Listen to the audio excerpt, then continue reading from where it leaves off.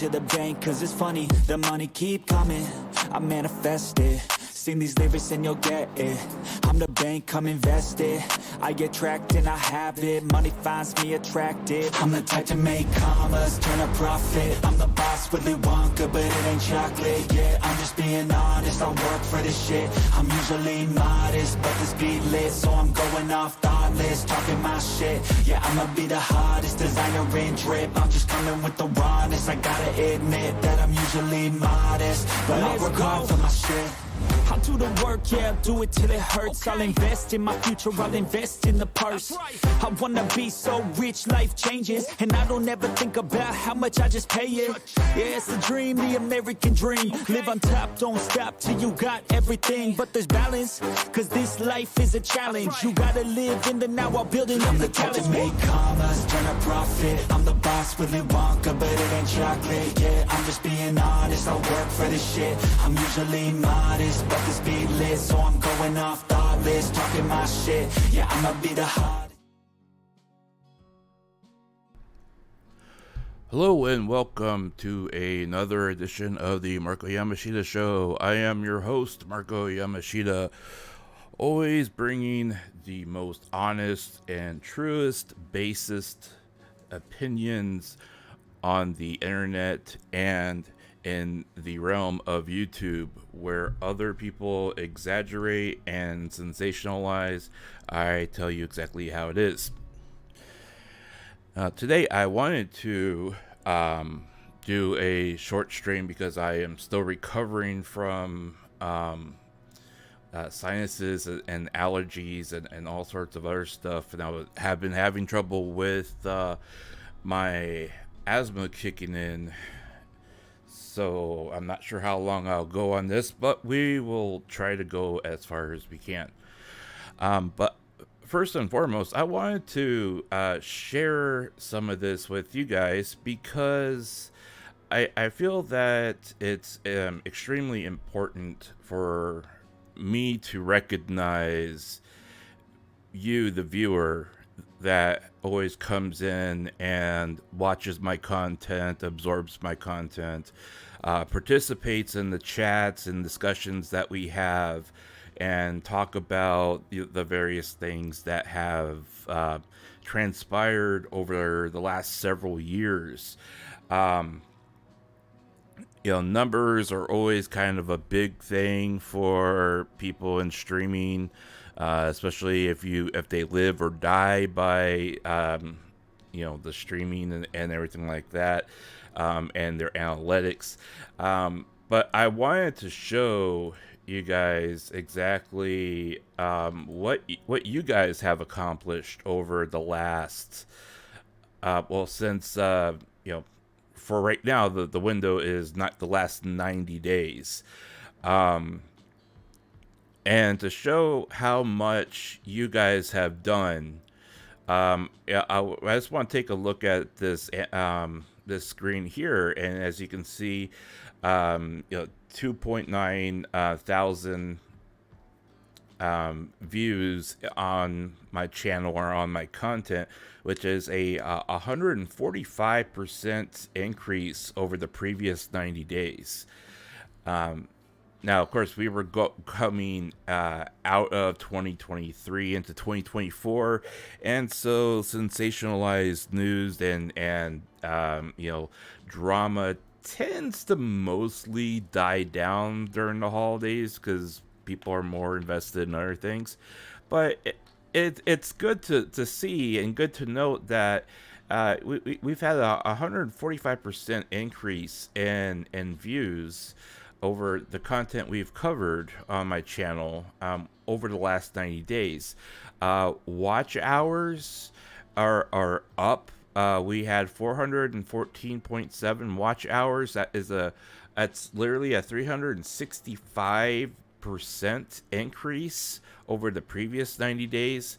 Now there was I did have to take a month off for my own personal health and well-being, so that is a factor in this.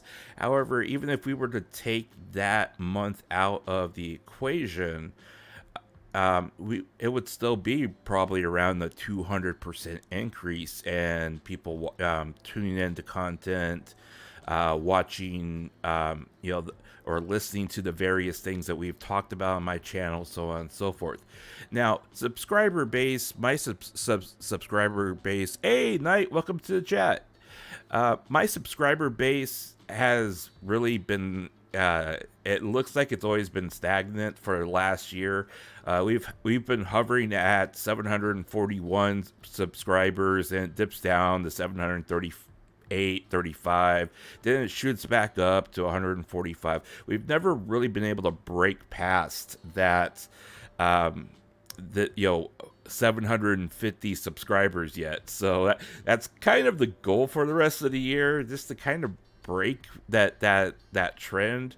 We've been more or less exchanging people out, that people that leave and then other people come in, and then more people leave and more people come in, that kind of thing. But for the most part, we've been relatively stagnant. which is okay, because I mean, if we look at things from a monetization standpoint, the minimum threshold is 700.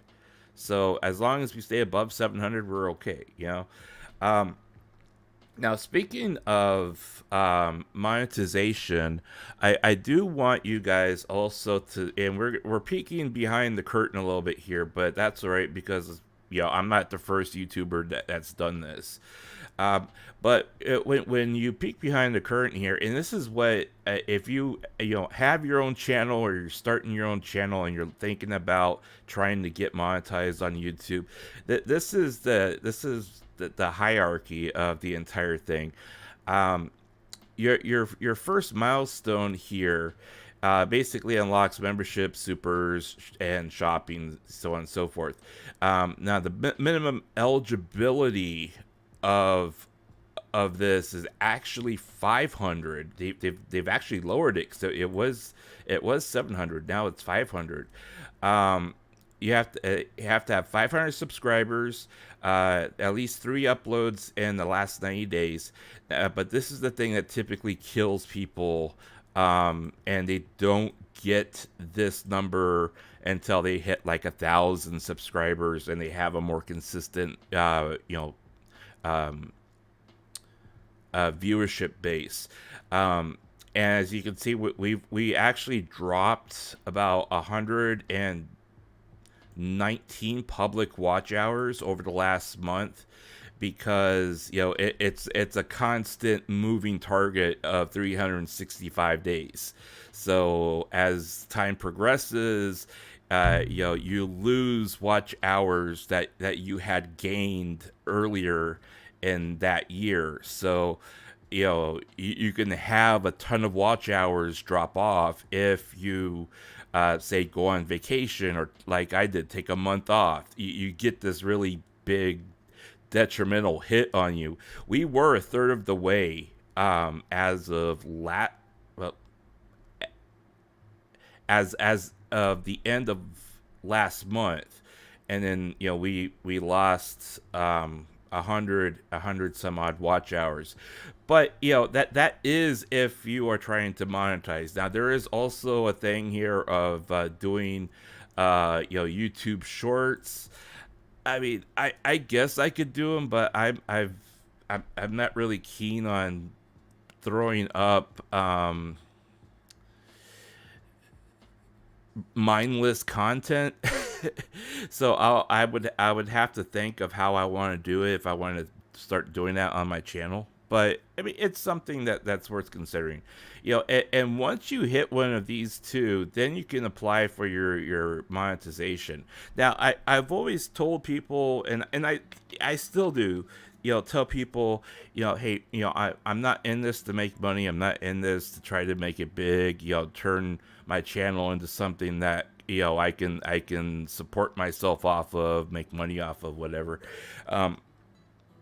The only reason why I even consider or spending time thinking about monetization is because any money that I would make off monetization would go straight back into the channel. Whether it be by buying games to play on it, upgrading my rig, my model, by commissioning somebody to do stamps and emotes and all the other fun stuff, things like that. None of the, I don't care whether or not I make money off of this. I've been doing this for over 2.5, almost 3 years now, and I haven't made any money off of this. I'm in the hole probably $1,100 because I've bought stuff just to use for this, because it's what I want to do, So, anyways, but I want to, I want to recognize you guys for getting me this far, because I couldn't make it. I can't make it this far, and or achieve any of this without you guys. So I want you guys to actually see that what we're doing is making you're making a difference for me, and you guys tuning into me and watching me is accomplishing something, and we are still growing, and we are still surpassing prior milestones on my channel. So now, as far as upcoming content, I do want to take a little bit of time to just talk about what I have done, and what I am doing, and what I'm going to do. Of course, this is today's chat, tonight's chat here. On Sunday, we will be looking at the current build of Hollow Earth. Believe it or not, their 0.6.0 build is already live. We'll discuss what how much they have made public so far on Sunday. But I do want to give it an honest look, because, quite frankly, there are plenty of software developers that have released a beta build of that amount of progress on Steam, and have made it early access, and there's plenty of stuff to do. You can actually go in there and do something besides just buy stuff that doesn't mean anything except for in that universe. So we'll talk about that on Sunday, but I do want to give that a look, because it is April, and according to their own material, it says they are supposedly going to release the game in 1.0 state by the end of this year. So there's only 8 months to go. So we'll see. All right. So and as far as other things are going for the channel, we're still going to cover everything that the bigger news topics that as they develop. I have gotten really haphazardly but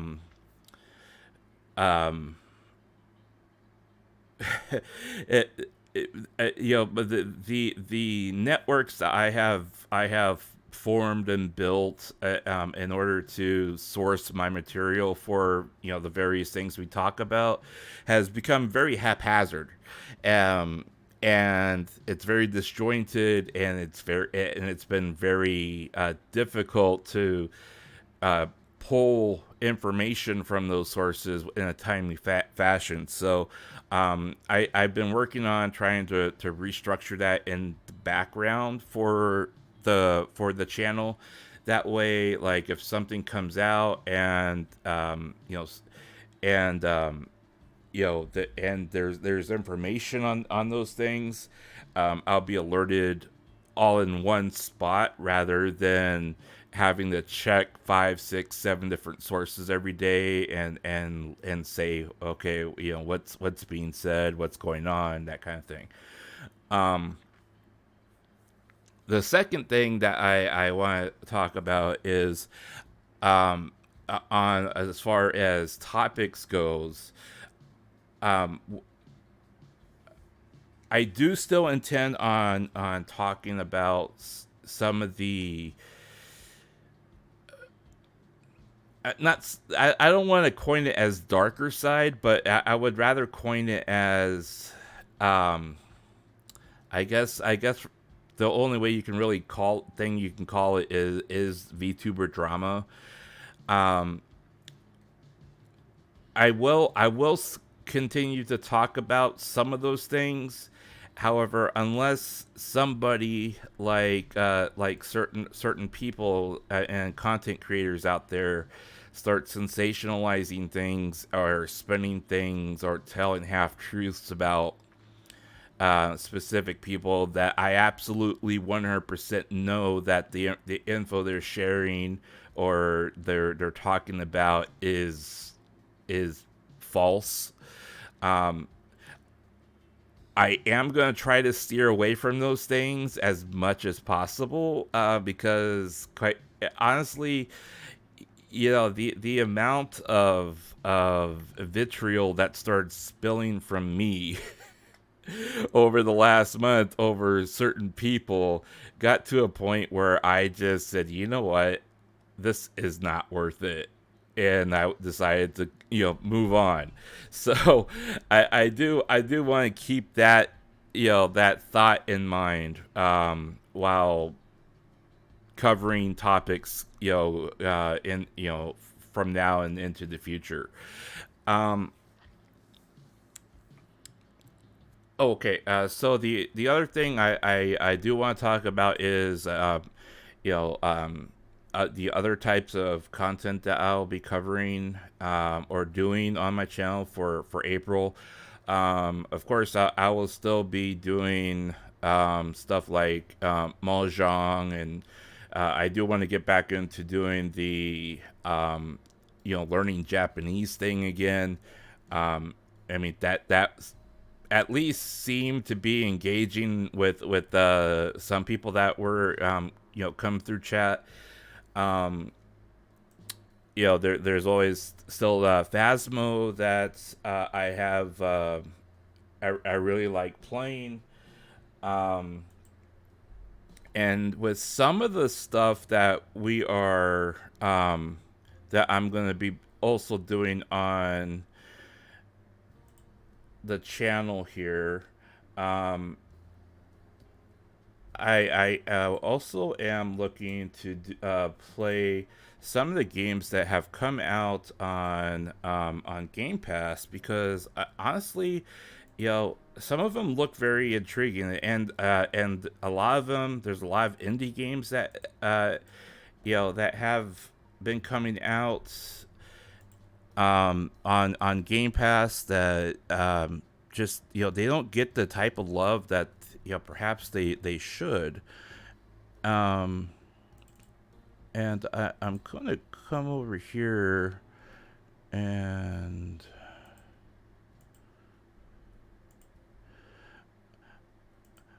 I want to show you this real quick, because this is one of the games that I'm looking at doing, and it's supposed to finish in like about 5 to 8 hours, depending on how quickly you go through it. My dear sister, I didn't board the Helios knowing what would happen, only that pursuing my research could change. Oop. Just not in the way I'd imagined. You've always tried to protect me, my big sister, but this was meant to be.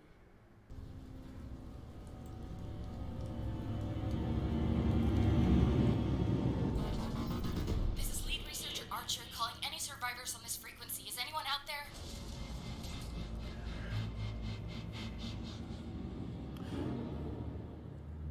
Holy shit, Rose! Ada! What the hell are you doing here?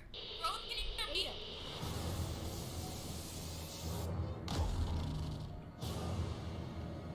Rest assured that I am doing everything that I can to remedy this situation. You must remain at your current locations until this situation is resolved.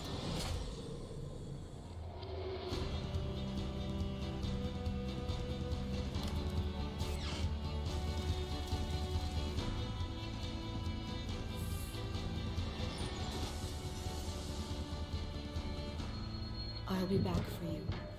I promise.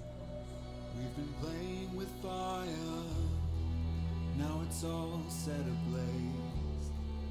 Oh, what have we done? Is that what we get for playing too close to the sun? So this is one of the games that I'm looking at playing. It's it kind of reminds me of kind of like a little bit of a mix between BioShock and Soma and a couple other games where there's like suspense thriller type things, and it's not a run and gun type of game though. So I am.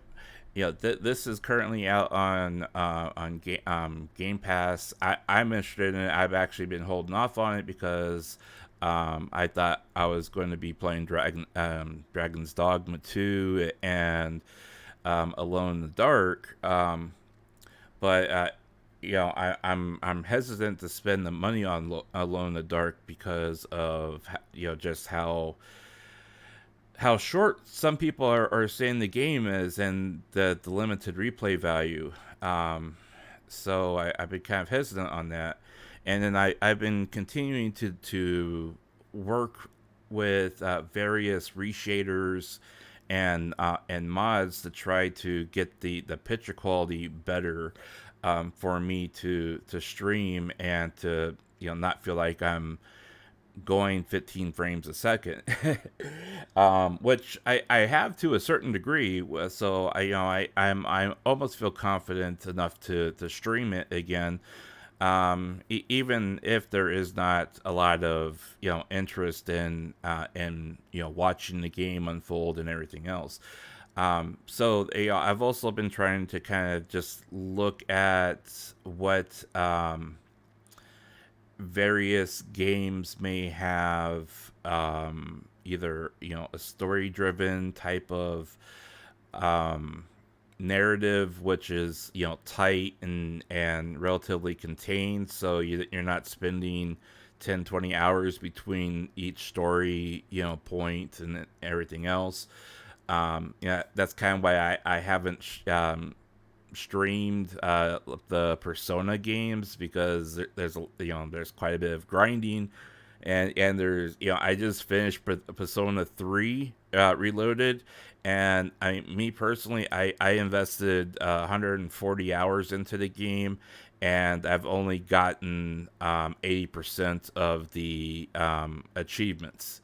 So I'm like, I don't know if I want to put another 140 hours into this game just to try to get the last 20, So, talking about streaming and content for that, I know that, according to the various analytics, they say you're supposed to pick a specific game or game series and stick with it in order to build the analytics in that fashion. But I mean, I don't know how people can play 500 hours of Apex and keep going at it, or have spent 800 hours on Valorant.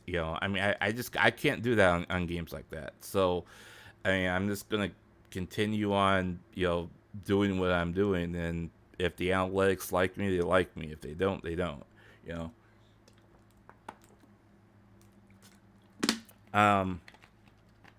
So for the most part, that is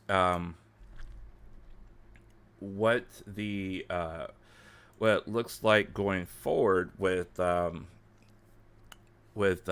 games. Now, I do. There are also a few other early access games that I've been keeping my eye on.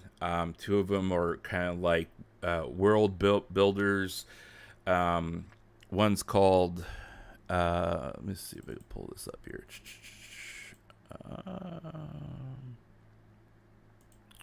Where are you? There we go. Oop.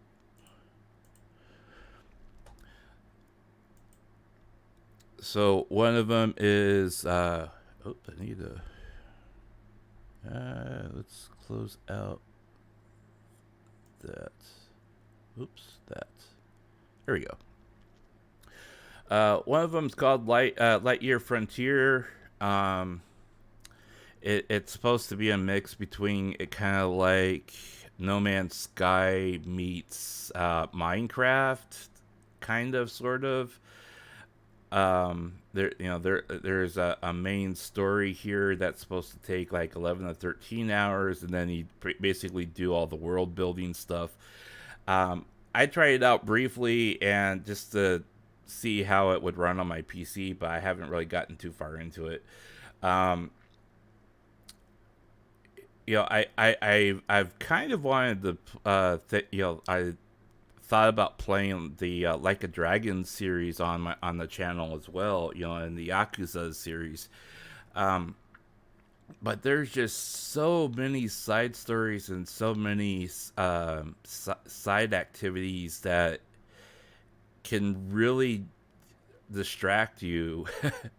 I spent probably 10 to 20 hours alone just on the RC car races on Yakuza 0, and I completely forgot where I was in the main narrative because I was too busy trying to outrace the little kids with those RC cars. So I tried No More Heroes 3. I thought it was fine. I don't know if it's something I want to stream though. I'm actually going to be restarting a new game in Pal World because my base got so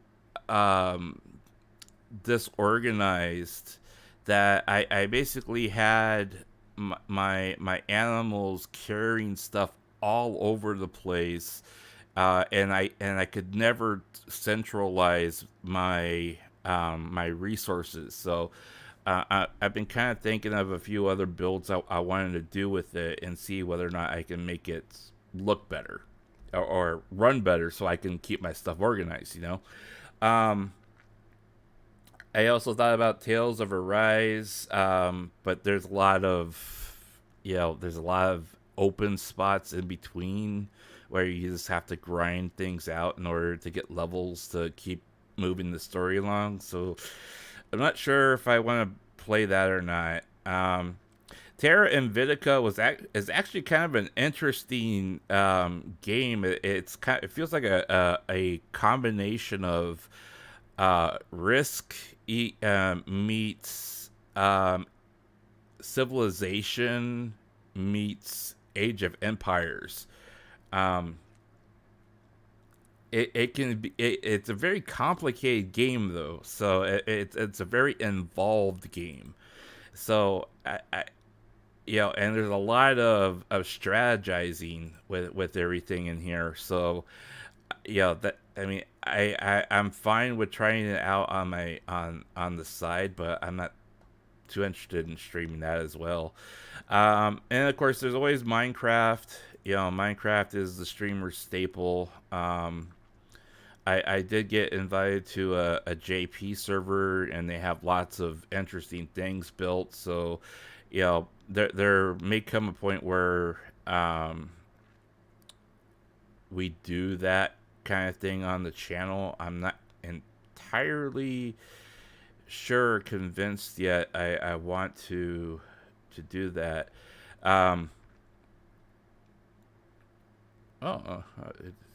So they just added PGA Golf. Interesting. There's a few other things on Game Pass that looked interesting. I tried Evil West. I did not like it at all. I've had Control for a while, but I'm already halfway done with it, and then I forgot all about it. So I ooh, a little to the left. I didn't realize that was on Game Pass. Well, we gotta add that. So that may be kind of like one of those games you talk and mess around with.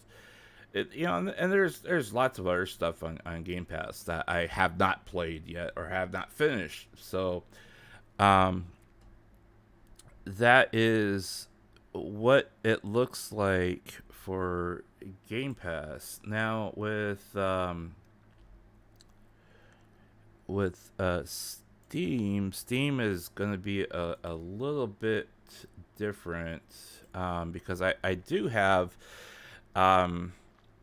some things already purchased, but I just haven't done or tried yet. I mean, I still have Alan Wake 2 on the Epic Game Store that I haven't done.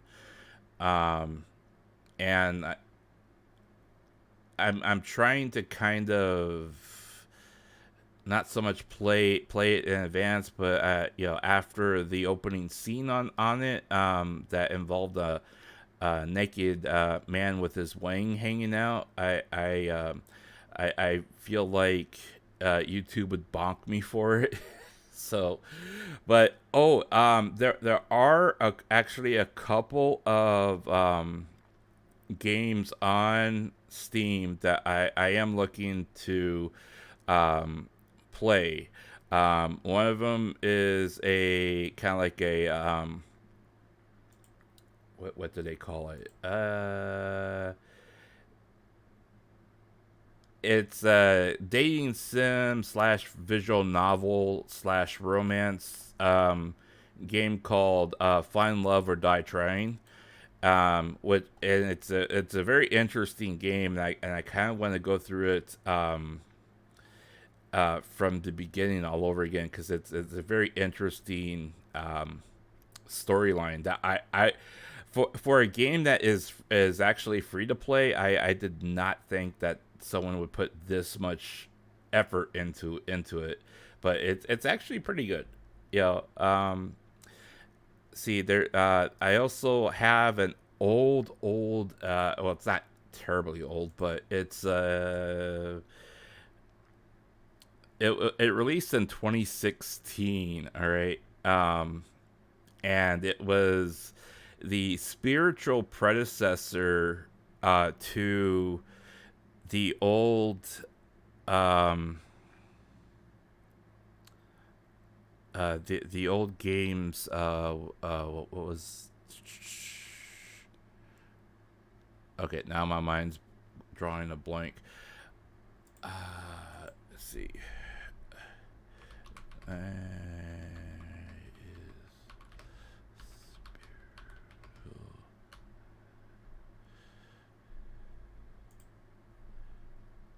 The Clock Tower series. And it's called Night Cry. And I bought that. Hey, Beavers, welcome to the chat. Yeah, Mint has returned, and it's actually good to hear her voice again. I dropped in for a little bit when I saw that she was streaming, and I've seen the talk that she may or may not be 100% back as Mint. But she, that there has been a lot of people asking her, hey, stick around. We still want to, we want to know where to find you, or how to find you, and everything else. And she mentioned something about a podcast. I only caught the tail end of what she was talking about, so I'm not quite sure what that was all about, but it does sound like, at least for the short term, she is going to be trying to make an effort to be streaming, I think, like 3 or 4 times a week.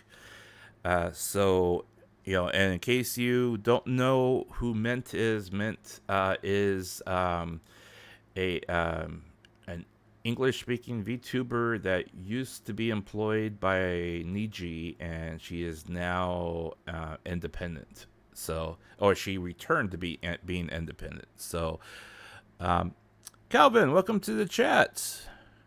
I heard a bunch of Niji talent is graduating. Do you know anything about that? I have seen. So changing gears just slightly. I have seen the talk, and I have seen the rumblings that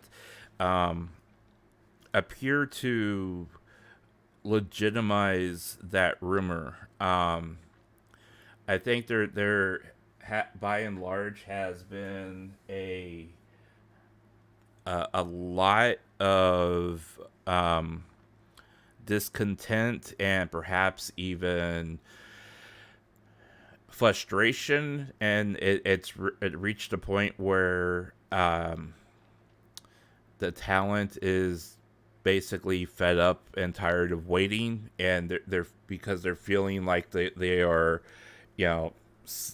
being put second rate against the talent from Japan. And if it pans out that there is basically a mass walkout with Niji, or Niji EN rather, we could very much see the scenario that I've talked about in the past, when we talked about Niji, of them reconsidering their branches, and they may try to fold EN into what's left of the other branches, and then basically kind of streamline that out of existence. Because honestly, I'll say this, we've talked about this before on the channel. When we talked about their finances and the financial reports, they could literally drop the EN branch and still make a surplus in income and profit, because the EN branch is costing them more than what they're bringing in. I mean, practically, what was it? Somewhere around between 75 and 78% of all their income has been coming in through the JP branch. So, you remove all of the talent, salaries. You remove all of the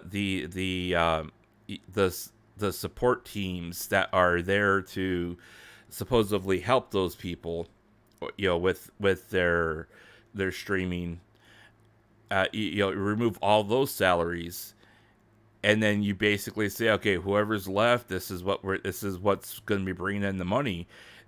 You're going to have it's going to end up in the plus. It's not going to end up in the minus. Right now, they are solely set on trying to figure out how to turn the EN branch around so they're not, making a deficit in their monthly reports. That's where they're at. And I can tell you right now, and we've gone through the numbers where, if they were to lose the rest of their EN branch, it's not gonna hurt it. People are think it's gonna hurt them, right? And the initial shock to their stock would drop because of the perception that they are an unstable company. But at the same time, all they would have to do and say is that, because of, our downsizing of talent, we are reorganizing, the existing members and relaunching the brand. And they can do that because if they walk out right now, and here's the catch. Here's the catch, okay?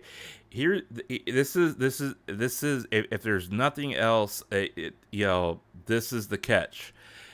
Niji's annual physical year has just lapsed.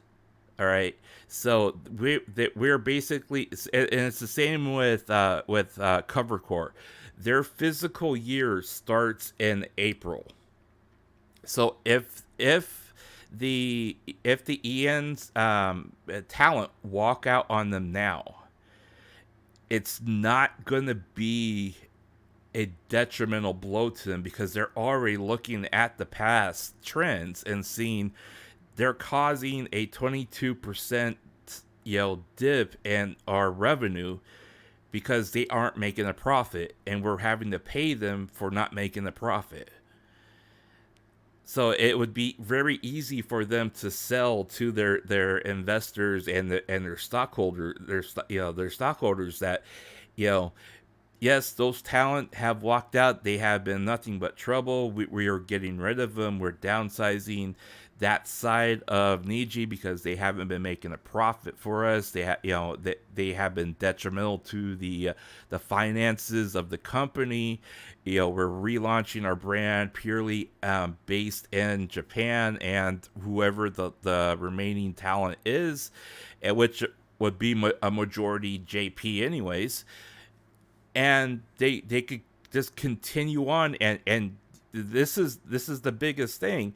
People are going to be like saying, yeah, we showed Niji, we showed them.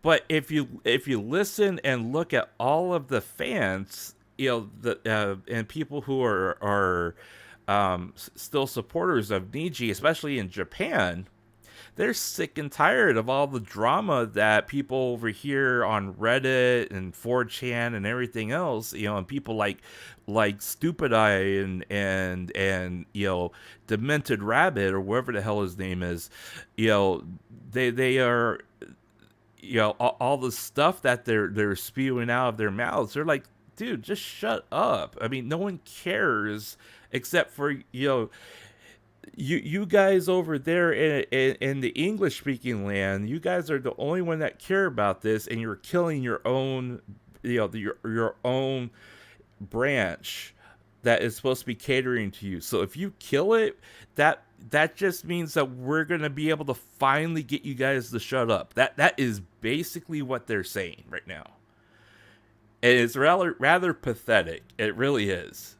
Because it's like you listen to them talk and they're like, dude, why are they coming into our chats and for our stars, our VTubers, and trying to cause trouble when it's all the stupid English speakers that are causing trouble. Just go bother them. That's basically what they're saying.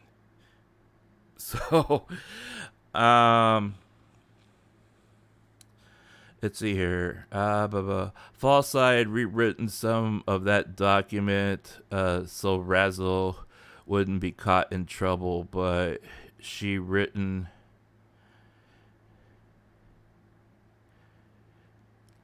Yeah, and that's the pathetic part, because and we've talked about this to death on my channel. Dumbass or fake guy or one-eyed Willie or whatever the hell he's called is he's basically doctoring things, right, and then putting it up as news, right? I actually took his several of his streams. And and this is the funny thing, all right. And I'm going to tell you this in confidence because it's already happened and she already knows about it now. I took several of his streams and I sent a DM to Mickey Nico and I said, do you realize this stuff is floating around on these English speaking channels talking about you, and she got livid, and she's like, who are these guys? And I'm like, and I told her, I said, I pointed out 3 specific people, and I'll leave those 3 specific people up to your imagination. And I said, these 3 people, are spinning what's happening with you, and they are basically, it qualifies not only as slander, but it also qualifies as them releasing sensitive information without your consent. and I don't need to go back into big lawyer small VTuber mode where I start pointing out verbatim what laws they are breaking in Japanese courts. But just with terms of service and community guidelines on YouTube, I said you need to submit reports to about all 3 of these channels, so this stuff, so they get punished for this, because I mean, Falside actually showed the first page of Mickey and Nico's cover sheet for one of the court rulings of her case. Those things are not released to the public. The only way those things are released to the public is if one of the parties either puts it online or one of the parties consents to it being published online. But when it comes to it being put online, if it mentions the other party in any way, shape, or form in there, both parties have to consent to it. Otherwise, it's illegal.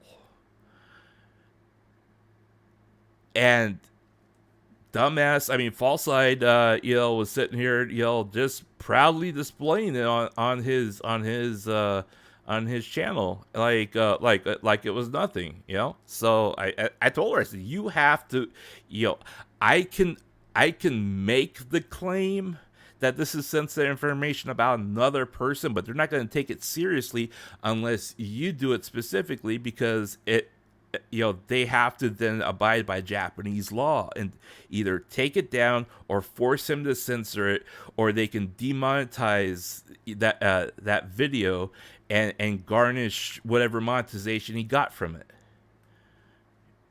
So anyways, that's enough of that. Okay, I'm done with big lawyer and small VTuber, at least for now.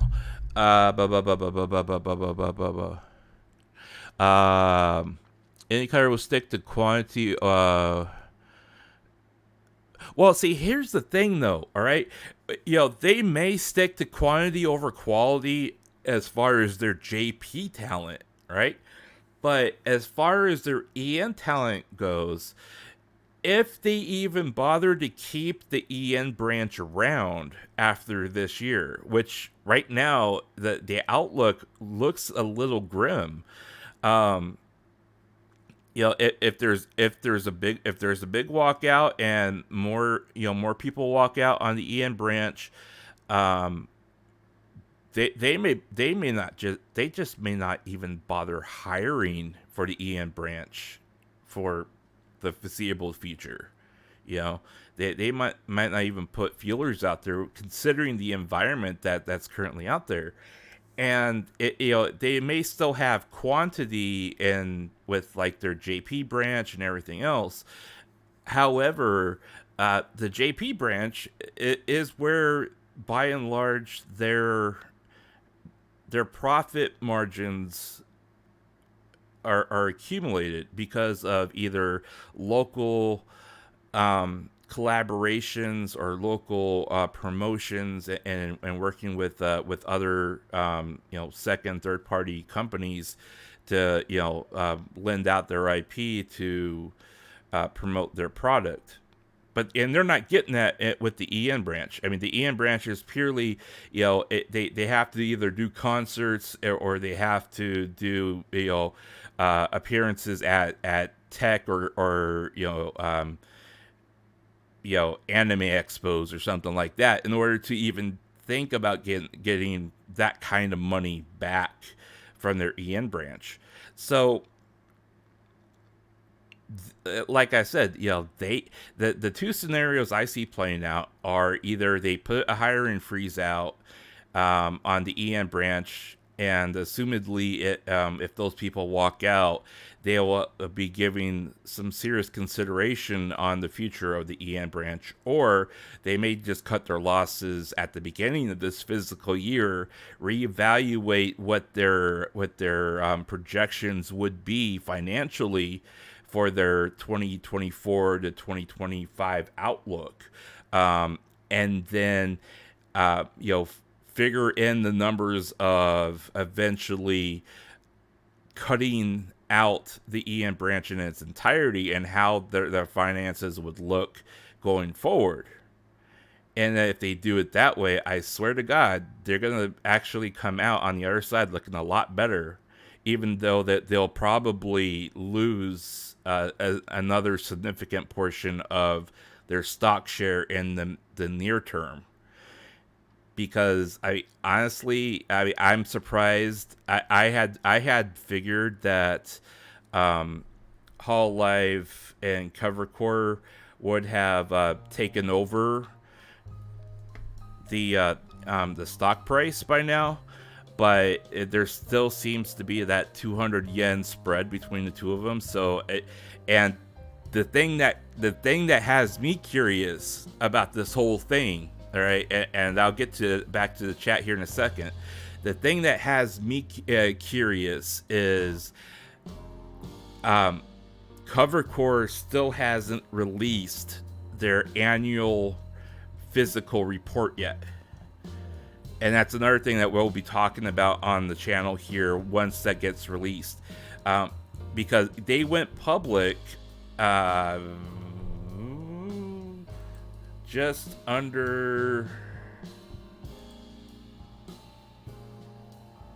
they went public almost a year from 2 weeks ago. So an entire calendar year has lapsed, and an entire physical year has lapsed. Now they may just be still stock figuring in the numbers from like the festival, and they're waiting for those numbers to come in and stuff like that, which is fine. But the longer that we go without them announcing that they are going to release their physical report, the more speculation there is that maybe they missed their target.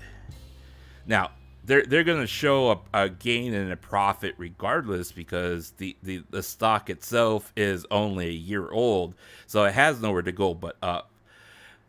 But that being said, and this kind of ties into the stream on Sunday, they have sunk some pretty significant amounts of money into certain projects, and they're supposed to start. They're supposed to be paying off this year, and whether or not those particular projects pay off this year, or they're anticipated to be paid off this year, or if they've had to delay them for whatever reason, is a significant concern.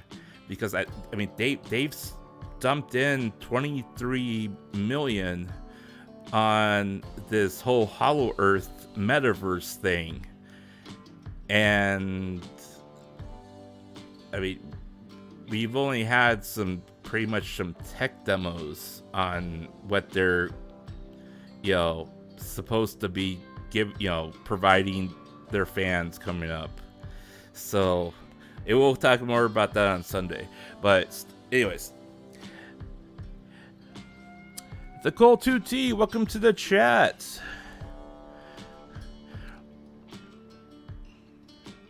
Yeah, the press bunny knows more about Niji JP than a lot of us do, and he follows them closer. But then again, I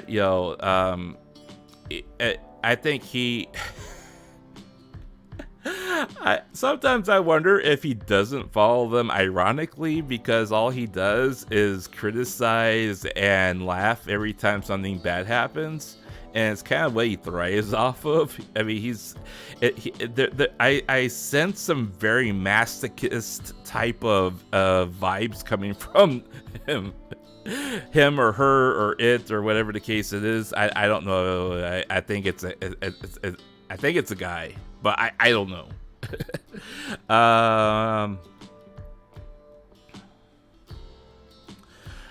Normally a steady company is run by the board of the company. Well, I don't want to stick my I don't want to be eating my words before I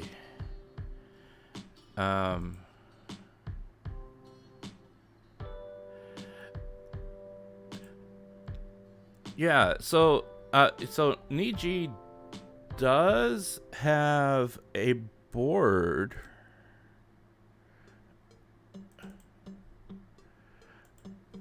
It's so interesting that we spend so much time talking about Niji, and I'm not saying that it's a bad thing.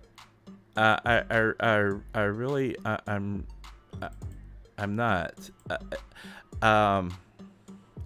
It's just I think the reason why I feel that way is because that they are a company that there's only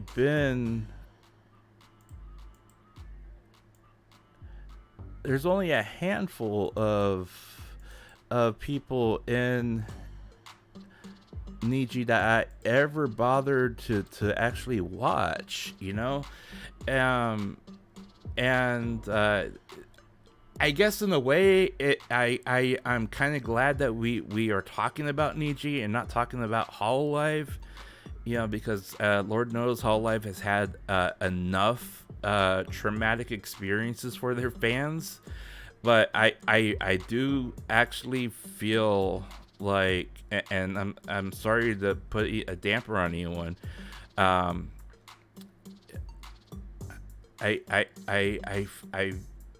really do feel like they are setting themselves up to have a big fall, and I'm not saying like anything on the scale of what's happening with Niji. I'm just saying in general.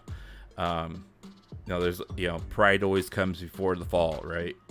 And I'm getting those kind of vibes. But anyways, Niji does have a board of directors and executive officers, but I think I've only heard or see things from Riku, and I've seen one or two things come out of this person here. But by and large, any of the other people that are on this board, as executive officers or, as, CFO, CEO, outside directors, whatever, I have not heard from or seen anything from either, But, let's see, the moment CoverCore does it's going to skyrocket insanely from all well, see, here's the thing, okay? If now CoverCore, I think they as of right now, I think CoverCore needs to play this safe, okay? They haven't released their annual physical report yet. They should, and this is my opinion, okay? I'm not a pro at this or anything like that, but this is my opinion. Cover Corps should really consider holding off on releasing their physical report until the Fed, the U.S. Fed, finally gets its act together, so to speak. Because as we see right here, the Fed gave a very cloudy outlook about rate hikes on interest, or on loan interest and all those other things, and it in turn completely decimated the Dow Jones Industrial and the Nasdaq. And as you can see, all the way into, they're feeling it in the Tokyo Exchange here. I mean, that both of the Cover has dropped 3% just as of opening, because of what was said by the U.S. Fed. All right, and if we look at the last 5-day outlook, they've actually been on a downtrend over the last 5 days. And if we look even further, they have dropped 12% over the last month. Okay, now overall from year to date, they've actually lost a lot, but this is not entirely because of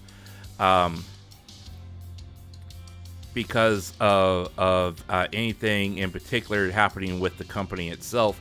This downward trek has a lot to do with what has transpired with the Japanese, the Bank of Japan, and their interest rates. They finally increased interest rates over there. And then, of course, the United States is following suit with, counteracting what's happening over there, and they're basically battling each other for control of inflation, right?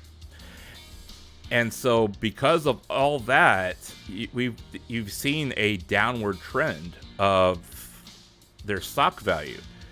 Now, if they're smart, they will try to wait it out as far as possible before they announce it, and before they release it, so there's more clarity in the U.S. economy, because the next thing that's coming out is going to be the job report numbers and unemployment, and if those are weaker than expected, you're going to see another big dip and drop in the U.S. stock market, which will in effect affect the Tokyo stock market and drive this number down even further. Now, if they're smart, what they can actually do is they could actually buy back any of the shares that are currently out there at a lower rate, release their physical report, which would bump up the value of those shares, and then they could sell those shares back to the public after that bump, so they would make an additional profit off of buying back their own shares. You see, so I mean, there's a lot of again, I am not a financial whiz. Okay, I'm basically regurgitating what I have read, in passing on these things. But I will say this for a fact, that I would be very wary, and I would actually, if I could, I would wait out this particular dip in order for things to recover. Because I mean, right now, honestly, I mean, the U.S. to Japanese yen ratio has not changed significantly. It's been stuck at 151 here, and this number here is actually a new benchmark, because the Bank of Japan had been trying to keep this below 150 for the exchange rate, because as the U.S. dollar strengthens, the Japanese yen weakens, so $1 goes a lot further for us, but them trying to buy something in US dollars costs them more. So, I mean, this number has not changed since, I think, since the Bank of Japan's rate hike. So, it's something to keep an eye on. You know, and of course, we'll keep an eye on it here too, and we'll definitely talk about it as soon as that report gets released. But I digress. Pickle Mama debut, it hit 180k view. Ooh, nice. They had 180k viewers. See, this is exactly what I'm talking about. I mean, like, they are pulling in tremendous numbers, with all these things, with all their with what they're doing, and I hate to be that guy. However, every time something is going extremely well for people, one slip up happens and it's like that glass gets broken. You know, that you know, that it just shatters, you know, and then all of a sudden, like, you know, one of the more most favorite people gets caught up in some controversy. You know, I mean, Mel kind of left and disappeared, and she actually did it the way that she should have done it. I honestly believe that she did the right thing and with the way that she left, where she did not make any drama about it. She automatically said, I'm taking a leave. I'm not going to be posting anywhere. I'm not going to be doing any videos. I'm not going to be talking about anything. I'm not going to be doing anything.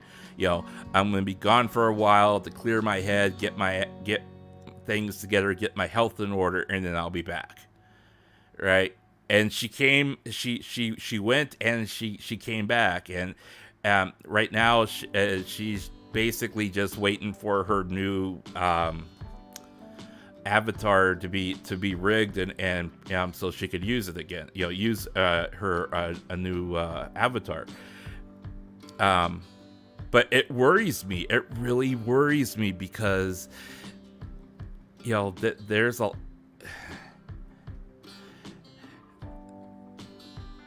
there's always that stigma over the last 3 years where there's always that stigma of somebody who is like we all think are in their prime, or they can't be stopped, or they're on top of the world, on top of their game, comes out of nowhere, it just gets blindsided, and all hell breaks loose because of it. I mean, we had Rushia, we had Coco, we had some of the other minor controversies that came along. I mean, look how quickly the Hololive and Covercore were able to erase the entire situation with Marin and Miko regarding that BL author. I mean, that was a big thing. That was a huge thing. I mean, both Marin took like 6 months off because she just couldn't handle it, mentally. And then she had to take even more time off because of her throat. But now, when she comes back, I mean, she's on top. She's literally on top. I mean, she's literally like just busting numbers. Miko was involved in that as well, and now she's like the an ambassador type character person for this country of Japan on certain things. I mean, they've been able to expertly craft things to be able to at least keep some of their top talent. But it worries me that it feels like there is there's a lit fuse. I feel like there's a lit fuse, and it's gonna sooner or later it's gonna blow. It's gonna go off, and we're not gonna like who's gonna be in the collateral damage. I feel it. You know, I hope I'm wrong. I really do. I hope we can go for the next 8 months without anything else happening, and then we finally get to 2025, and then, you know, then by then we know, you know, it's a new year. We're gonna lose. Remember what I said last year? I said, you know, we're likely gonna lose at least one person this year. You know, one person's gonna get fired, one person's gonna leave on their own. And what happened? Mel got fired, and now we're just waiting for somebody to graduate. You know, I don't want that happening. I really don't. Okay, moving on. Umberto, welcome to the chat. Welcome. I know I am way behind on chat. I am way behind. I'm so sorry. They still haven't. Well, they kind of sort of made the manga, but I mean, they really kind of just they kind of went with what was submitted to them for the manga, and then they never touched it again. You know, they kind of built a pseudo type of lore. Let's see, Hollow Earth.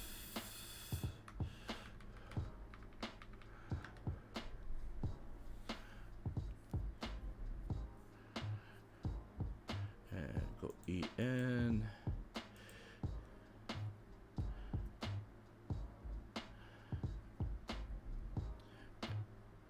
Let's see here. So it was all part of that whole Live Alternative, you know, project that they did, you know, and by and large they were able to accomplish most of their objectives, but you know, and this is the extent of how far they got with the manga.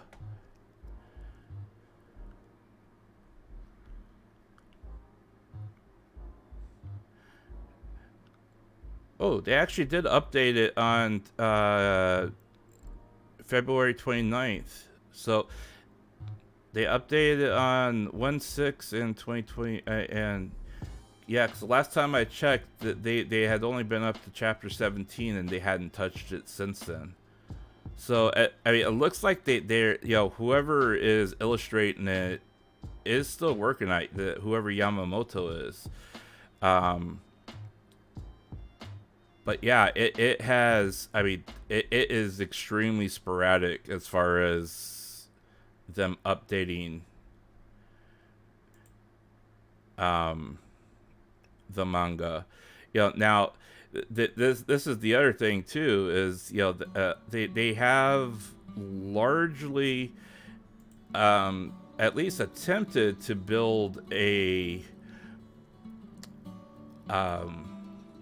universe for it, but whether or not they're able to incorporate you know, all the stuff in this universe that they've been making into like the actual game, which, you know, I really think that they should have had their talent also kind of selling their, you know, their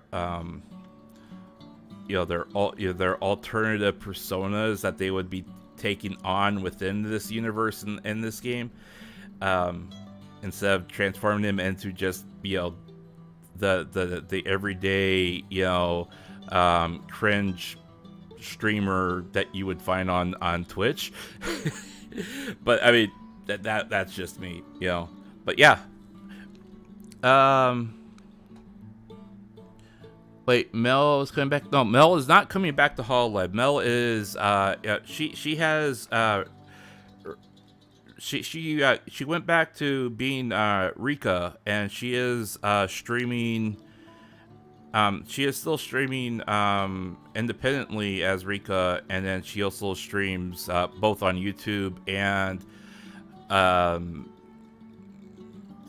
Nico Video, and she's done a few Twitcasting streams, but I mean she's nowhere near on the same level as streaming like what Miki Nico does.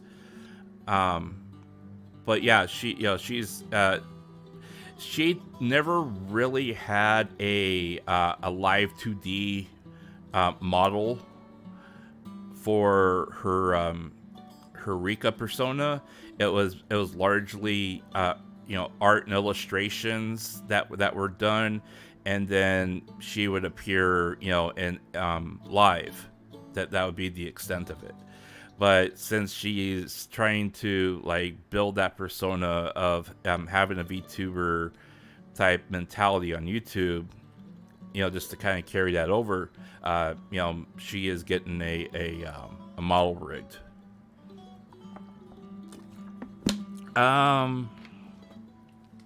Coco was on the way. Yeah, Coco was CJC. Welcome to the chat. I just saw your name up here. Sorry that I saw you so late. Welcome to the chat. Welcome. Hololive should Hololive ignore? Well, see, here's the thing. Okay, Hololive has budgeted approximately 23 million over the last 4 years, just building the Hollow Earth and this Hololive alternative and all this other stuff.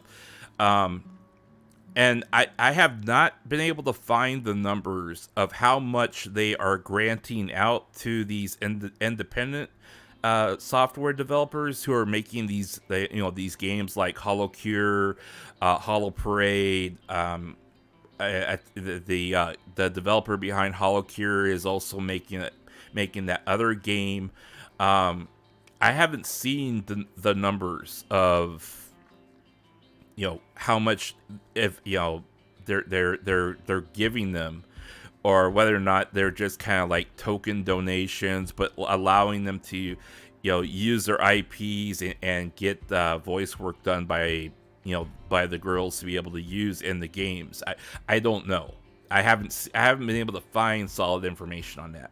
But what I do know is that with Hololive, with Hollow Earth, they have spent 23 million on this game over the last 4 years, but they have only started actual production of Hollow Earth within the last 2.5 years. So the development cycle for Hollow Earth has only been roughly 30 months. Okay, and let that sink in. Okay, because they're talking about having a fully fledged open world, semi-persistent world that has multiple ways of interacting with it, including presenting 3D concerts, and also being able to explore and build in your own world, which is all saved on their servers, and being able to cater to 30,000 simultaneous connections, perhaps, all at once. And they've only had a development cycle of roughly 30 months. That's if you want to talk about crunch, there's going to be a lot of crunch with this. And they only see, and here's the thing, in pre-production of a game, in any game, and this goes for whether or not it's a AAA game or AA game or whatever, and this budget is roughly it's worth a AA consideration here. Covercore didn't start stocking up on developers until year 3 of the development cycle. and it completely blows my mind that they waited 2 years into the development cycle before they started hiring developers for it. And you can go into their job listings now, and they're still looking for people to work on their network, to work on their server maintenances, and running the various types of things that they want to happen in this whole project. And this is all with a budget of $23 million. If you want to talk about people who are being underpaid that work for a VTuber company, I can point to you to roughly 200 Unity engineers who are working for Hololive right now that are likely getting underpaid for making this game, but yet they're still expected to get this game out by the end of the year. I see people all the time bashing Anycolor about underpaying their talent. Hololive employs roughly 200. They have hired roughly 200 people in the last couple years solely to work on Hollow Earth. And those people get paid less than what a Unity engineer would get paid here in the United States by a huge margin. I mean, you can get paid at least 33% more working in the United States as a Unity engineer than you would if you get hired in Japan. So, I mean, just putting that out there. Let's see here.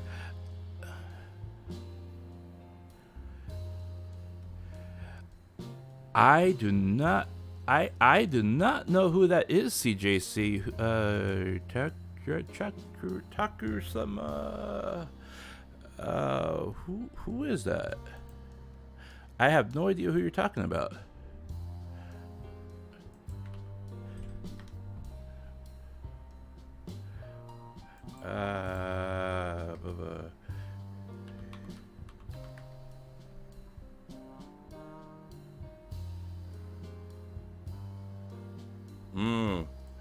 I have no idea who you're talking about there, CJC.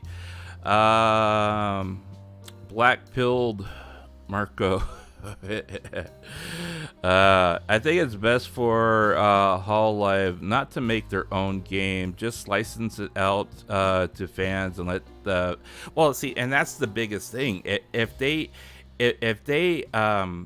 license out their IP to these individual developers, I mean, you're basically printing money at that point, because I mean they are, you're giving them kind of like a grant, right? And that grant can be whatever it is that you stipulate it to be, and say, hey, if you want to use our IP for an individual project that you intend on putting it out on Steam or whatever, here's how much we'll pay here, and we want to see what your sales pitch is, as far as how much you're going to charge for the game, what your expected development cycle is. You have to provide us with a plan of action and a roughly a roadmap of from development to launch. And if we're okay with it, then we'll give you a certain amount of money to develop it, and then we'll pay you the rest after the game is launched at 1.0, and then then there's profit sharing between them, Steam, and Cover. But even then, if you charge like $3 per license or per game, one goes to developer, one goes to Steam, one goes to the cover court. You sell a million copies, every person gets $1 million. I mean, that's just kind of the way it goes. But what people don't get, and I see this happen all the time, is people they do all this fantastic artwork, and they do all these fantastic drawings and stuff like that. And even though they put their name on it, saying that, yeah, I'm the one who illustrated that, any likeness or similarities between whatever they draw with the IP of Hololive, Cover Courier automatically claims it, and they're basically getting free labor, and free promotion off of it. And when people do these independent games like this, they're basically working for free, or working for a reduced rate amount of investment. But if they're able to do the game and do it well, and they're able to put it out there, and they say, hey, look, I scored 1 million downloads off of this game I did just for fun, when you say you hire me as a programmer, that could be their ticket into something bigger.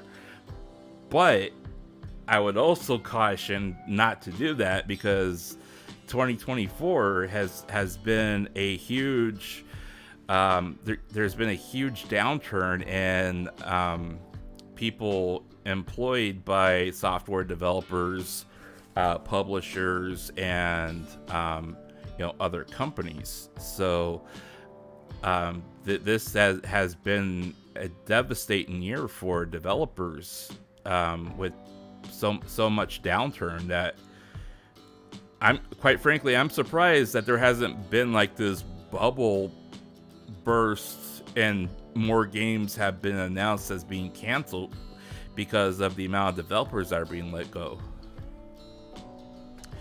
I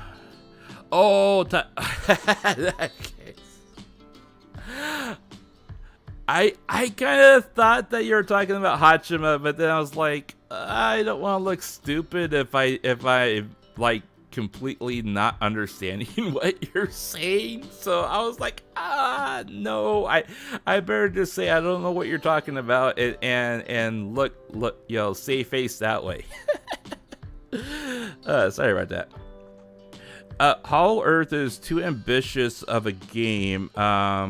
It's a double edge full of drama or dreams, yet implementing the systems they want is really hard. Yeah, well, and on Sunday, here's what I have planned for Sunday, guys. Okay, so on Sunday, I have it scheduled already. With a room up, we're gonna take a look. We're gonna do an objective look at Hollow Earth on stream. And we're going to look at the various components and what they currently have up and everything. And then kind of discuss also some of the stuff that they have put up and then taken down over the last year. And then I want to take an objective look at the game. And we'll look at this through the lens of, okay, this is what Hollow Earth is trying to do. We'll go into another game that's in early access, and just for comparison's sake, and we'll look at Lightyear Frontier, which is a game that is available on Game Pass right now, that has similar but not entirely it's not entirely the same. Let's get you up here on screen.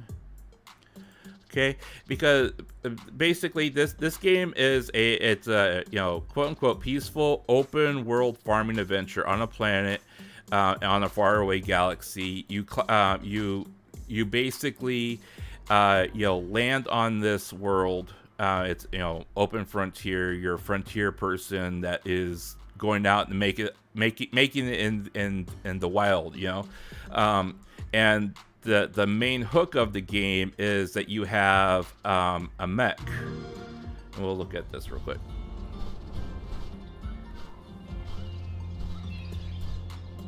This is an early access game that's being built by a small publisher and a small developing company.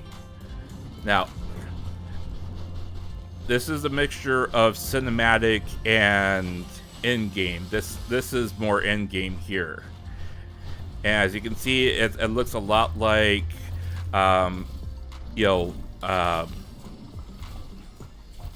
it looks a lot like Slime Rancher meets the Java version of Minecraft meets, I don't know, No Man's Sky maybe. Only you're not worrying about like losing oxygen and trying to make sure you can breathe every single minute. But what I want to do is I want to be able to I want to show what they are currently offering as far as their build, which is a 0.6.0. Okay, and we're gonna compare that to this game, which is, I believe, what was the build on this? I believe the build on it was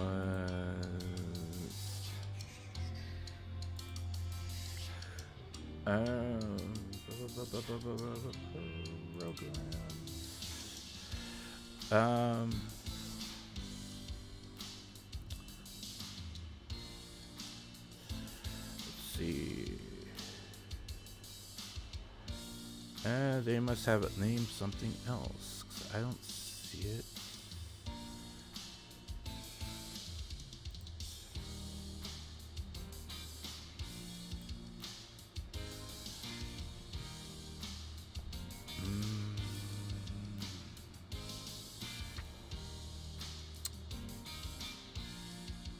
Well, it's in early access. So early access, they aren't at 1.0 yet. So it's basically open beta.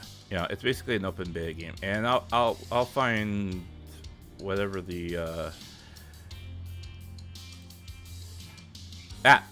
so this game is at and of course they have their development cycle is a little bit different, and they're at 0.1.373. All right, so basically they're like at at open beta, probably phase 2 of the game. So yeah, so I want you guys to see how one open beta looks with another one, and yeah, they're not exactly similar, but there is enough there to be able to make a comparison and say, okay, I can see where they're trying to go with this, and whether or not it's in a good direction, be able to formulate an opinion on those specific topics or those specific things. Are you still a triangle in Hollow Earth? Actually, no. You can actually develop, somewhat make an avatar, but the current templates of said avatar are extremely limited, extremely limited. So it's a bit disappointing, to be honest, but that's what I expected. I did see Pig Chama. I did see her do that, and I was kind of like, oh no, she has gone complete tilt again. But hey, I did not expect Hachima to come back and like suddenly be an angel. I knew it was only a matter of time before the chama part of her would come back out. So I was like, okay, it works. I'm just glad that she's back and at least seems to be more put together. than she was when she left, because honestly, I had some extremely, and people bashed me for it. People, I mean, they hated on me for it, and I honestly said, I said, she is, regardless of if this is in character or not in character, if I were her manager and she was presenting this type of stuff, saying I want to do this live, I would have extreme reservations and concern that my talent is experiencing some kind of she was ski balling into something that was extremely dangerous. Fortunate for her and for everyone else, and for cover, she was able to go get help and take time off and hopefully get her head on a little bit straighter, but we'll see.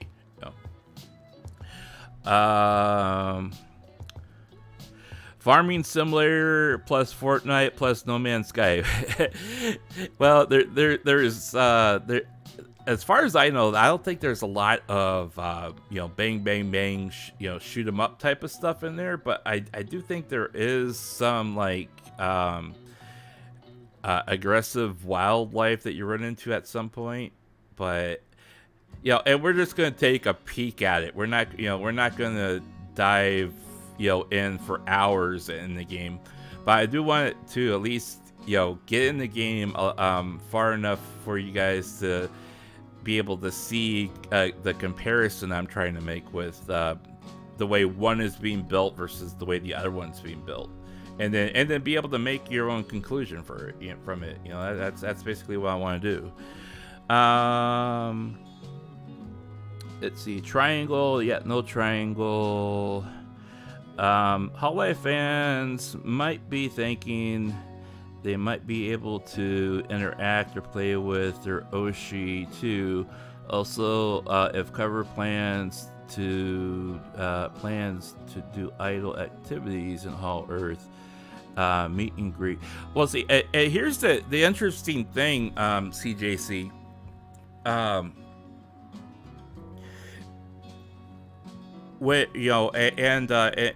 This goes back to something that Yago said in passing when he did an interview that was published on LinkedIn.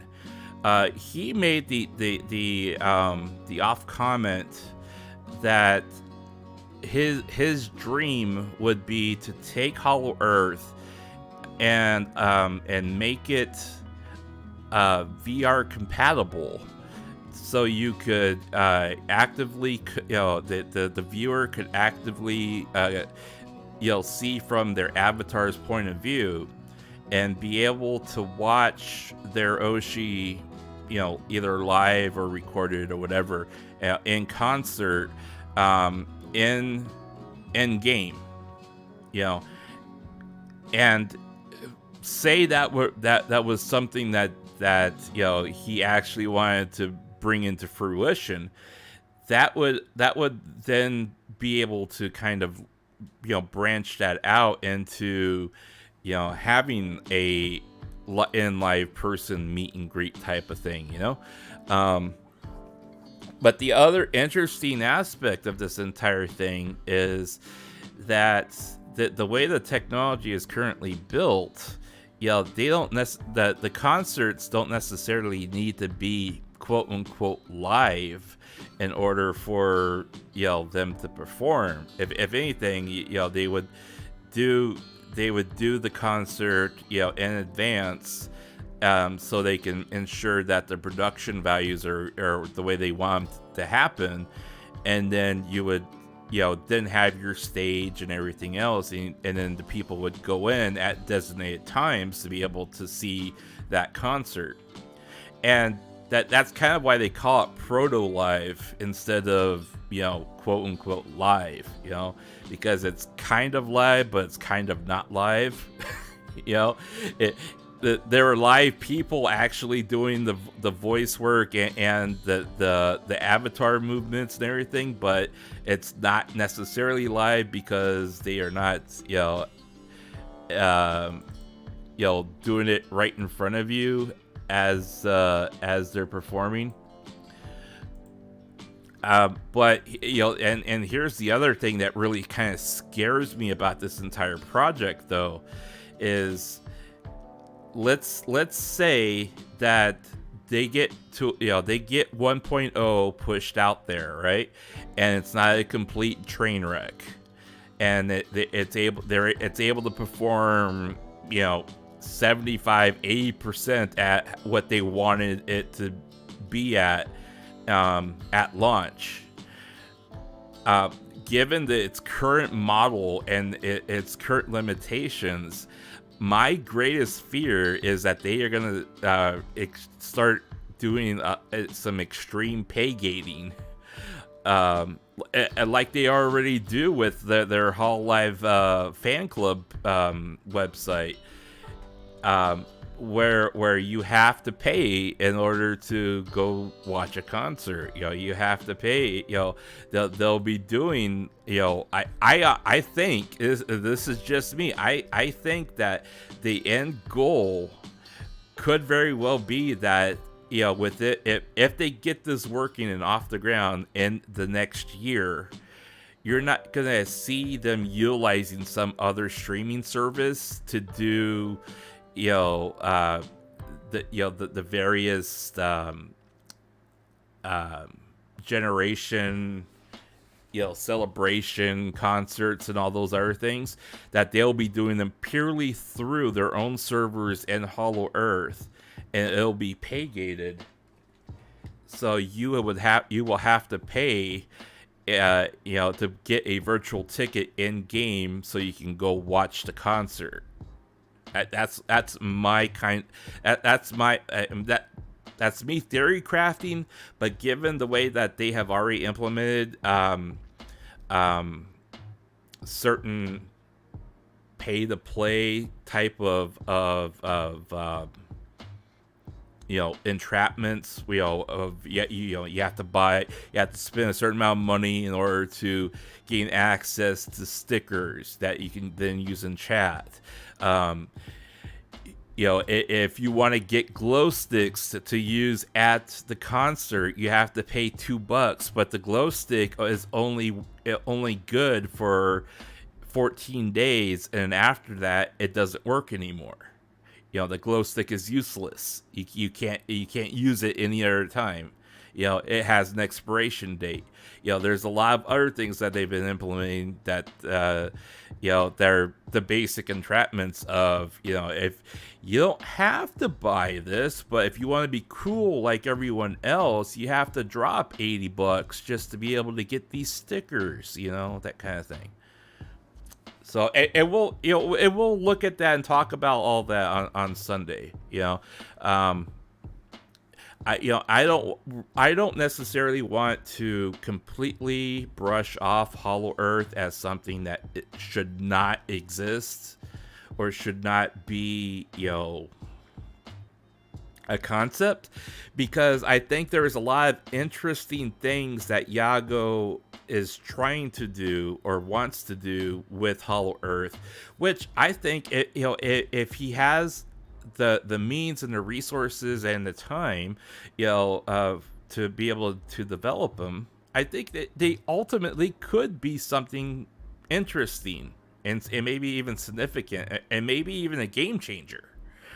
But you can't just kind of like throw 20 million at something and say, okay, build me a game in 2 years, and expect a team of 150 software developers and engineers to be able to put together a multifaceted, multi-purpose game in Unity that is meant to be pseudo always online and have a semi persistent world at on a 24/7 server.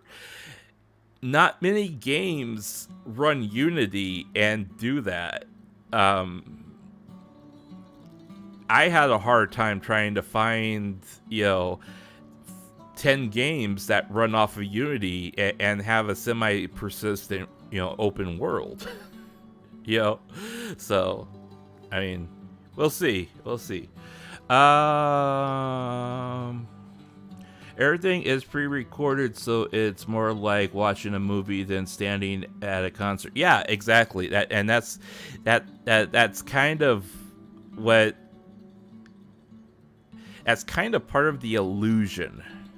I want to say, yeah, they're performing. Yeah, they're up there and they're performing, but if you listen to like what they do and what they say on stage, they're typical. I don't mean to blow off. I don't mean to pull the curtain and show the illusion. But if you listen to what they say in the past pro-live concerts, every time that they address the audience or they say something to the audience, it's always typically generic and has a built-in pause to allow the audience or the chat to respond, and then they move on to the next thing, or they talk to each other, or they do whatever. That there's a lot of there's a lot of posturing where when you're doing your presentation, you automatically, it's kind of like when people write out a speech, there tends to be things where they say, okay, we want you to like raise your voice and do more inflection at this sentence in order to rile up the audience, and that's supposed to give the audience a cue to cheer or clap or whatever. And so and that's kind of how they present their speech, where they're like, yeah, and I'm gonna make sure that everyone gets their a proper say at whatever company we're working for, and everyone cheers and claps, and I'm gonna fight to make sure that you guys get paid a fair wage and a fair blah blah blah. Everyone, and then you pause and everyone claps. That's kind of how it's presented. That's kind of it, and it's kind of, it's supposed to be that way, because then it builds the illusion that you have support and backers and people that are cheering you on. So it's not a bad thing. It really isn't. It's not a bad thing. It would be very with the entire problem with latency and with bandwidth and everything else, if they were able to work all that out so they can do a proper live stream, then that would be one thing. The other thing would be whether or not they're able to build into the game or into the system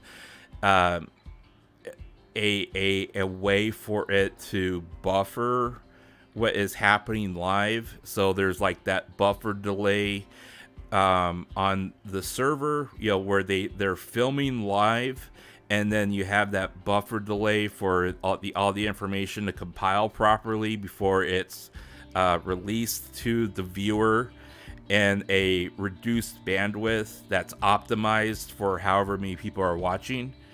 That's another thing.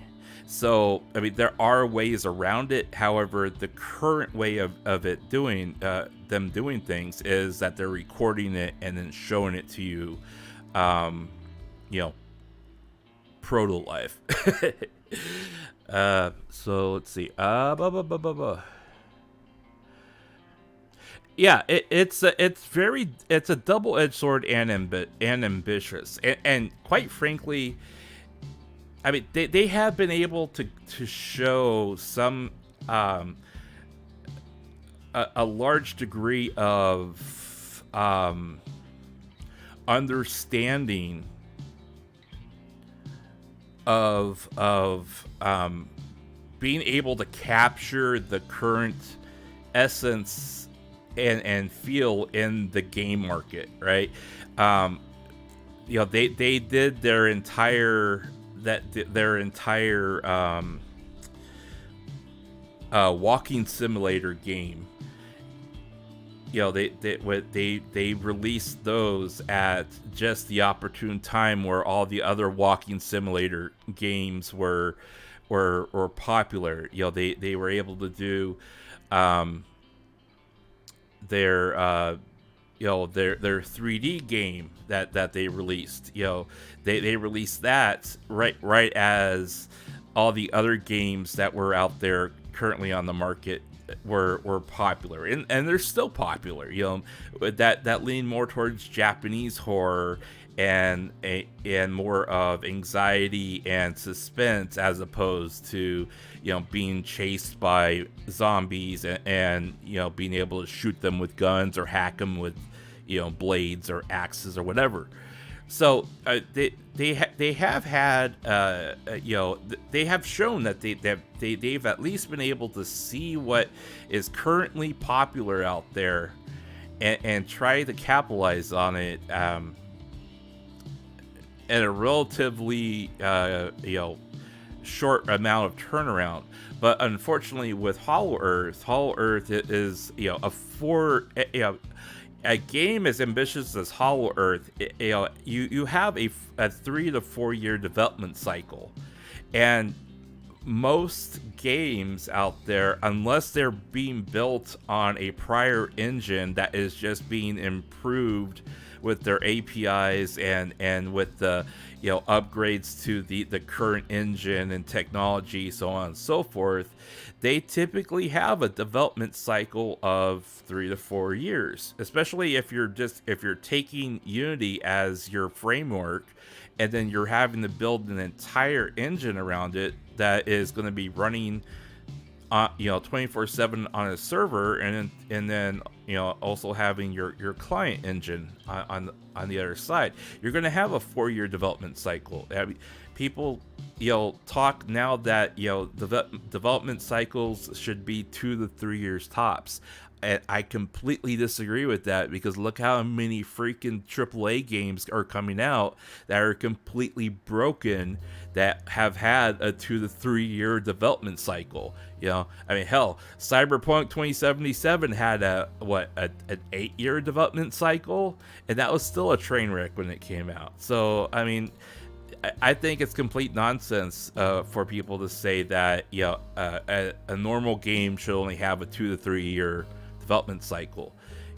If it's ambitious as Hollow Earth, where you're trying to do a semi-persistent open world game, it's going to take 3 to 4 years. I mean, hell, like I've said before, and I've said a million times, Genshin Impact had a 4-year development cycle, and it cost them somewhere like 200 million to get that to 1.0. So, I mean, compare that to Hollow Earth. Hollow Earth is only spending 1/10 of that, and they're expecting it to do a lot more than what Genshin Impact did at launch. So, we'll see.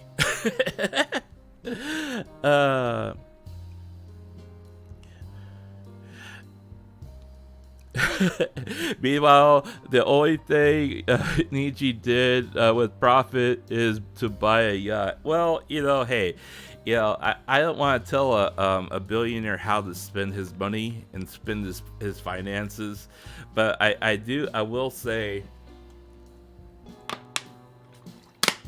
that with the profit margins that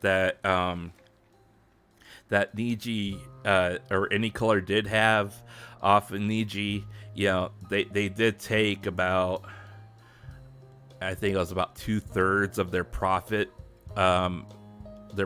line over the past year, and they actually went and reinvested in their own company by buying back their own stocks to maintain a certain amount of value. So I wouldn't necessarily say that they they didn't spend it on anything other than a yacht, but I think the only tangible thing that you can point at and say, hey, they bought that, would probably be that yacht.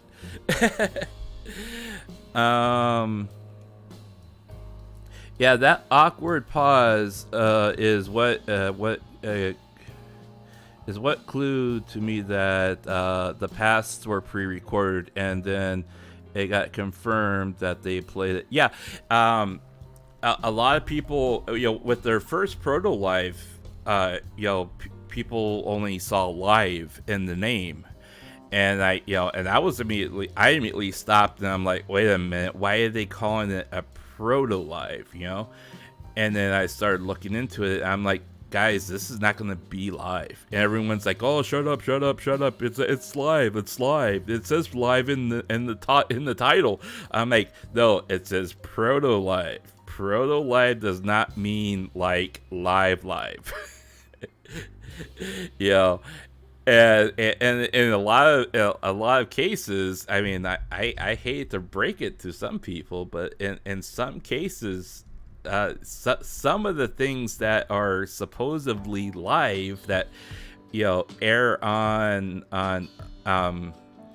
the talent's channels, they're not actually live when they're performing. There's been cases where it was recorded, it was aired, it was live when it aired, but the concert itself was largely pre-recorded because time zone differences and being able to coordinate, having people doing things in 3D, but they are like 3, 4, 5,000 miles on the other side of the earth, that kind of thing.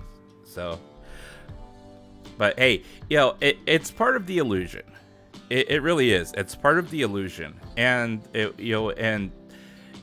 it's not necessarily our place to completely disassociate from the illusion, because then that makes us no better than the people who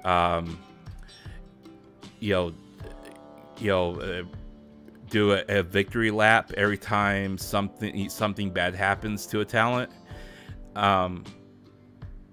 So I don't want to discount what the talent is actually doing with their product and what they're doing. I mean, it takes a lot to just try to put together something that's live for a regular stream, and it takes a lot for a lot of people to just be able to do a karaoke stream. I mean, look how picky Callie can get when she does her karaoke streams, or when she's singing her own songs, on her channel.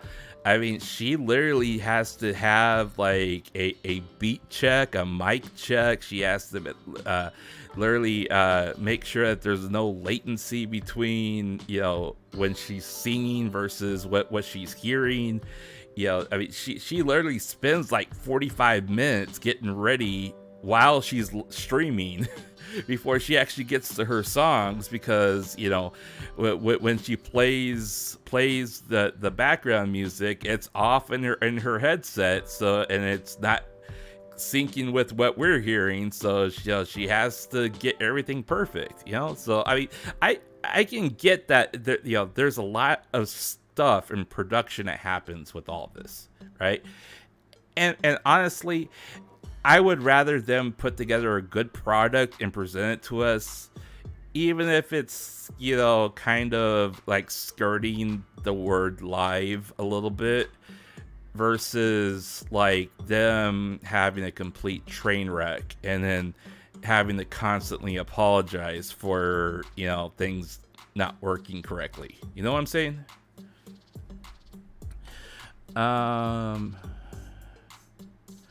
Let's see. They need the AI to personalize the experience. That I'll tell you what, I bought the new Galaxy Ultra, and I've been kind of like playing around with all the different features and stuff like that. And sometimes it scares me just how much it tries to do on its own. And I'm like, man, no. You're not doing that, and I'll say something, and it'll think I asked the question, and it'll give me a response for something like totally off the wall, and I'm like, I did not ask about that. There's supposed to be like a trigger thing. You know how like Alexa, you say, hey Alexa, and then you say something. Well, I mean, you're supposed to. Your phone is supposed to do the same thing, but for whatever reason, sometimes it misinterprets the words I'm saying and thinks I'm saying the trigger words, and then it automatically does a search. And I'm just sitting there looking at it, I'm like, okay, is my phone actually trying to act smart, or did somebody hack it? Well, Suicide Squad had 9 years of... Oh gosh, don't even talk about that Suicide Squad game. That is just terrible. Okay, look, I am not a comic book or superhero person. I could care less if Marvel or DC is the top franchise, whatever. I mean, like I played Guardians of the Galaxy purely because the game looked pretty cool, right? But other than that, I have no allegiances towards any of them. When I was a kid, I watched Spider-Man, I watched Batman, I watched Superman. And so I watched the Justice League, and I did not know what the correlation was between what I was watching and whatever brand loyalty is supposed to be out there, right? But even the guy like me who doesn't have that kind of brand loyalty towards comic books or superheroes or anything like that, took one look at the Suicide Squad game, and I'm like, really? Really? Okay. I'm glad I didn't buy that, or wasn't let down when that came out, because really, it kind of reminded me of some of the other missteps that they've had with superhero games over the last couple years. It just, I mean, like I never played. And this is because like, when Christian Bale became Superman, Batman, I kind of completely lost interest in the entire character, because I wasn't quite into. I was raised with having Batman more cartoonish, right? You take like the movies before the Christian Bale Batman, but once Christian Bale took over the cowl and everything, I really lost interest. So I never played like the Arkham games. However, way later than that, I've had several friends that were talking nothing but praise about those games, and then I took another look at them. It's like, hey, these are actually pretty good, But even then, I was very segmented about what I was interested in, because I just did not have those brand allegiances. And I'm kind of glad I did, because I mean, like I said, there's a lot of you can go all the way back to like the Mortal Kombat game that did the crossover with what was it, DC? And there was a huge letdown with that, because that you have one side that does nothing but like these really cool fatalities, and then you had the other side that kind of did okay, we can't do anything too violent with them, kind of thing. I mean, it just felt so lazy. So yeah, I guess when you're taking a licensed property like that, you have to be very flexible with how you present it and how like the license holder wants you to present it, because they want certain things out of it, and you have to kind of try to have some creativity around that. And from what I heard, a lot of these games, the licensing holder had to okay like every single change, no matter how minor it was, in order for them to like proceed, which just completely broke the workflow of what they were doing. And that's really kind of sad, because I mean, if you're a third party that is developing a licensed game, and you have to constantly go back to that other party to say, hey, we're thinking about changing this, are you okay with this? And then you have to have a whole board meeting about it. I mean, I couldn't do that. It's broadcast live. Yeah, exactly. It's broadcast live. That's how they're able to say, this is live, even though it's, recorded. To be fair, that's just Callie being... Well, Callie... Yeah, that is Callie being Callie. A lot of times, like, I have never seen, like, Roboco, Mel, Aki Rose, Sora, Azuki. I've never seen any of them go through that, but in a lot of cases, I kind of have the sneaky suspicion that Achan kind of like checks in with them as assuming that they haven't overslept. HN chimes in when they're doing a stream like that and saying, okay, does everything sound okay? Yeah, everything sounds okay, and then HN moves on. I kind of have that feel, that mental image of that happening with all the JP's talent. But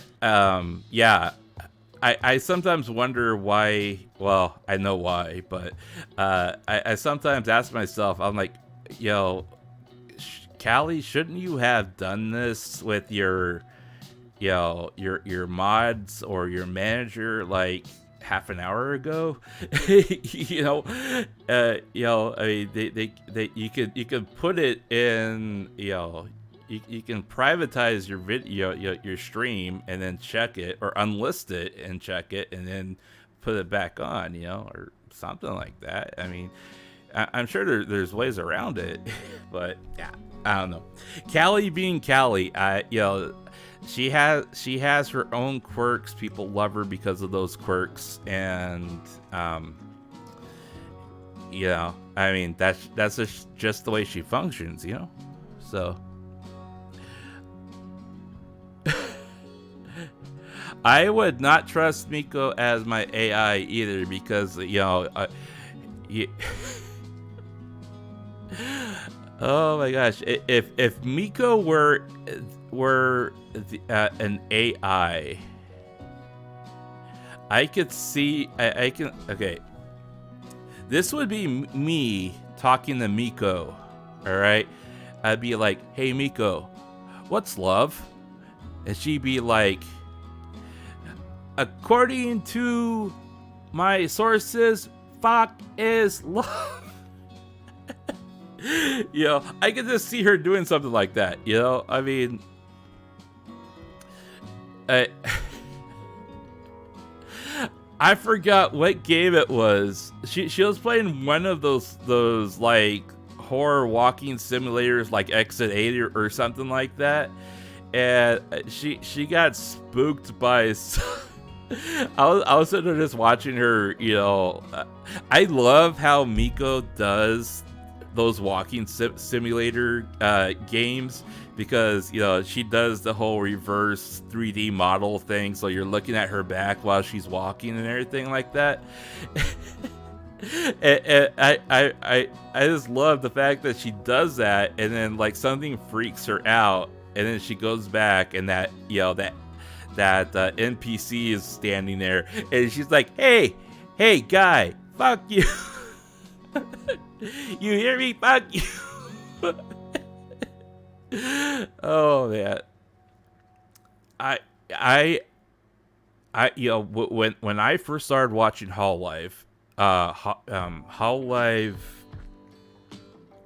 for me back then, Hololive mainly consisted of Gura, Mori, and Kurone, and Roboco.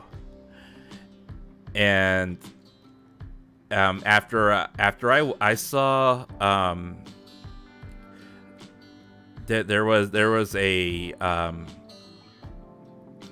clip of Kurone talking about Miko, when Miko was on hiatus because of being sick, and she didn't know she was coming back. I was very curious about who this person was, right? Because I had, other than Okayu, I had not seen her get that emotional about anybody else in Hololive, at that point. And and I sat there, and at first I just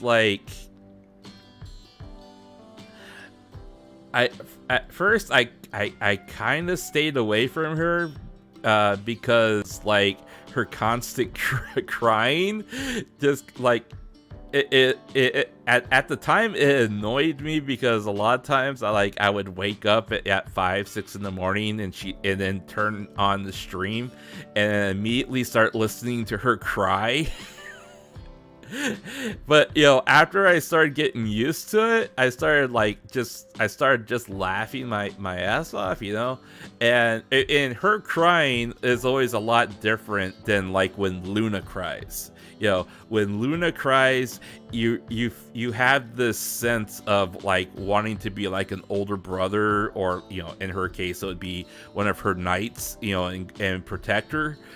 But with Miko, I mean, she starts crying, all you can do is just start laughing at just the hilarity of the situation, and it took a while for Miko to grow on me. And I think that the main reason why I can tolerate Miko and her foul mouth versus how the other Ian girls talk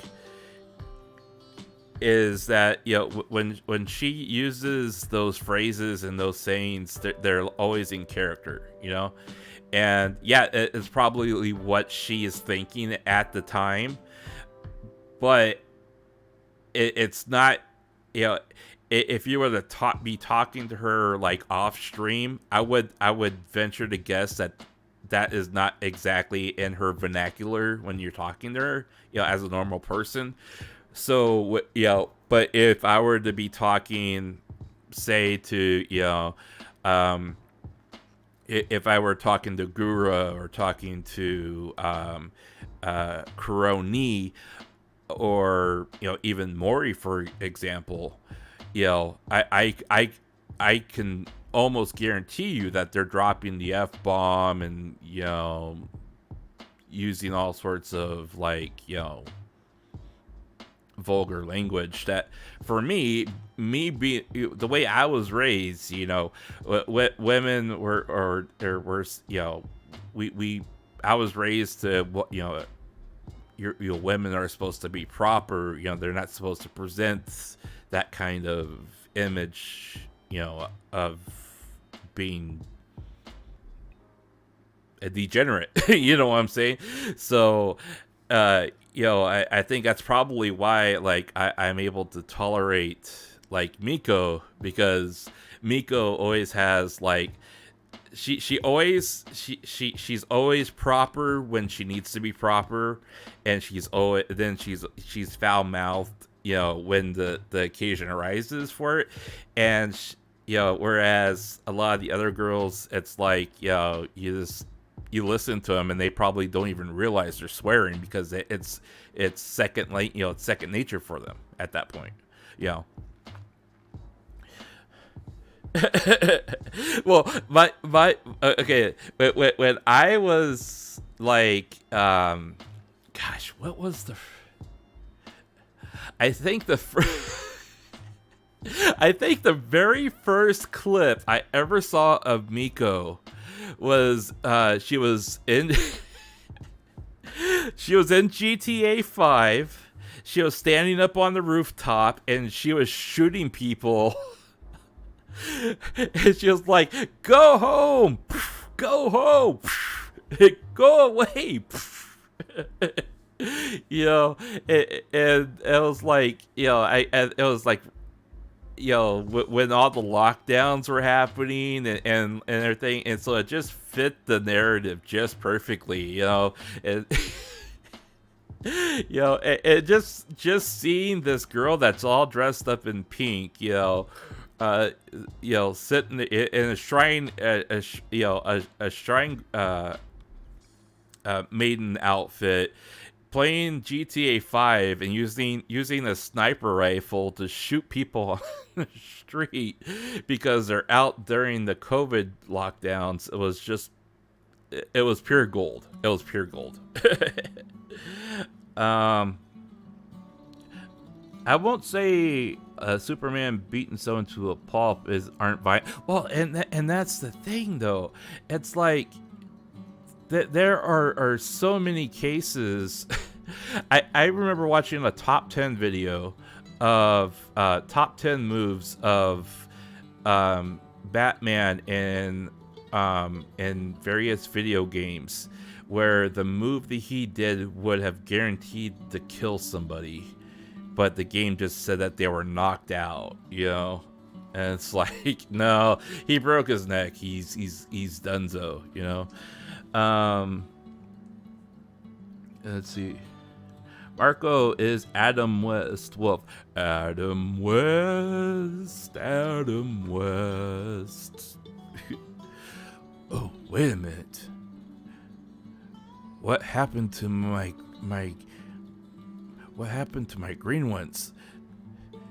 Is my name really Adam Wee? Nobody messes with Adam Wee. I miss him. I really do. I remember watching him when he was Batman, you know, and then also, of course, you know, in Family Guy. I always found it hilarious that he went from playing Batman to being mayor of Quahog. Elite AI, yo, she should really trademark that. You know, I'm sure that trademark is probably still out there. Yeah, Faka's Love, yeah, and that's from GTA 5. She had the guy that played what's his name in the game actually call her on her birthday, and well, he I think it was did he call her, or he did like a video message? I think he did a video message.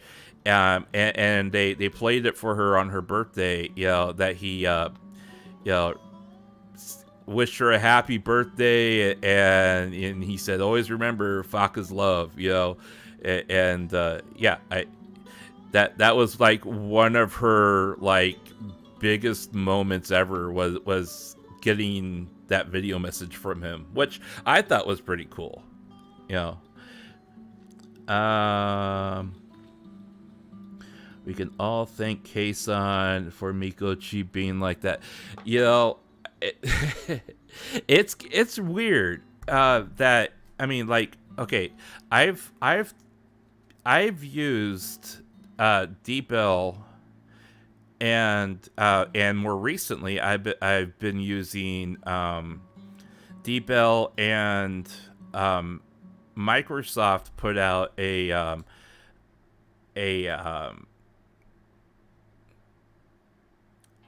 a piece of software called PC Manager, and if you use PC Manager, you can actually get Windows to closed caption in real time what people are saying, you know, in either English or other languages. So I've been using that a lot with DeepL to be able to, you know, translate what people are saying while they're streaming, and then also, you know, using DeepL and reverse to talk to them. And I've carried on entire conversations with people, with, you know, especially with smaller JP streamers.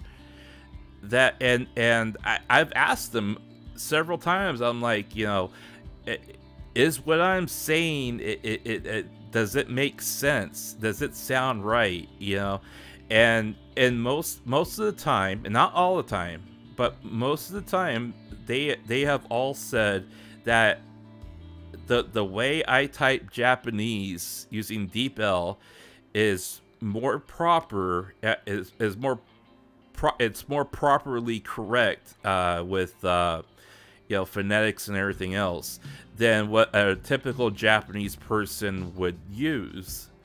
So it's not so much that it's off because like the translation's wrong, but they can tell that, you know, the I was not born in Japan and born and raised with Japanese as my first language, because my sentences tend to be more sterile, you know, and with the omissions of, you know, either shorthand or you know, jargon or you know, Japanese slang or things like that.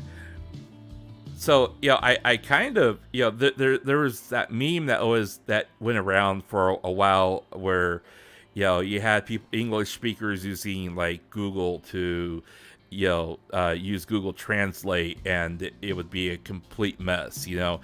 Then you had them use another one, and it was a complete mess. And then everyone's like, aha, we'll be smart and use DeepL. And then, you know, the butt end of that joke was that it still didn't come out correctly. You know, it's getting there, but it's a lot slower than what people would, you know, hope to expect, especially with AI of all things, you know, where AI is supposed to be always learning, right? But, you know, even now, DeepL has taken a back seat in many situations to back to Google Translate, because if you take, you know, the screen capture option in DeepL is terrible. I mean, you know, you're supposed to be able to select, you know, the text on the screen and have it translate for you, but the selection option is just terrible, and it never gets the correct language of what it's supposed to be translating. If anything, it doesn't even get the correct letters of the language you're trying to get it to translate to.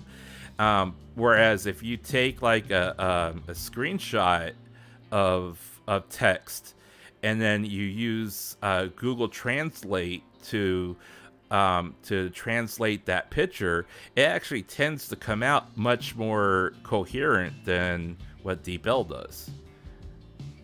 But I mean, that's just me test driving a lot of different technology out. If you ever wanted to impress a Japanese streamer, utilize some of those technologies, and then tell them, you know, that you're using technology so you can understand them, and so you can try to, you know, talk with them, and they actually get super impressed.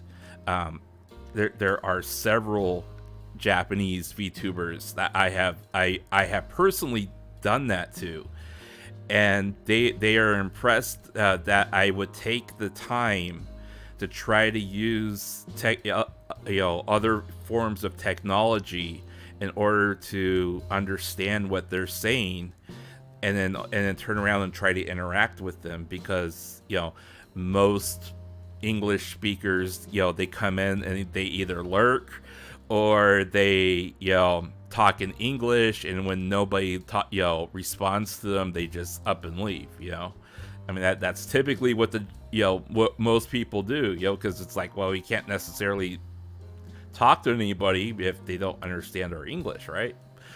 But I mean, hell, that's look what happened with me, for Christmas. I mean, I told Roboco, that I'm from America. I'm sorry if my Japanese is bad.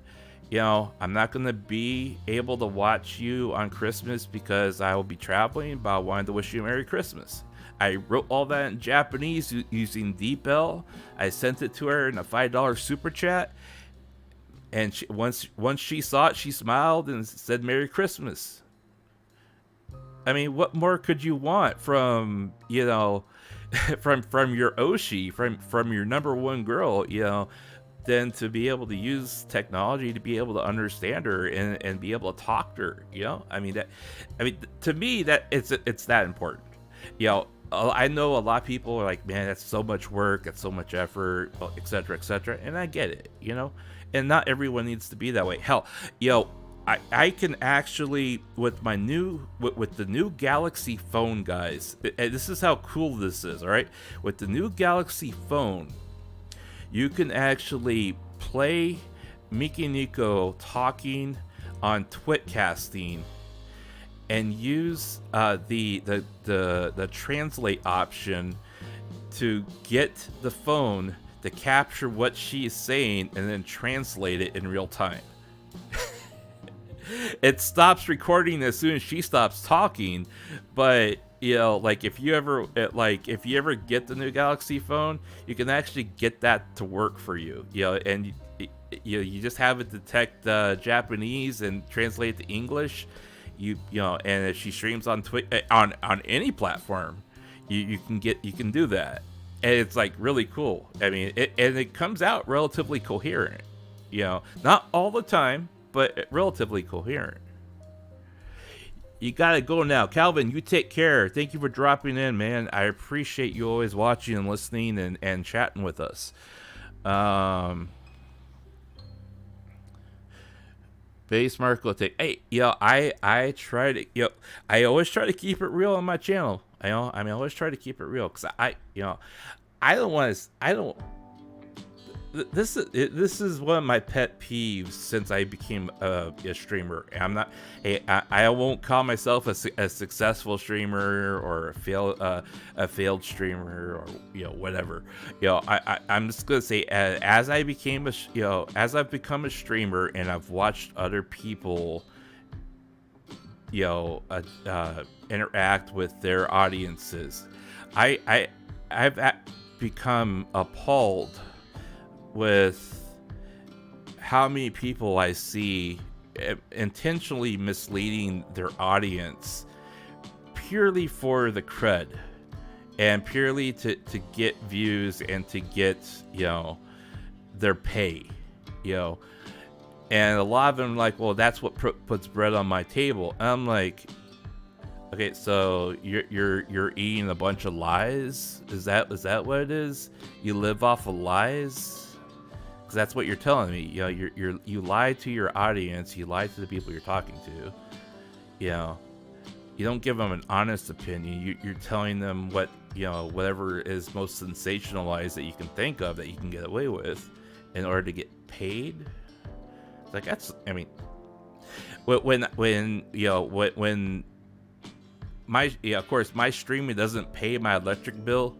However, even then, I would much rather go without electricity than lie to people. I mean, that's just the way I am. I'd much rather find a different way to pay for my electric bill or pay for putting food on my table than to sit there and openly lie to people, hoping that they don't call me out on it. Because sooner or later, it all comes back around. I mean, it's karma, right? It's karma. You can only lie so much and live a lie and live off a lie for so long before it blows up on you. I mean, hell, look at what happened with Rushia and Miki Nico. I mean, she hid the fact that she was married, for 6 months, and it came back around and got her, 2 years later, it's still getting her, and she's still trying to dig her way out of that. You know, so Hololive making games, but I think they could huge profits off. Well, I was actually thinking about that, because like AKB48, Yaga's always go-to comparison. They put out a number of dating sim games with their they're now older graduated generations, where you did various things and you went and talked to various girls and you interact with them and did certain things with them, and then you had to pick one that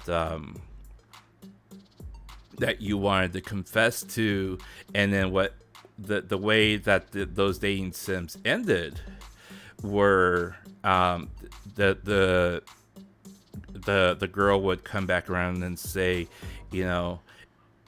something to the effect, I appreciate your feelings, I want to feel that way too, but I can't right now because of who, because of working for AKB, but and then they would spin it to something to the effect that it promised me that you'll love me and wait for me, and as and once I'm done doing whatever it is that they consider them doing, and I graduate, I want you to be the first one waiting for me when I graduate, and stuff like that, and then you either accept the reply or you reject it, and that's the way it went. And you always the way the dating sim went was you had to pick 4 girls. It was either 3 or 4 girls, and you had to call certain ones at certain times of the day, otherwise they wouldn't be available for you. And then the dating sim like goes through like I think like a month. I think it's like 4 weeks, and then you have to pick a girl, and then then you get the appropriate ending to it. But each one of them had had a pre-recorded thing of either rejecting you or accepting you. And I was really surprised that Hololive hadn't done something like that. But then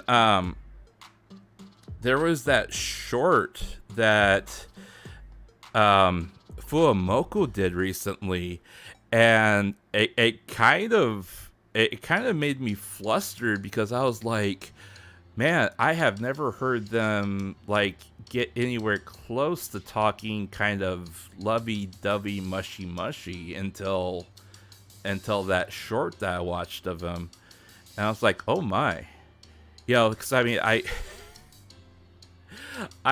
have gotten too used to them thinking of them as little sisters that I didn't know how to I didn't know.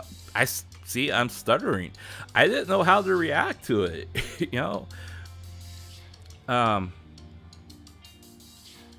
Aren't other members married? Okay, so this is kind of rumors / gossip, but as far as I know, there are at least, there's at least 2 of them who have been in long-term relationships that they were engaged. I don't know if they ever got married. I do know of one that was rumored to be married and has a kid. And I have seen the evidence, the archived past life evidence that goes back to one of them had been married and then divorced, and most of those people are like late 20s, early 30s. But that's from what I know. I leave that up to your imagination on who they could be, but I do know that there are at least there are several who are in long-term committed relationships, and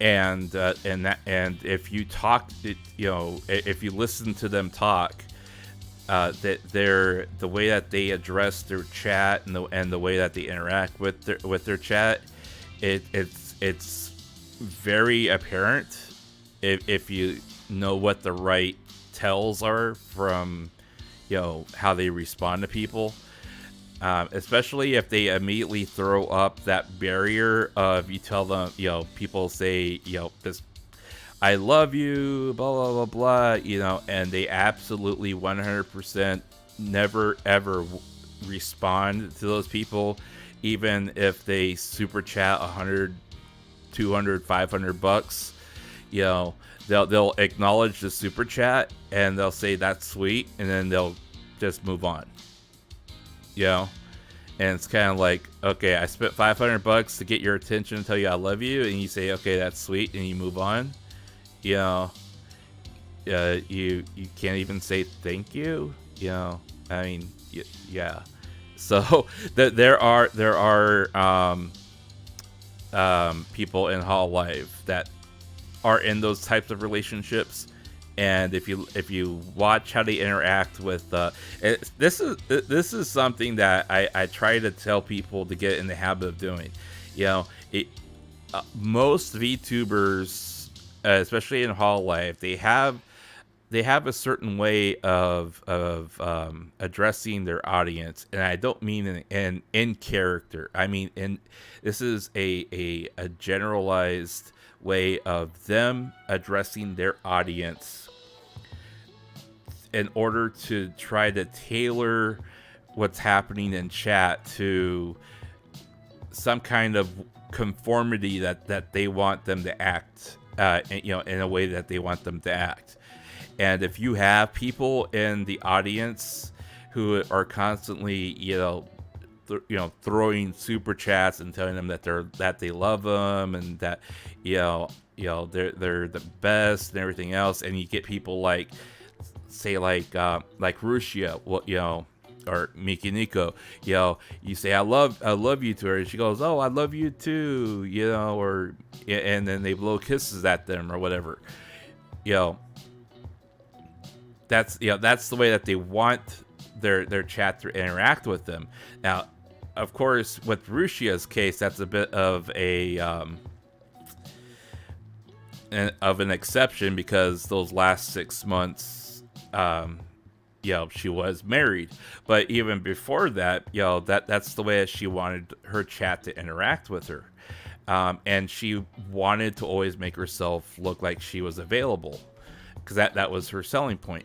But there are other people out there who are in committed relationships who strictly tailor their chat to, if you say I love you to her, they go, oh, that's sweet, and then they won't even thank you, they'll move on.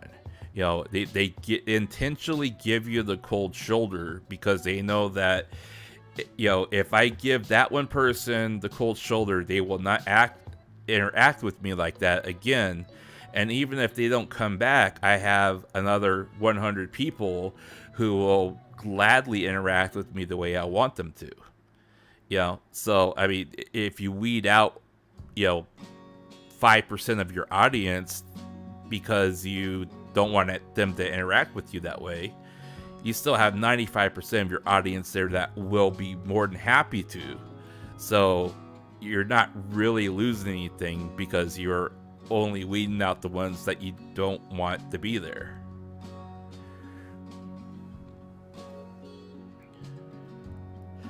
How does one find your Discord?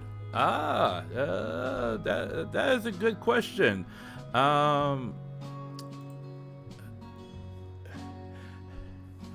actually think my invitation link is expired, so let me get a new one here.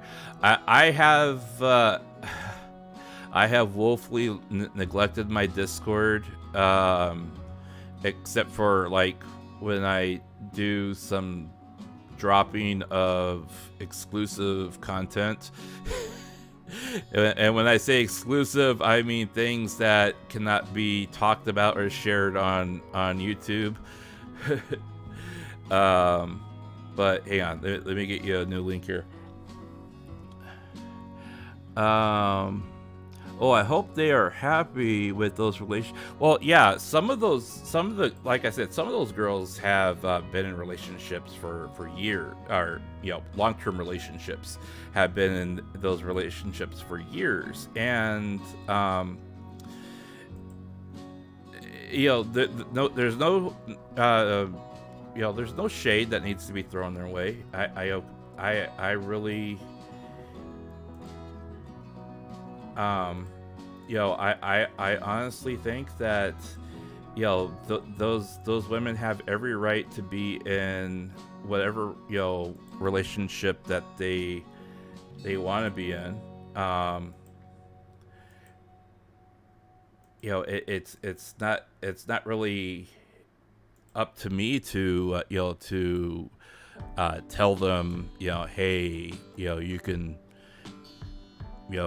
you have to be single in order to be my Oshi or whatever. I really don't see why people should even think that way.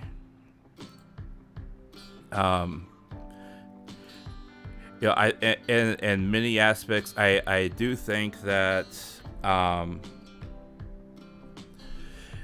that there a case can be made that people would actually respect them more if they know that they're in a relationship. I mean, just look at how many people are in relationships but stream on Twitch, and they get picked up by Hololive. But of course, there's always the Japanese culture of, if you're going to be an idol, even if you're a virtual idol, you have to be, present yourself as, young, vibrant, and available, and okay, whatever.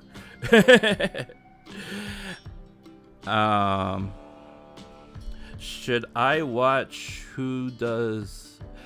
Valentine's Day streams aren't necessarily a good tell. Because in many aspects, or in many ways, those people, how should I put it? In most cases, Valentine's Day streams can be done either out of obligation or done as a day that they know that they can gain a lot of super chats. So it's a big financial day for a streamer, especially a female streamer. So is White Day.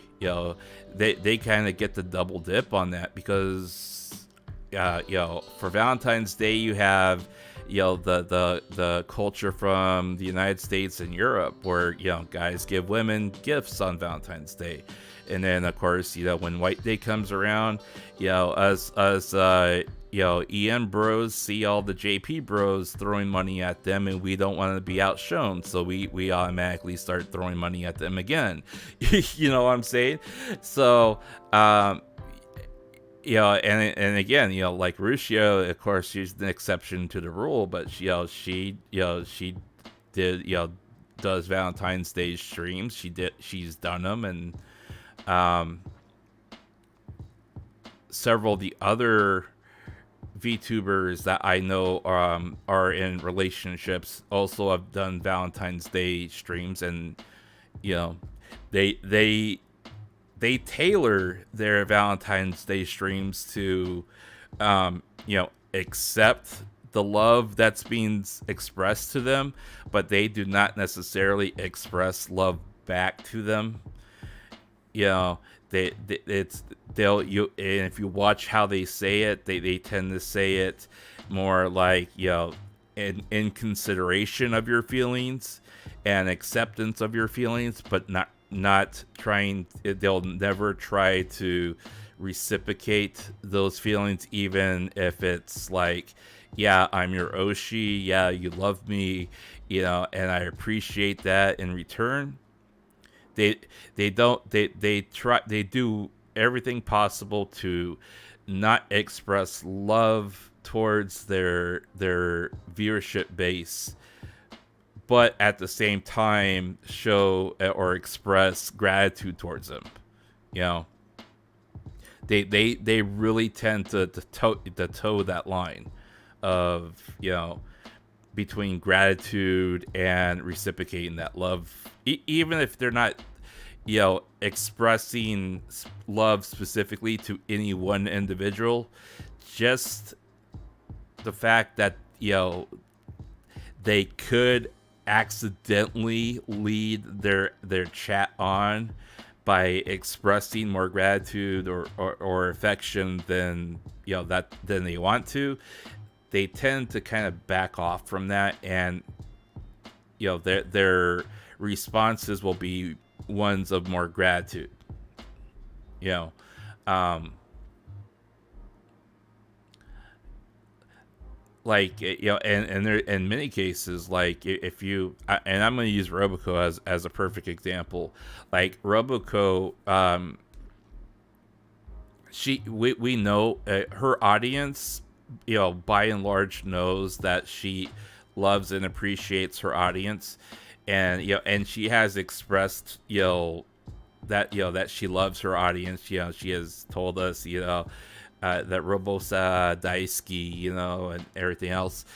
So we know that, you know, as a collective, that she loves us, you know, and when we tell her, you know, we love her, you know, and she says, you know, thank you, you know, I'm happy that you love me, you know, we know that she is responding that way as number one, as an idol, and number two, we know that she feels that way towards us in return, right? So she never really keeps her chat at arm's length, you know. Whereas, and I'm gonna pick on her a little bit. If you take like how Fauna, from the console, addresses her audience, you know, she's you know, one of the main EN girls that have made it very apparent to her chat that, you know, I am a VTuber, you are my chat. You know, I may do stuff to make you happy, but this is just the job. You know, this is my job. This is my job, my obligation. You know, you are here, and I'm providing you a product. You know, I mean, when it gets down to the nitty gritty of things, that's basically how she addresses her chat. You know, even when it comes to ASMR, you know, you know, it's never about love. It's always about, you know, it's always about putting her chat in comfort and at ease. Whereas if you listen, I mean, even if you listen to like Roboco's ASMR, there are times where, you know, she's basically doing pillow talk with you. You know, it's not lovey-dovey pillow talk, but it's, you know, it tends to be more like, you know, she puts you in that moment where you feel like it's just you and her, you know, and that's it, you know, and that, you know, and she does it really well, where you know, she'll talk to you in such a way that it's, you know, when you hear her, it feels like it's just you and her and no one else, and nothing else matters, and you're in that moment. And that's why I love listening to her, you know, because she's able to do that. Mel was also great at doing that as well. But if you listen to Fauna, Fauna, at her approach towards ASMR is extremely different, where it's, you are part of, for lack of a better phrase, you're part of a collective, and that collective is, all the sprouts that are listening to me, and you're listening to me do ASMR. And this is, to help you, grow and unwind and be able to regenerate, and feel refreshed and renewed. It's never about being in the moment with her. It's never about just you and her. It's never about, setting you in an environment where it feels like, you're living in that moment with her. And I know I'm sounding very deep while I'm talking about these ASMR sessions, but trust me, there's a method to this madness, and I will tell you exactly. Let me explain this just a little bit. All right, when I didn't even know what ASMR was until I started watching Hololive. Okay, I did not know what ASMR was. All right, and fortunate for me, the first 3 people I had ever listened to ASMR were Roboco, Mel, and Noelle. All right, and Noelle has a specific methodology to the way that she does her ASMR. And she also specifically has things that she feels are they are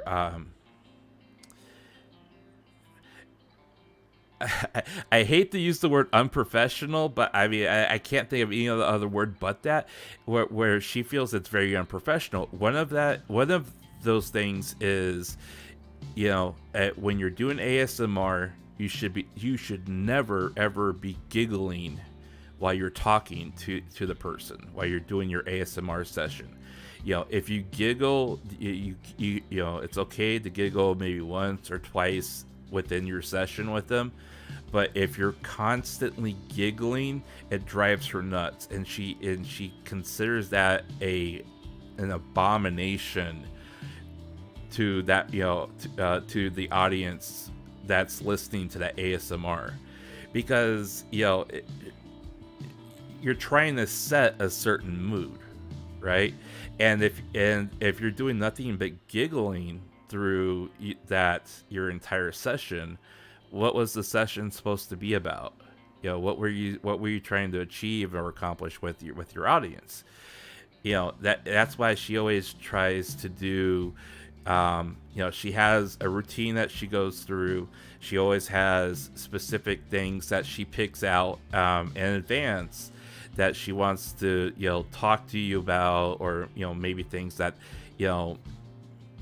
things that are happening within the group itself that she wants to ask and talk to you about, and get feedback on, or if she had done something recently, or she always has topics that she picks out, but they're always topics that will be like, if you were to come home from work, and and she comes home from work, and you're sitting down and asking each other how your days are. I mean, that's kind of like how she tries to talk to her audience. And the same thing with like Roboco and Mel. They're both the same way. Mel was much more lovey-dovey than Roboco, but then also Noelle tries to kind of stay away from that, because her alternative persona outside Hololive is the complete opposite, and in order to like not attract attention to that alternate personality, she tends to kind of stay away from that, but she still tries to be kind of like at least emotionally invested in the session, Well, I mean, like Hachima, for example. Look, here's the thing. I'm glad you brought that up. I'm glad you brought up. I'm glad you brought that up. The cool 2T. All right, I'm really glad you brought that up because like Hachima had a specific method to her madness when it comes to ASMR. All right. And especially her earlier works of ASMR, because some of it was like seeing how far she could push it before she would get in trouble. and then certain streams were done specifically to like imply certain things, but not necessarily like come right out and say it. It was any specific thing that was happening. And then you had a couple of her other ASMR streams that were, especially when she did her duality part thing, where there was the duality of Say So Idol, version of her, and then you would get the flip version of her, which was Hachima, that would come out and be more mischievous and playful. But see, she has a specific method to her madness that was absolutely. I tend to be a little harsh on her because there are points in her past presentation that really concerned me about her mental well-being. However, I cannot deny the fact that she executed and planned out so many things so brilliantly that were meant to either invoke attention or invoke conversation about what exactly just happened. All right, and a lot of that also involves her ASMR, because her ASMR presentations were always like, pushing the boundaries, pushing the limits, and then on the flip side, telling an entire story or narrative through the duality of her character, while using ASMR as an outlet for presenting those two characters. It was extremely brilliant, and I would venture to say that she is probably one of the few exceptions to the rule. Again, she's very much an exception to the rule, where getting the constant bubbly giggling type of girl that's doing ASMR is not necessarily a bad thing if it's done in the right narrative. And that's the important thing. You have to have the right narrative. And if you listen to a lot of English speakers who do ASMR, they by and large go out and they literally go out to a website and they pull ASMR scripts from a repository that are extremely generic. Most of them sound the same, or if if there is a theme or a topic within them, once you listen to it once, it's going to be the exact same thing the next time they do that theme, because it's going to be almost exactly the same script. There's nothing new, right? But if you listen to if you listen to Hachima, she was always very creative, when she did those things. Roboco tended to be a lot more spontaneous with what she did, and she's a lot quicker, being able to talk about things or insert specific themes or how what she wants you to experience during that session.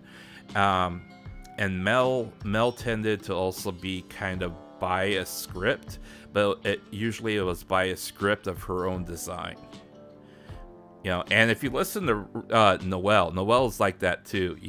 Noelle has a specific way that she does ASMR, and there's always a routine to it, but that routine is also interwoven in things that she talks about.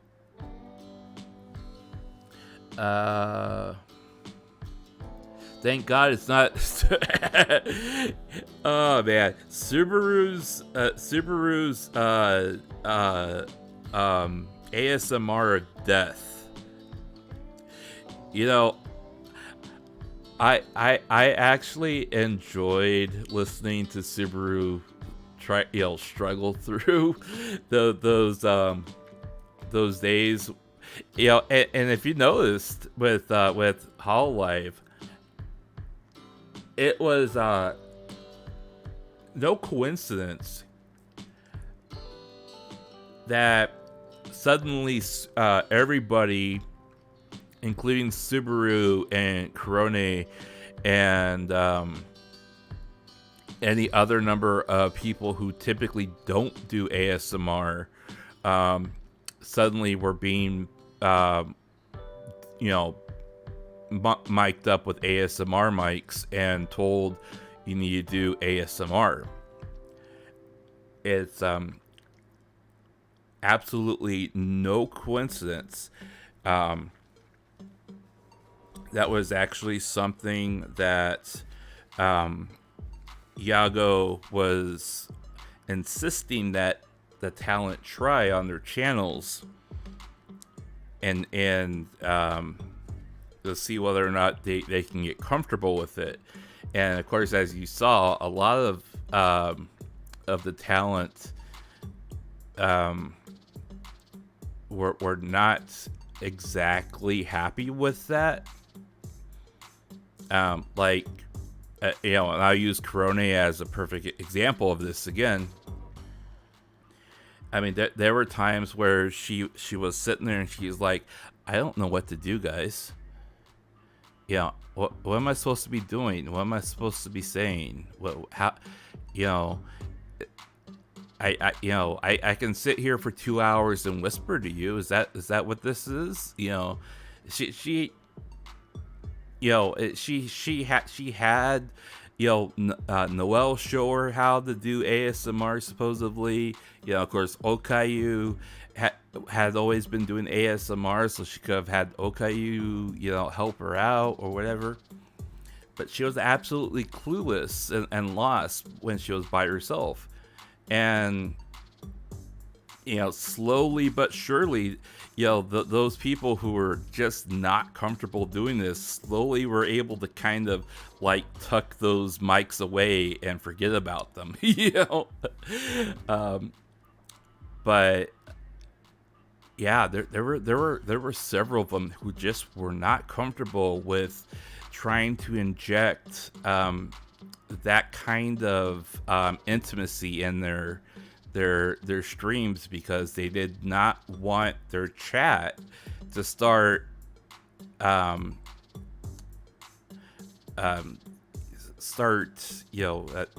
identifying them with this new dimension of intimacy. They had things the way they wanted, but of course, sex sells, right? So be more intimate with your audience, gain a bigger audience, gain a get them to super chat more, get them to go crazy over what you're doing, that kind of thing. But a lot of them just were not comfortable with it.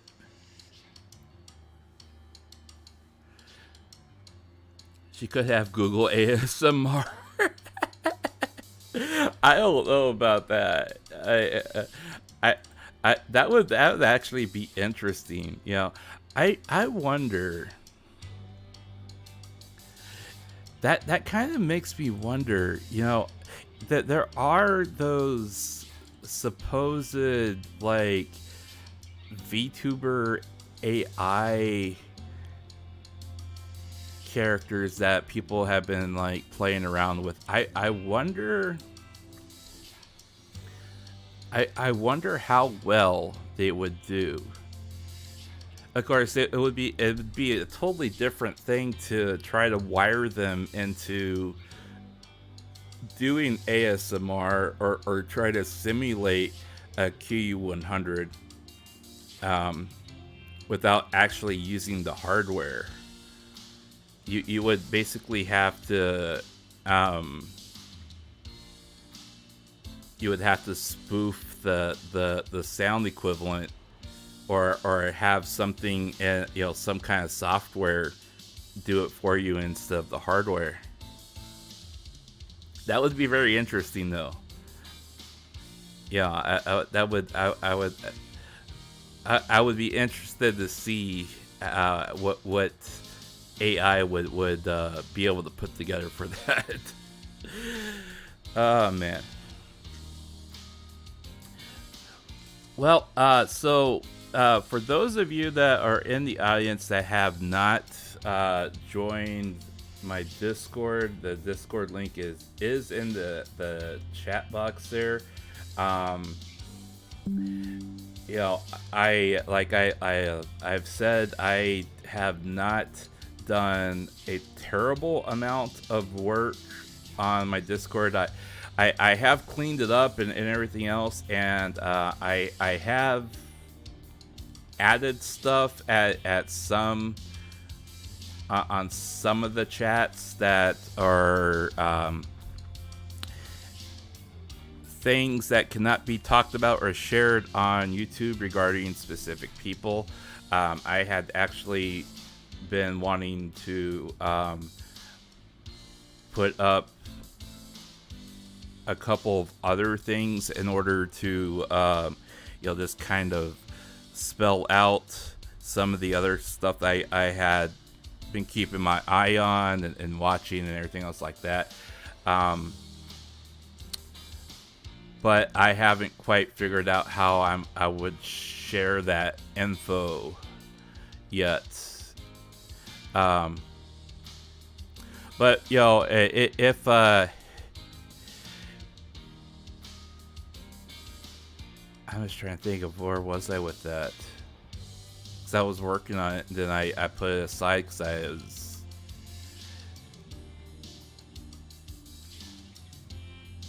Well, I'll figure that out.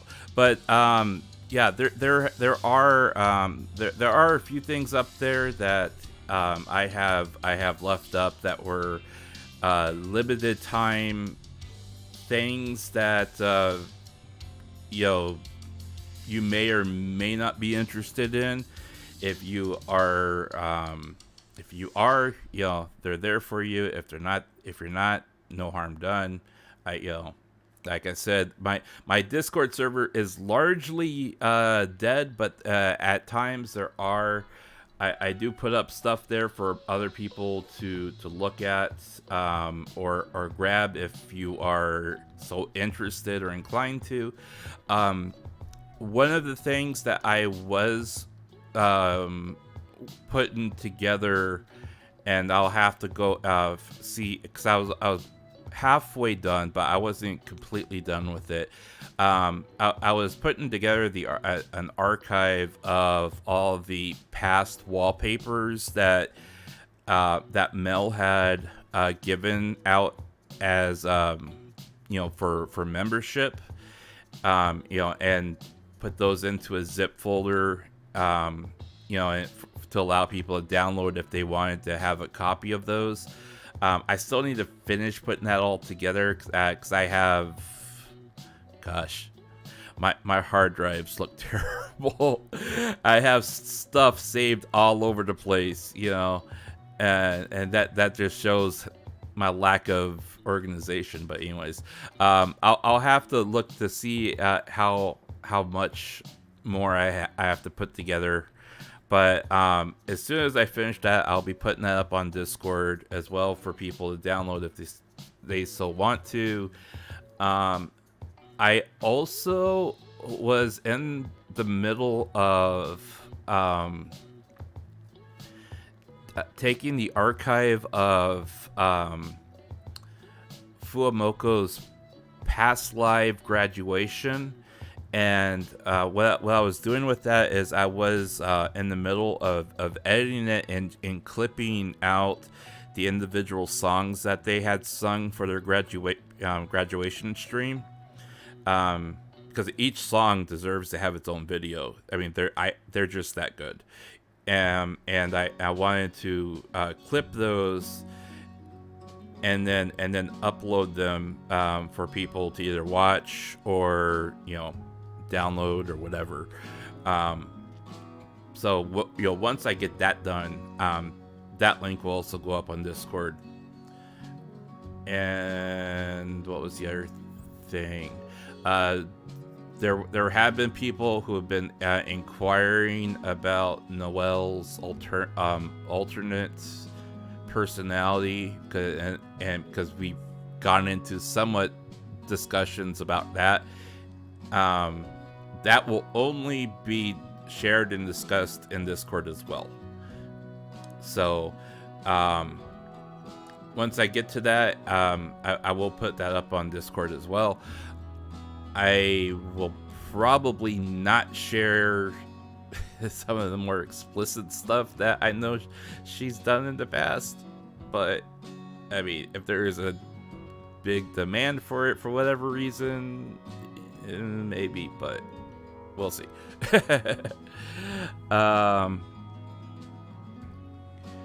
You can do non-intimate ASMR. She could have, there's definitely non-intimate ASMR. ASMR does not have to be intimate. Let me take that back. There's a certain amount of intimacy when it comes to ASMR, mainly because, there is the expectation of, being gentle and in one way or the other, you're leaving yourself vulnerable for that other person, because and what they say and what they do can literally, like, give you a raging headache, blow out your eardrums, or make you extremely angry. So there's a certain amount of trust that needs to be there. So there is a sense of intimacy, even if it's like ear cleaning, ear picking, or whatever, doing the cups or the sponges, or all those different things that they do.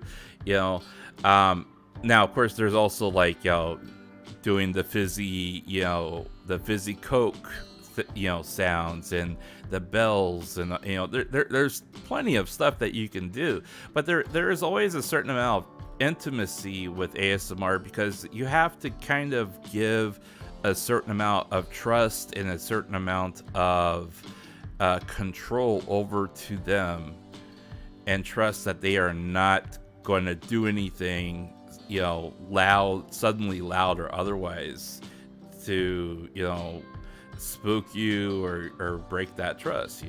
So but it's more of like you said, even if it's not necessarily intimate, there is a trust factor that is involved.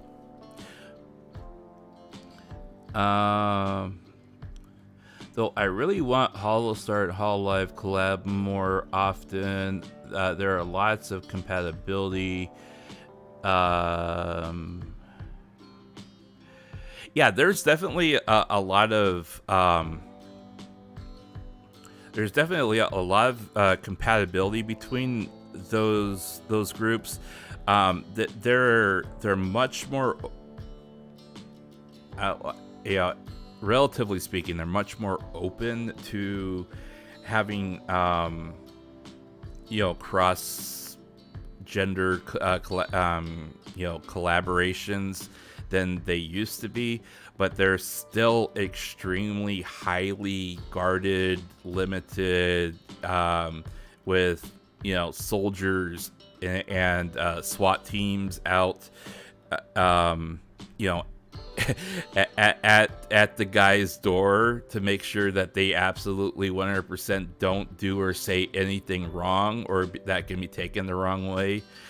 You know, regardless of what the other person may or may not say during their stream, like Matsuri, you know, like you know, I mean, like, gosh, Matsuri is probably like the quintessential Hololive girl that you would not want to collab with, because she always does or says something extremely inappropriate while she's playing a game with you. Like there was one time Matsuri was playing Apex with two other guys, right? Two other VTuber guys. I don't remember if they were from Niji or if they were Holostar or whatever, but she was playing Apex with two other male VTubers, and they're like right at the very beginning where they're, you know, being airlifted into the arena and you know, being shot off and everything like that, and and you can hear her. She goes, "Oh, guys, just a minute," right? And you can hear her like step away from her mic, and you hear this rustling of clothes, and then you hear like this elastic type of band that you would have on clothing, you know, popping a couple times.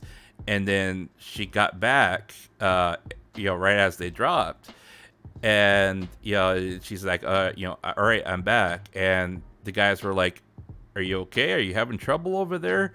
And she goes, "Oh no, I just forgot when I came home to take off my bra, so I was taking off my bra while we were dropping in."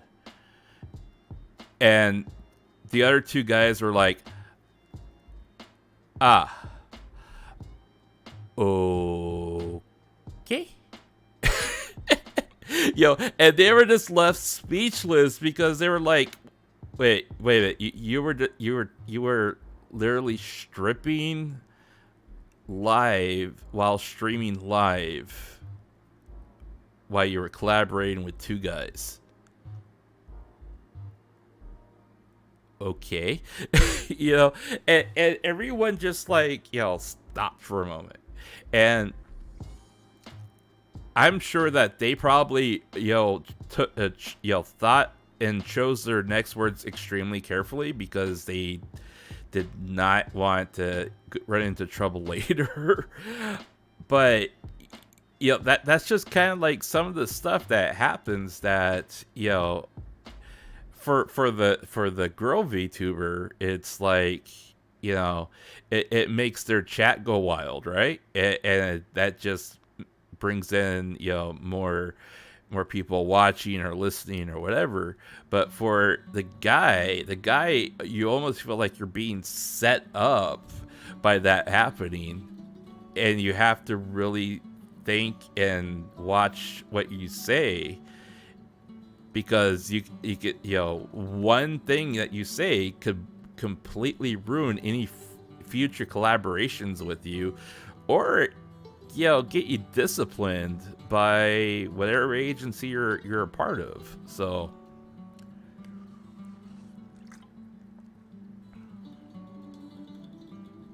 yeah, I've seen those four together, and they get along extremely well. And I think it was Coroni that got a lot of shit thrown her way just how well she got along with them, and a certain segment of her audience did not like her getting along with the male VTubers.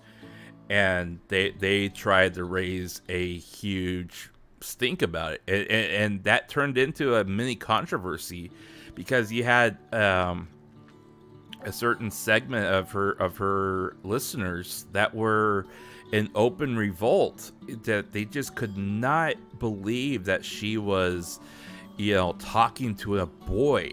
Oh my gosh, and it was almost like someone poured acid into an open wound, because they were just pissing and moaning about it, and I remember that, days later, she basically came out and she acted like she was gonna apologize, and then she turned around and said, I'm gonna collaborate with whoever I want, whenever I want, and I'll talk to whoever I want, and if you don't like it, you can leave. And that's exactly the type of attitude that they should have. Now, I will say, in her chat's defense, that she set herself up to fail by the way she treats her chat, and by the way that she interacts with her chat, because she's supposed to be, I don't know if she's really like this, but she's supposedly this Gap Moe type girl that is like extremely sun and not very dere. But that being said, that there is there is a lot of mixed signals that she throws to her chat, and that's what got her in all the trouble that she went through with that, because she did not set any boundaries with her chat. And it wasn't until way later when after she had allowed all this other stuff to just go on, unanswered, uncurated, and with absolutely no defining lines, anywhere, that people start throwing, tantrums about her laying down some guidelines of, hey, I don't want you doing this on my streams, And everyone was like, well, we've been doing this for months. Why the sudden change? What happened? And then they automatically jump to conclusions. Oh, it must be because, you collaborated with them and you're getting along with them very well. Are you dating them? I mean, that's the automatic leap that they were taking. And it wasn't that they were being parasocial. It was because the behavior that she was now chastising them for, she had allowed at the beginning, and she let it continue for months before she actually said, hey, I don't want you doing this anymore, not in my streams, that kind of thing. Now, I honestly believe that Hololive tends to do, on the JP side, that's why there is the supposed idol culture and unwritten rules with idols that in Japan, that where they have those set guidelines and boundaries and stuff like that, where to try to keep those things from not happening. But you can only set so many boundaries, and so many rules for the actual person before you start impeding on their personal life, and I think it's kind of better if they set from the onset that these are the rules of my chat. These are the rules that when you're here, you act this way. You don't don't act like a pervert. Don't act like this. Fuamoko is the exact. It is a great example. Hey, if you're gonna be here, you need to be a good dog. You don't need to be a bad dog. If you're gonna be a bad dog, you're going to be treated like a bad dog, and you're not going to be welcomed here. We want everyone to have fun. Don't talk that way, in our chats. That's the way that they talk. When somebody comes in and someone's being, grotesque or perverted towards them, all the other people in chat, basically say, hey, we don't do that here. Get lost. And that's the way it should be. I really do, and I mean that's why it's kind of like why like I said, when I heard Phil and Marko being a little lovey-dovey with that short that they did, I was like, oh my gosh, because I've never heard them being that way. But I mean, there are always like certain little quirks that they do that just squeeze things a little bit into PG territory. For them, but then they automatically go back to that like that rated G, rated E for everyone territory. Now I'm not sure if there can be a better Hollister collab than Hololive, but I really believe that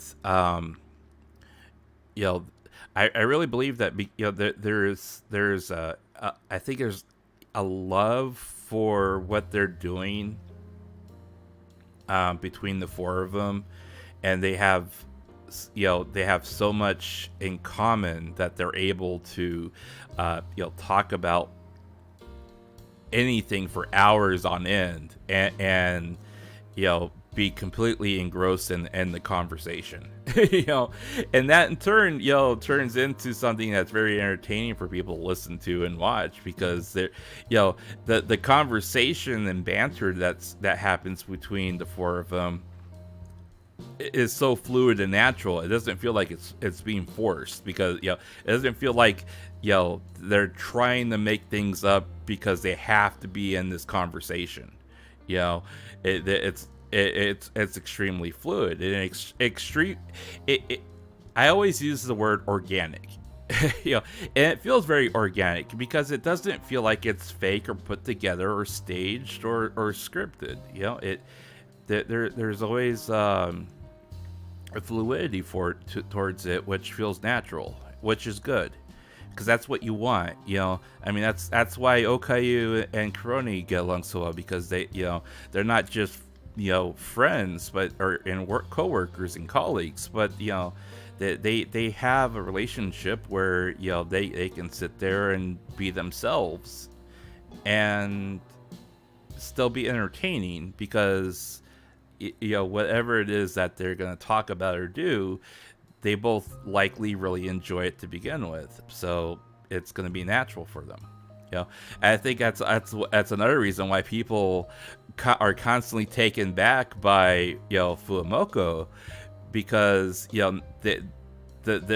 they are real sisters. They do live with each other. They have been performing together for years now, and they have likely practiced a lot of stuff ahead of time, so they know, and they're able to read the room, so to speak, of when they should do something or when they should say something, and how to respond to something, like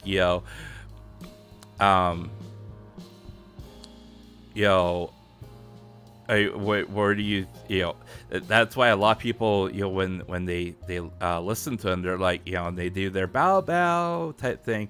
I mean, it's not too dissimilar, and it's actually kind of interesting when I first heard that,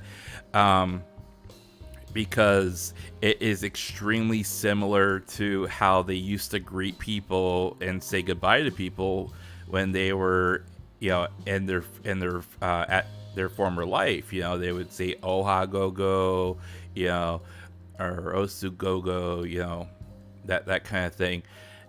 And and if you listen to it, there's a cadence to it that flows just like, you know, Bao Bao when they're talking, you know, or addressing somebody, and they can do it simultaneously because, you know, it's relatively easy to jump in as the other person is saying it, you know. But not only that, you know, like I said, you know, they live together, so they obviously are able to talk and interact with each other, so they can have they know what they want to do.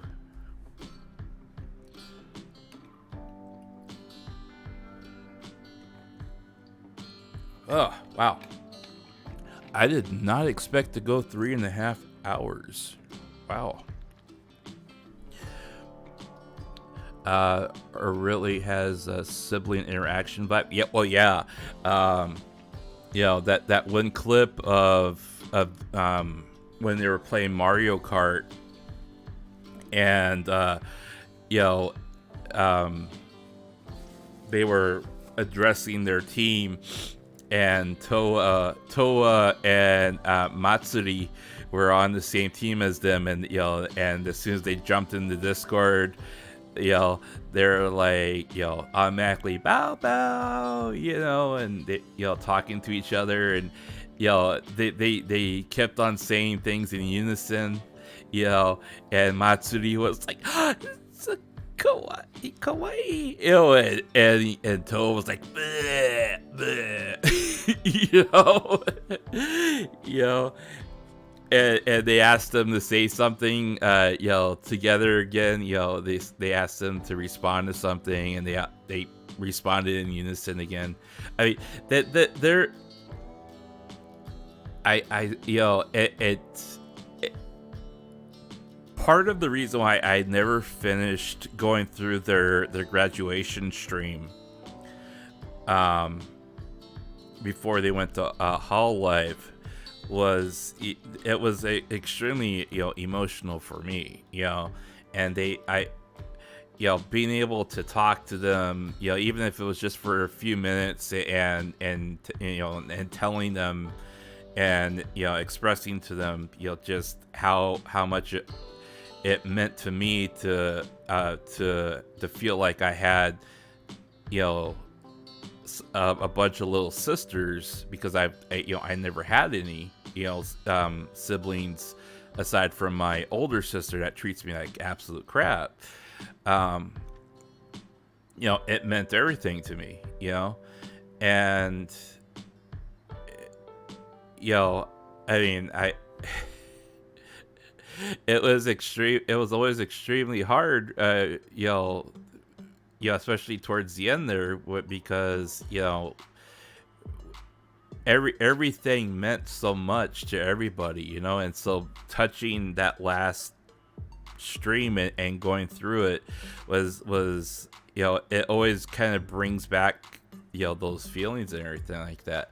But I mean, I can actually watch it now without breaking down and crying, you know, and a lot of people were like, you know, you need to stop being so parasocial towards them and everything. And, you know, and it went beyond that. You know, I mean, a bunch of us, you know, before they got accepted into Hololive, you know, a bunch of us were literally trying to figure out a way of pulling our resources together to, you know, get you know, Manga Gamer to keep them on as VTubers. And you know, we were like, you know, we will pay for their, you know, we will all pitch in and pay for their monthly, you know, their monthly wages, you know, just let them keep using the properties, and we'll pull our money together. You tell us how much, you know, needs to come in a month, and we'll figure out a way of matching it, you know. And that's just how much they meant to us, you know. So, you know, seeing them so, you know, active and thriving in Hololive is really reassuring, very much so.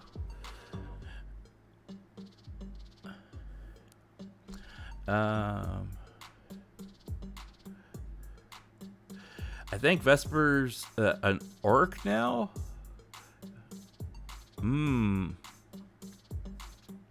I think you're right. I haven't seen what he looks like lately, and honestly, this is the thing that kind of gets me about Hololive, and one of the disappointing things I find with Hololive, the last besides this last English class, with EN class, that our generation that came in, I feel like, especially like with Regloss, I mean, I still don't know who most of the people are in Regloss. I mean, I'm subscribed to Kaidene, and I actually do enjoy watching her streams in the morning. When I'm able to catch her, but I absolutely have no idea who the rest of the people are in Regloss, right?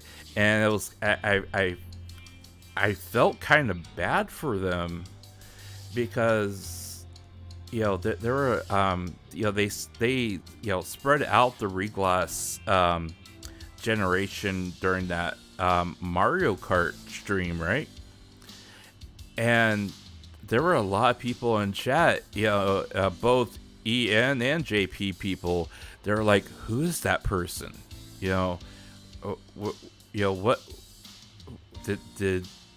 What what generation are they in? What gen are they? Who? What? I mean, that's literally what was happening, And there was like so many people are like, okay, but who are you? I mean, like for HoloX, HoloX dropped, like, pardon the metaphor, but HoloX dropped like a bomb that went off, and it just kept on going. I mean, they dropped and made a huge impact, right? And they were able to get away with that.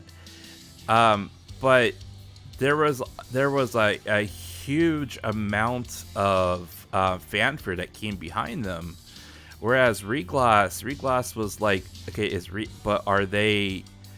So they're just singers, so they're not gonna be like a permanent staple like the rest of them.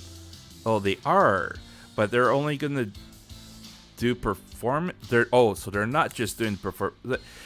Then who are they? I mean, that's kind of like how people look at Regloss, right?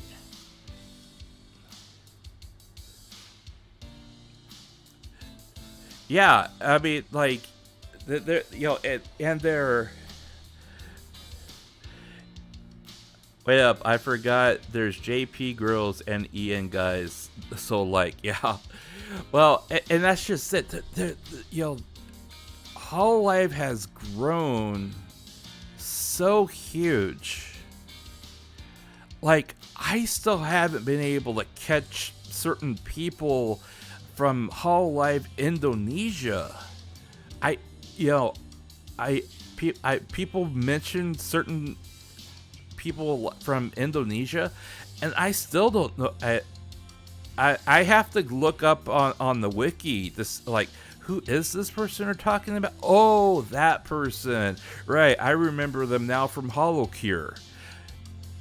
I remember them from a fan game. I don't remember anything that they've done live because it's so big. There's absolutely no way you can, like, be able to absorb everything that's going on in Hololive.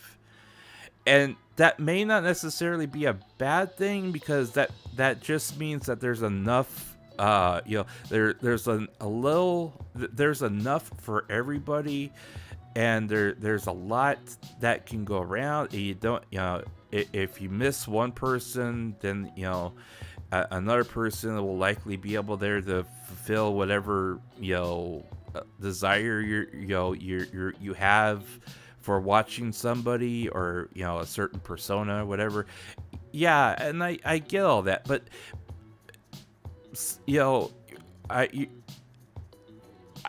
I get that Hololive and Covercore is pretty much the cream of the crop now. They are like the S tier. They're like super rare. SSR tier. They're 5 stars, right? But even in a gacha game that has 5 stars and 4 stars and 3 stars and so on and so forth, even then your 5-star class sooner or later is going to get extremely bloated, right? And it's not going to be a matter of it's not going to be a matter of quality. It's going to be quantity, and yeah, that quantity may also equate to quality, but you diminish the quality by having too much of a good thing, and then when you have too much of a good thing going on there, you end up sooner or later you end up eroding away at your own viewer base, because you have so many people that spread out against so many different VTubers that even if you have like a multi-viewer browser open to watch 6 people at once, yeah, they're going to be getting credit for each one of those streams, but unless you're dropping $100 Akaspas to 6 different people, you're only probably going to super chat one person out of those 6. You know what I'm saying? So it doesn't and that's why I always tell people as well, it does not, how many views a video has or a person has on a stream does not equate to a profit. You can have 100,000 views on a video, but if those out of those 100,000 people, 10% only watched for 5 minutes, and that stream is 3 hours long, you're not getting ad revenue for the other 2 hours and 55 minutes. And that one click does not equate $1 per click. That may be 2 pennies per click, and then it doesn't amount to hardly anything at all. So it's already happening, but Myth rarely streams because all the dances and stuff they do behind the scenes. Well, yeah, and you're starting to see that a lot as well, and that I've seen some chatter about like how Myth is they don't stream as much as they used to, and that certain people disappear for weeks on end and stuff like that. And a lot of it does have to do with all the stuff that they're involved with off YouTube, but a lot of it also tends to be that they I know a couple of them have had outside obligations besides YouTube or besides Hololive that they've been allowed to have, because they pretty much when their name is dropped, a crowd tends to come around to see them, so it's not necessarily a bad thing that they let them do their other side projects type thing. But at the same time, they've I can kind of also excuse it, because that group has paid their dues. They really have.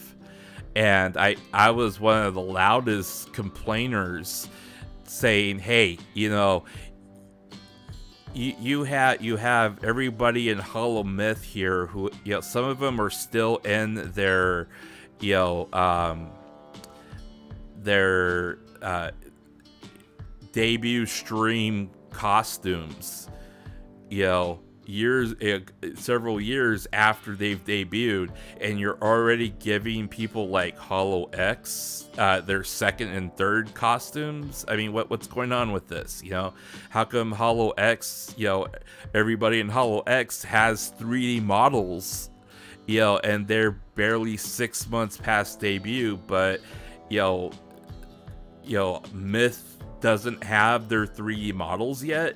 I mean, what's going on with this? This is not right, you know? I mean, they've paid their dues, you know, more than paid their dues. But, so I do think there's a certain amount of leniency with that. But, you know, I also think there is also something to be said where your roster has become so big that you can literally like make talent disappear for a long time and then like just bring them back. You know, it's like, yeah, you have people get have an emotional investment in this, and they're not sick or deceased or graduated, so where are they? You know, and you start asking questions like that.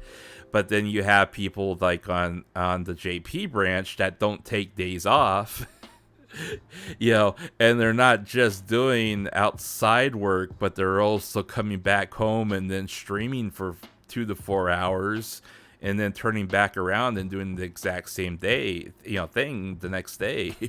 It's like, wait a minute here. I mean, you know, why do these people get to take, you know, extended breaks, but these other people don't? But hey, you know, it like I said, that, you know, there's something to be said about complacency and pride.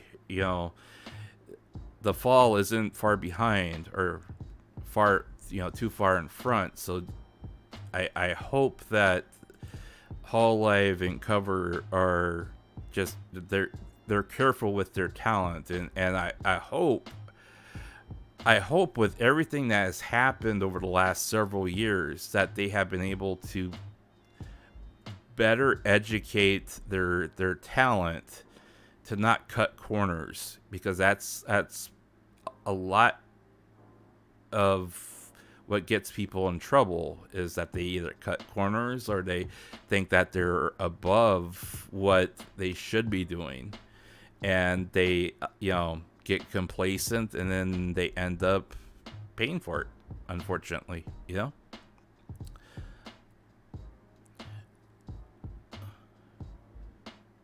Don't buy any color.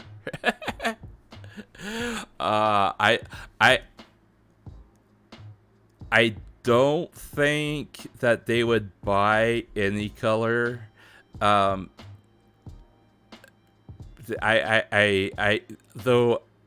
could see. Okay, let me take that back.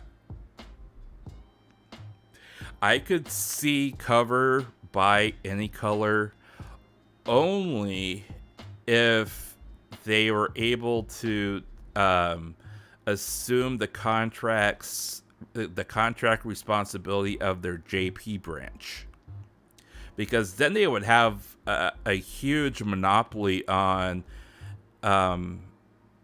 VTubers as a whole in Japan. I mean, they would have a very, you know, they would have an iron fist on that, you know. If they took because look, the JP branch has proven to be successful. Anybody who looks at the physical data can tell that JP branch, even if they were to be brought up to the same rate per contract as Cover, even then they would still have a significant profit margin off of that talent. The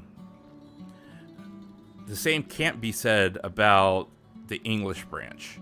And even if they did assume the English branch, I would suspect that they would only want to pick up certain contracts, and that they would vet those contracts, extremely closely, and because Hall Life tends to not pick up people that have a past history of controversy. Russia was probably the one exception, but even then, I don't think even Cover really knew exactly how deep that rabbit hole went. If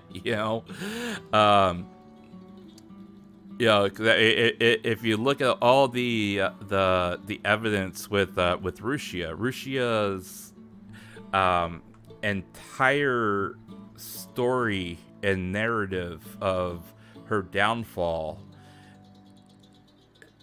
a lot of it seemed like Cover was completely oblivious to most of it, and they were only apprised of it after the fact, when everything had blown up. As far as what Russia or what Miki and Nico has said to me, and then also with other various things that she has said on her live streams, Cover did not know of their relationship until that Discord incident. So she had gone the entire 6 months, supposedly, before Cover found out that she was indeed in a relationship, in a marriage relationship. And then once they realized there was just no way that they were going to be able to cover that up, they fired her. But I do think that if Cover were to assume, say for the sake of the conversation, if Cover were to assume the contracts of Niji, I could see them retaining a lot of the JP branch. They may people who tend to have a weaker draw or weaker viewership rate. I could see them perhaps letting them go, or letting go of people who don't want to be under contract with Cover, which I wouldn't see why you would turn that down. But there may be people that want to turn it down. But then I could also see them, heavily vet the EN branch, given everything that's happened, and I'm sure that they are not blind to what's happened, and they would not want to bring that over. But I could also see them being very, selective of who they would choose to pick up, and how many people that they would pick up in total, without having a support team in place to take care of those people. Contrary to what most people believe, Hall Life has gotten so big that Achan isn't the only one who's flipping all the switches in the background anymore. There's lots of other people that are hustling in the background now than before. So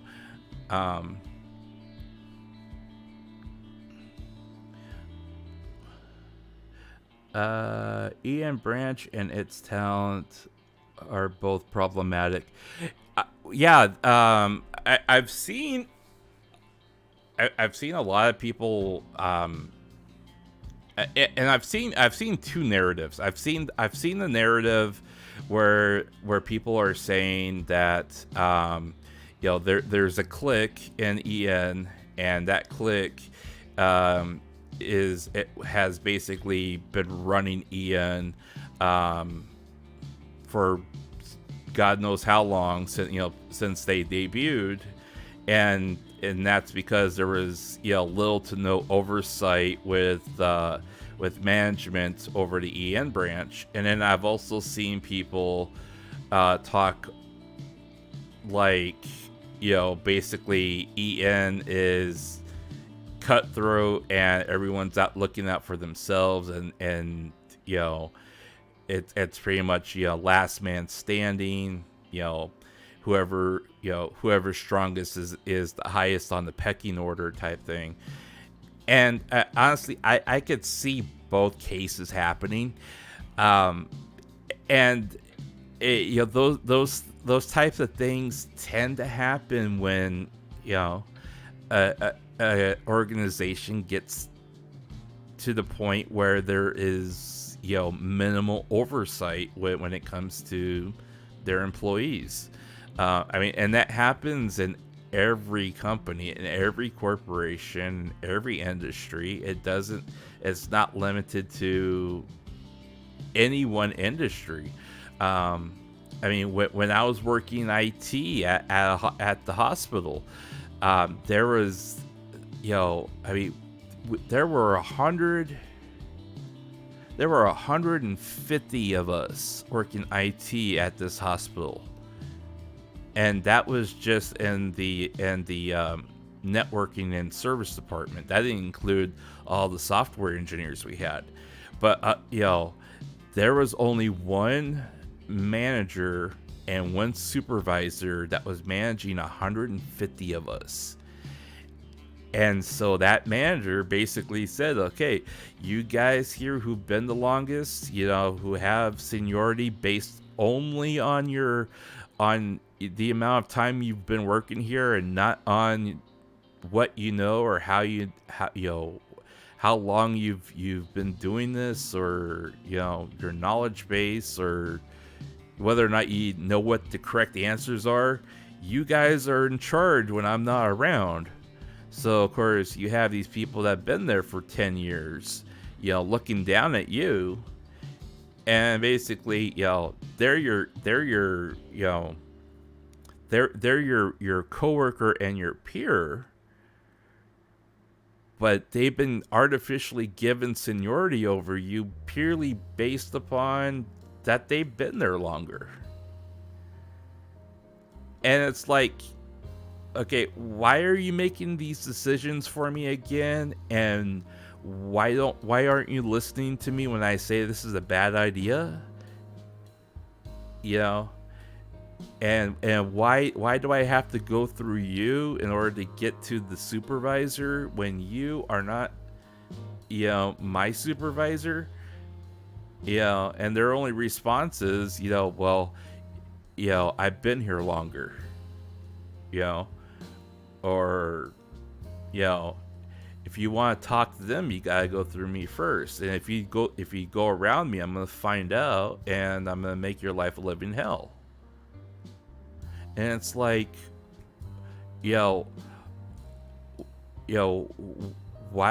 why are you treating me this way? I have done nothing wrong against you. Why are you being so mean? And their only answer is, because I can. You give somebody a little bit of power that is not typically somebody who is of authority or been appointed to a certain position. If they don't know how to control that power, they're gonna abuse it. Especially if they're not somebody who is trained or even given the right direction of how to be somebody in that position. So I don't know. I've seen the chatter from all the big people talking about people abusing power and authority and seniority and all sorts of other stuff. I don't know if it's true or not. I suspect that what they are saying and what they are saying that's happening is largely hearsay off of somebody else who has either heard or saw something that they may have leaked to somebody else, or those people who are telling the people who are sharing that information are people who are leaking information because they are going to be leaving EG and they want to make sure that they have sullied everyone else that's remained behind because they got burned. That's just the feeling I'm getting.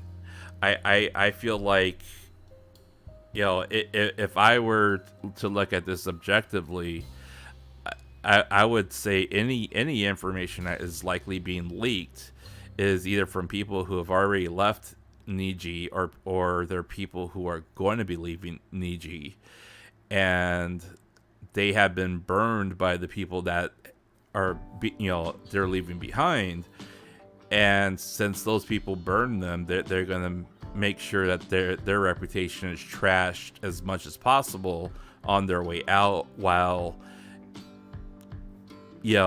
denying any accountability or association with that information being leaked. That's just the feeling I get, and a lot of it's just petty. It's really petty, and that's how it usually starts. It usually starts with somebody being extremely petty, and been given free reign of things because either they're not being managed or they're not being supervised.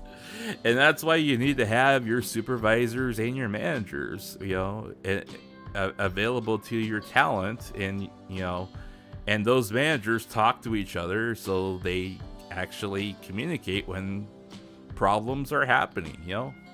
But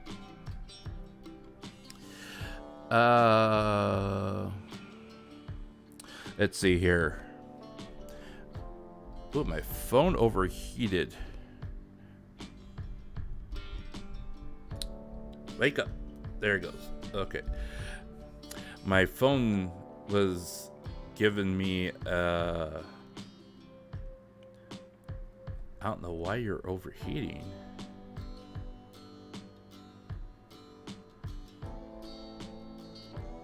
Eesh. Okay, if it does that again, I'm gonna have to turn off my phone completely. Let's see here. While how live boys and girls behave, I don't know if it was smart for Niji and to team up boys and girls too quickly. They got see here. One of the large things that I've noticed just and looking into the entire narrative with Niji Sanji is that while they had an ironclad transition for talent in the JP branch, going from going from being scouted or being their application being sent in to being hired to sign the contract through to debut. I mean, they have a very systematic way of transitioning that talent as they're brought in, so that by the time that they're at debut, that they supposedly are in a position where they can largely, just start broadcasting and start doing what they were hired to do, right? Whereas the EN branch, there has been consistently year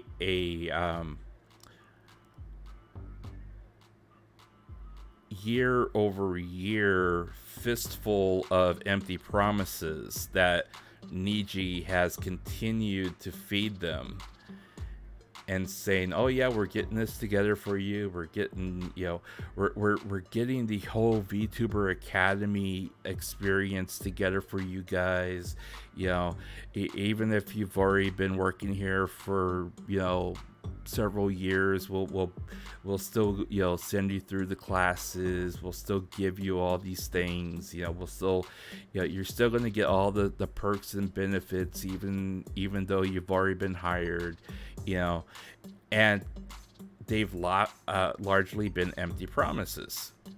And if they have been given any of what they claim is supposed to be part of the the hiring experience and the VTuber Academy experience, it's largely been subpar type of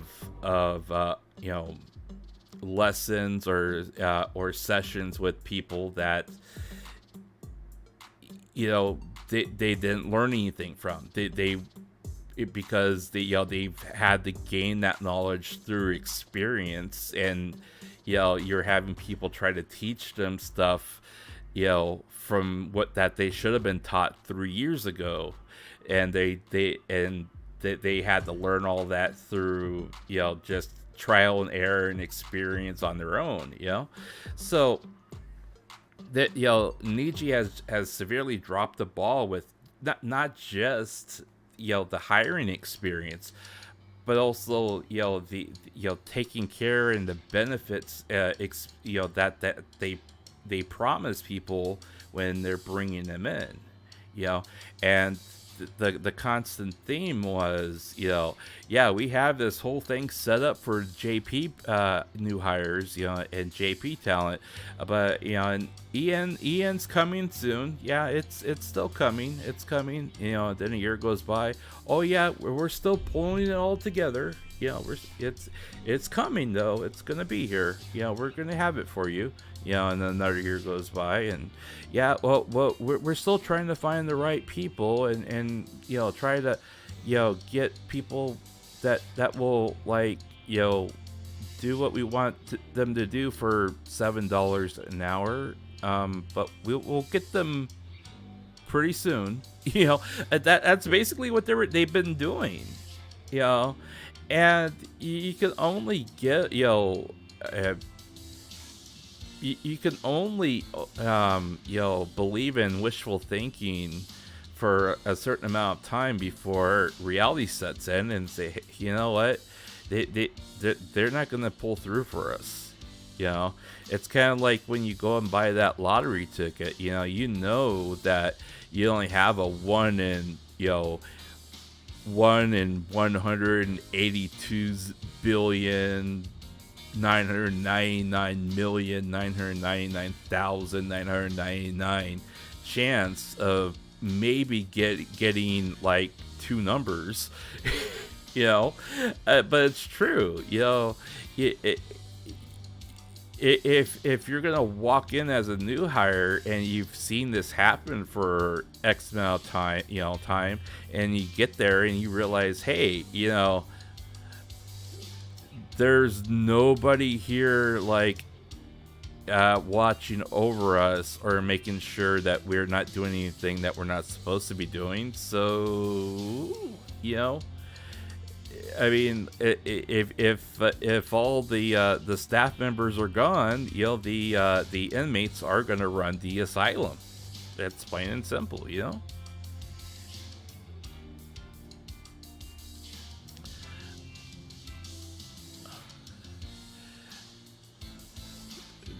was drama. Oh yeah, I saw people talking about Zion and that Visojo drama.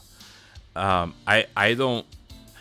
be honest with you, I don't follow Visojo drama as much as I used to. Because I mean, if I tried to follow all the drama that happens with, like, you know, ENV tubers, I would be as demented as those other people out there that stream and talk about that stuff on a daily basis. I can't consume that kind of content, much less that, you know, be elbow deep in that type of stuff for, you know, day after day after day after day. I just cannot do that. I mean, it sickened my soul to have to constantly go back and talk about Doki Bird. It really did. Especially when, you know, the shit posters out there and also, you know, Mr. Big Lawyer, you know, kept on lying about what was the, you know, what they were claiming was fact. It's like, no, it's not. You know, how many times do I have to say this? You are lying. You know, you are being a liar. You are spinning the truth. Here is what the actual truth is. I can only tolerate stupidity like that for so long before I'm like, you know what? There is no help for you. And if you choose to believe these people only because they have 100,000 subscribers and I have 741,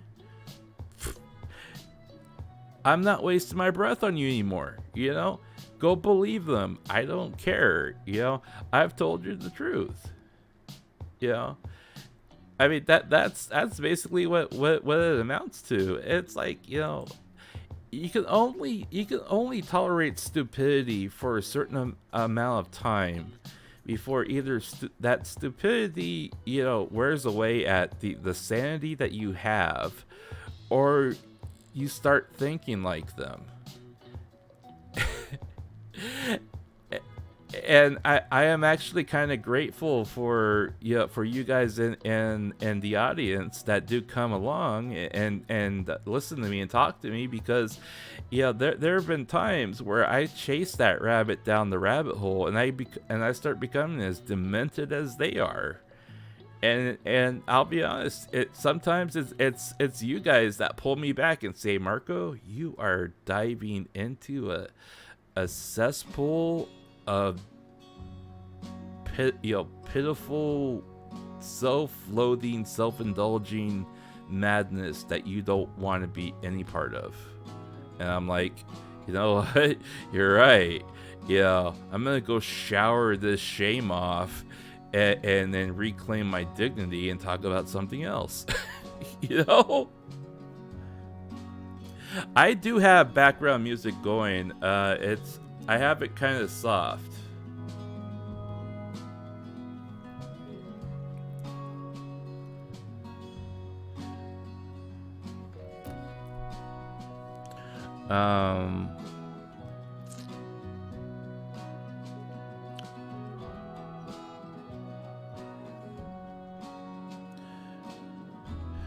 And is it safe for the VOD? The background music? I mean, all the music that I'm using are it's all of it is royalty free, so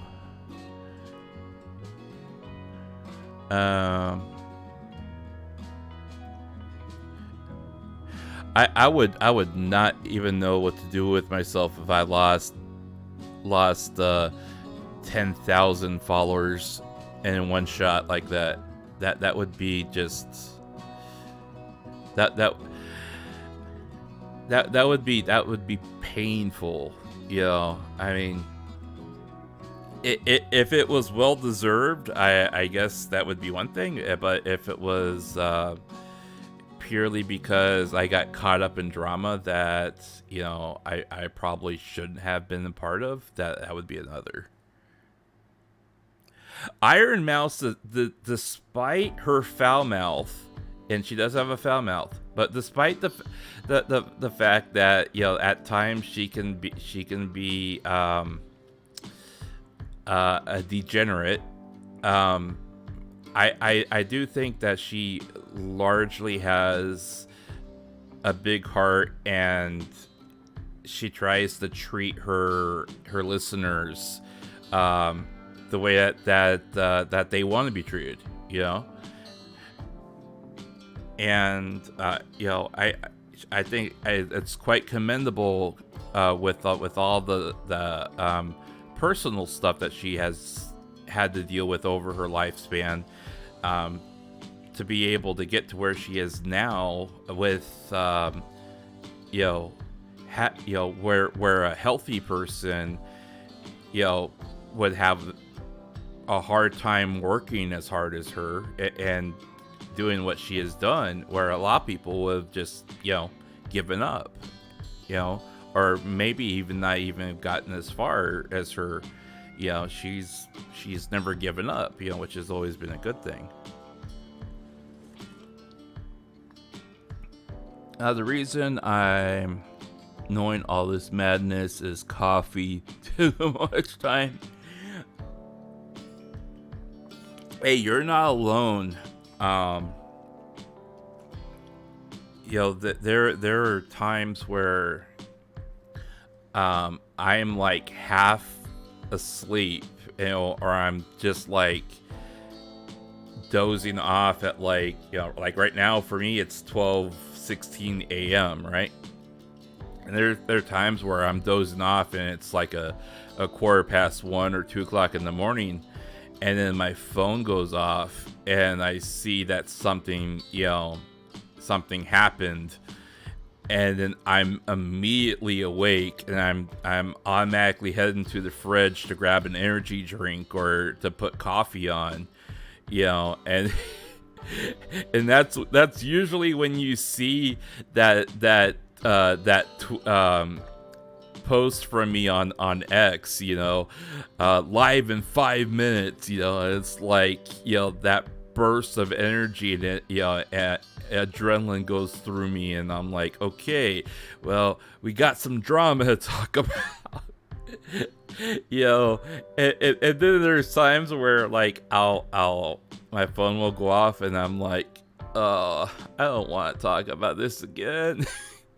You know, but then I try to convince myself, come on, let's do it for the viewership, let's do it for that. If we ever want to get monetized, we gotta get online and talk about this. Come on, we need the hours in. You know, I'm like, it's not worth it. You know, what is it worth me giving up sleep for? That's what the question always comes down to: is this worth the sleep? Me giving up on sleep. And a lot of times it's like, yes.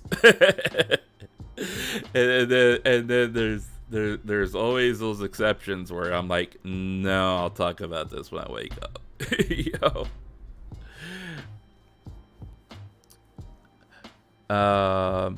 I'm seriously like a free spirit. 1 minute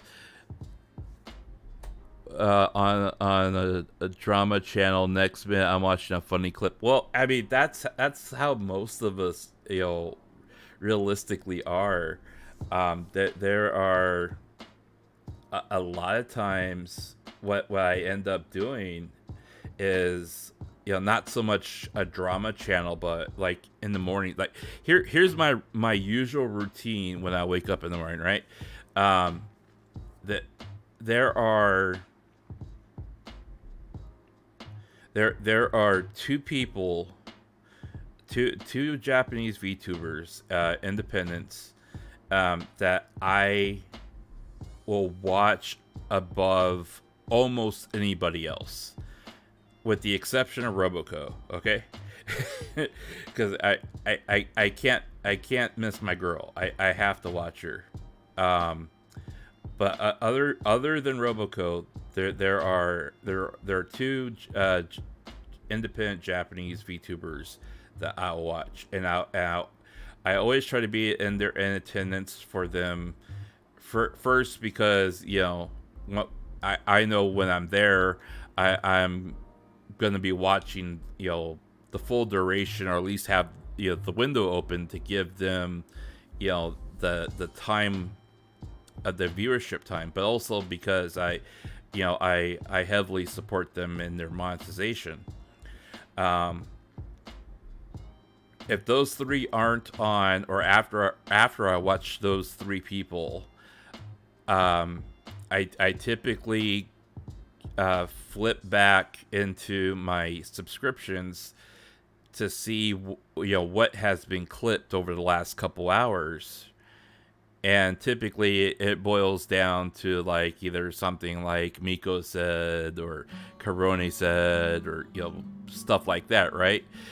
And then I'll go back, and then I'll go back and watch their VOD, and then that typically leads me into the afternoon or evening, which I'll try to catch some of the Ian people that are streaming.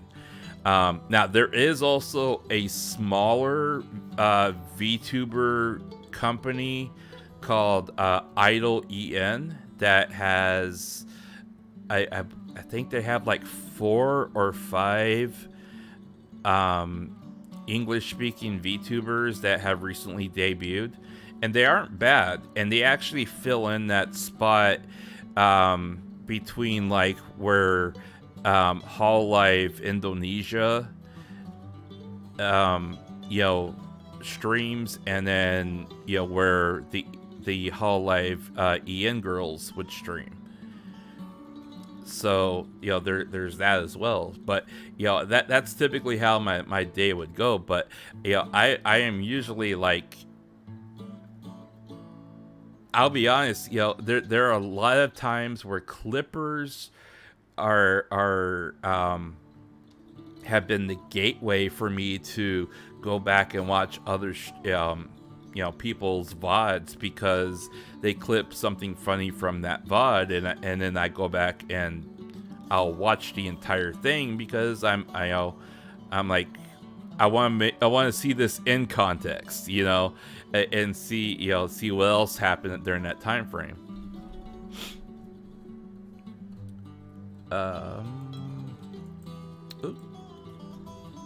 I actually closed that window. Oops, sorry about that.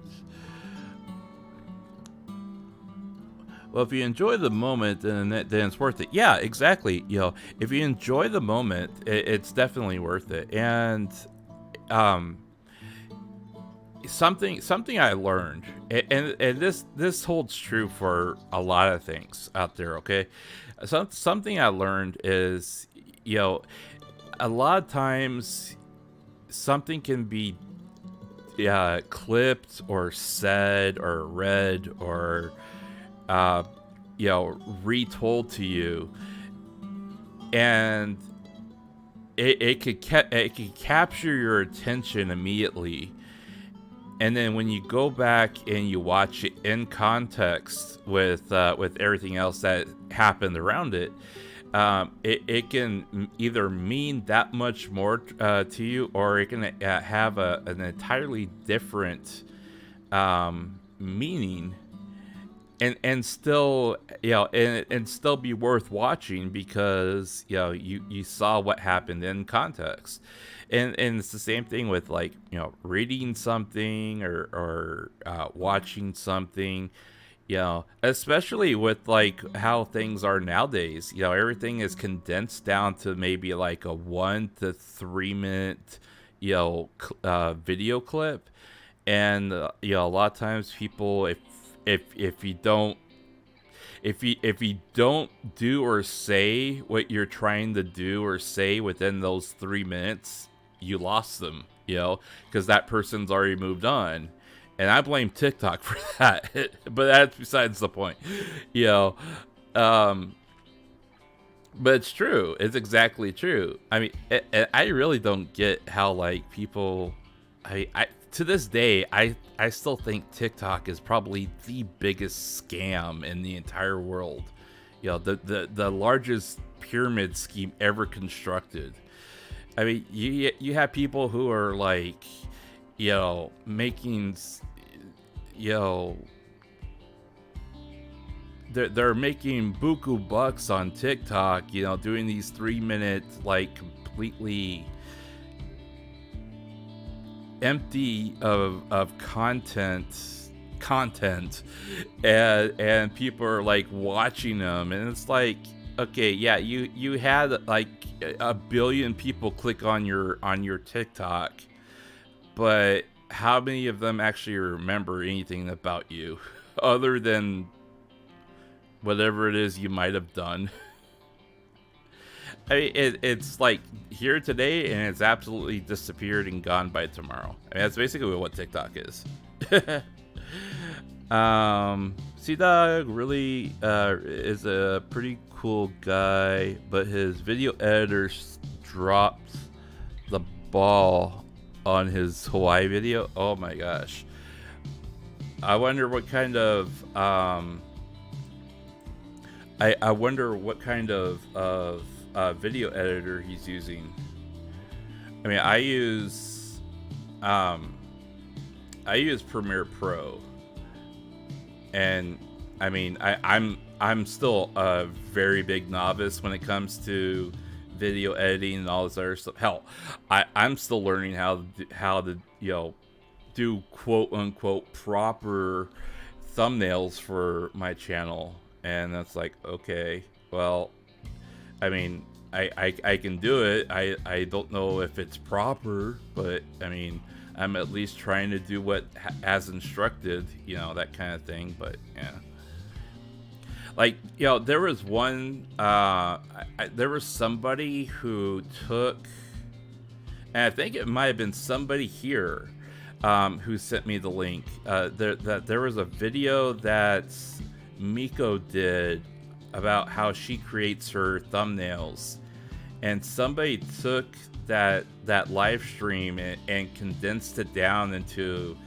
a multi-step type of video that had English subtitles to it, so explaining what she was doing and what she was saying, which I found pretty interesting. You know, I try to take some of it to heart because, you know, I mean, it's Miko Chi, and she is technically senpai.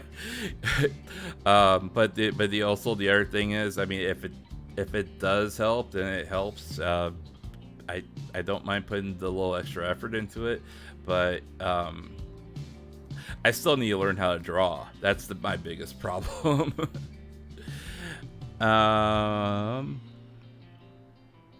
See, when your fave VTubers stream almost at the same time, it's really hard. Well, that's just it. That's what drives me nuts. That's why, like, that's why I, you know, when Hall Live started, like, throwing out more and more generations, you know, I was like, hang on, slow down. I can't, it's hard enough just trying to keep up with the people that are here, you know. I mean, and now you're adding more, and you're like, ooh, who's that? Oh, who's that? Oh, she looks cool. Oh, I want to watch her. Well, wait a minute, she's streaming at the same time as her, and her, and then he's streaming at the same time as her, he, and her.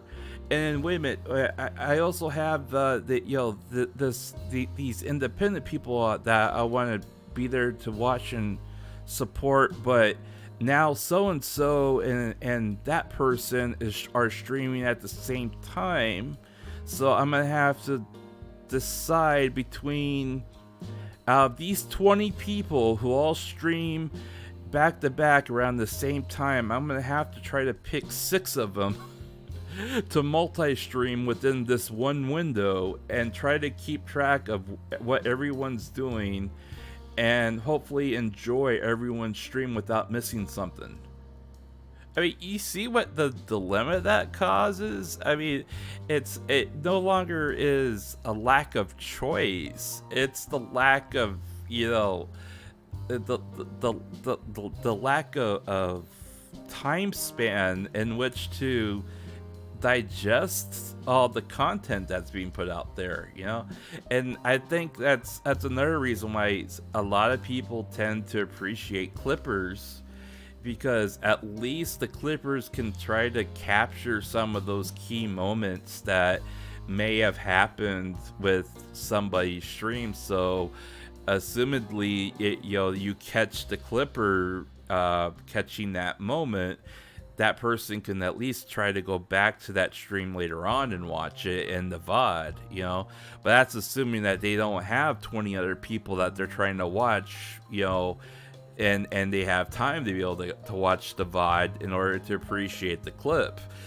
You know, it starts becoming a dilemma that you're causing your viewer to choose between people within your own organization to watch and support.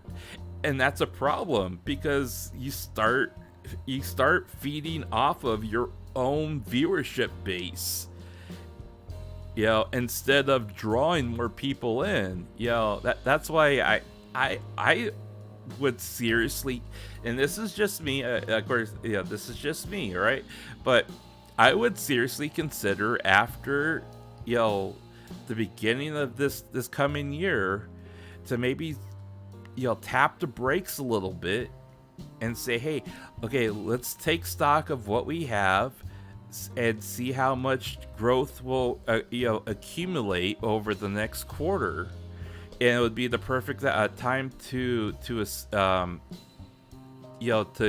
gain some analytics about that, because it's going to be your final quarter before the end of your physical year, and see whether or not there is still room to grow in order to add more people, you know, on any side, or whether or not you should just hang tight with who you have, you know. But I mean, that's just me. You know, I don't run a VTuber company, even though, you know, assumingly that I win the Powerball, I will be opening up my own. I swear to God, guys, I swear to God, if I win the Powerball and I win that $1 billion jackpot, I swear I will open up my own VTuber company, and I will hire, I will put out feelers towards our favorite people to see whether or not they would want to come work for this $1 billion gentleman who will buy his own yacht. No, I would seriously though, if I did win the Powerball, and I did win $1 billion, first off, I would you would see me not having to worry about monetization, but then you would also see me probably make some significant moves in order to open up my own small talent agency. But I would only employ the people that I want to employ, you know. I actually do have an idea of how I would approach this type of stuff, but you know, that's an entirely different story, you know. But I would actually mix. I would hire like 6 VTubers, right? I would hire 6 VTubers, 3 JP, 3 EN. Have each one of them assigned a manager, and I would basically tell them, okay, this is gonna be a 2-year project, and after at the end of the 2 years, you know, we would take stock of where we were after the first year, and then we take stock again after a year and 6 months, and assumingly that we have at least shown growth, and you know, we wouldn't have to necessarily show profitability, but we would have to at least show the potential for profitability within the venture. I would extend their contracts for another 2 years. And assumingly that we are able to make it a success, then we would turn that venture into an actual organizational company. But they would be my Gen Zero.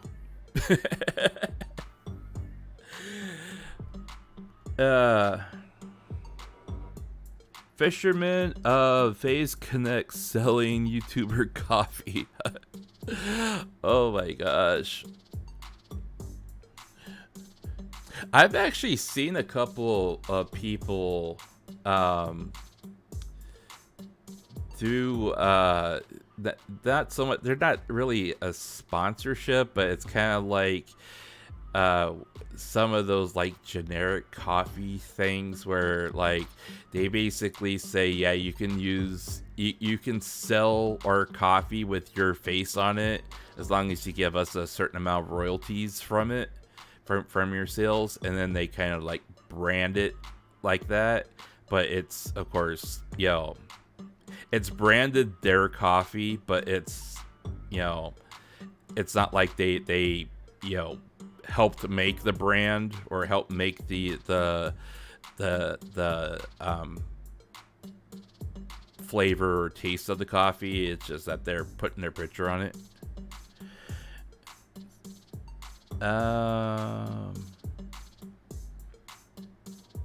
Honestly, I found the way to watch Marko and someone else while playing Minecraft.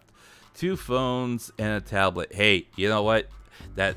If that works, that works. You know, honestly, that there are times where, and I'm kind of ashamed to say this, but there are times where I have my main screen, right? And then I have my side screen where I typically have all my other stuff, you know, analytics and other stuff going on, right?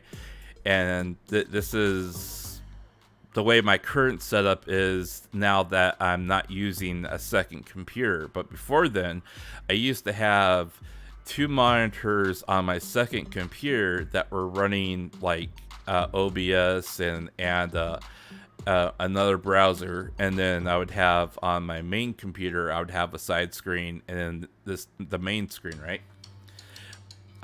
When I wasn't streaming, I typically had like 2 streamers on one computer, and my main computer, I would have a multi-view open with another 4 people in that one while I was playing a game. But that was only like during the like high traffic times, like, you know, when I wake up like at 5 in the morning. A lot of times it was just like, okay, watching Roboco, and then watching Kasane, and then watching Amu, and then I'd go back and I'd watch Miko, and then I'd go back and watch Noel, and then, okay, that's you know, that's everything until lunch, you know, that kind of thing. But yeah, and honestly, I find it much more enjoyable if I'm only watching like 2 or 3 at the most. And usually even then, it's like I'm only watching 1 or maybe 2, because I'm able to like give them my attention. You know, and especially with smaller VTubers where they, you know, they may not get a lot of interaction necessarily unless, you know, you make an effort to give them interaction. And it's really a huge misconception with a lot of people,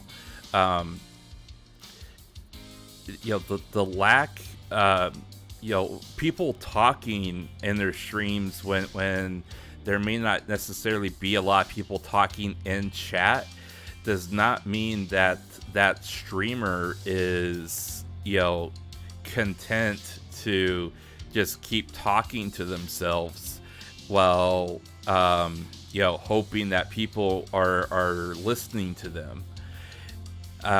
In most cases, that they are trying to think or do or say things and topics to engage the people that are there into saying something, so they have somebody to bounce their conversation off of.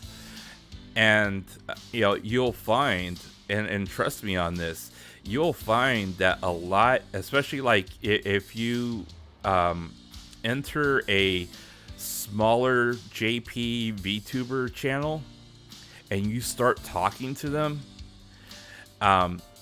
even if you're talking in English, they will try extremely hard to engage back at you.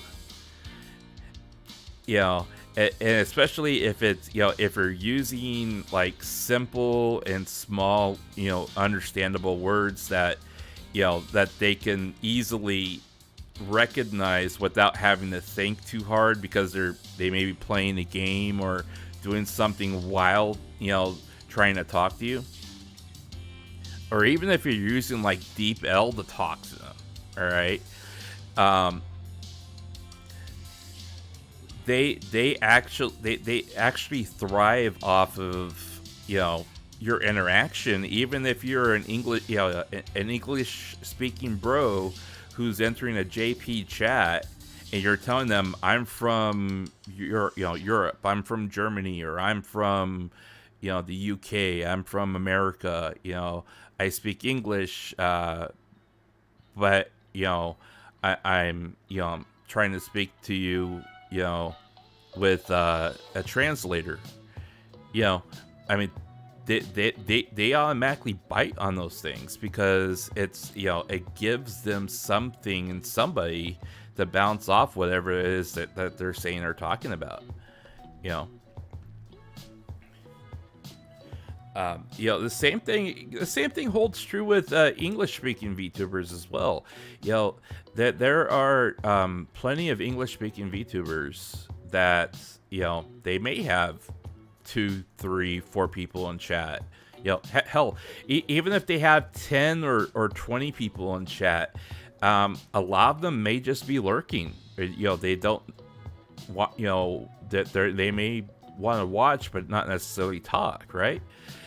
And so, unless they have things in mind, that they have, pre-thought out of in order to have topics just to talk about while they're playing a game or while they're doing whatever they're doing on their stream, they're trying to throw things out there that are hopefully interesting for you to engage with them on, so that they can have conversation and interaction.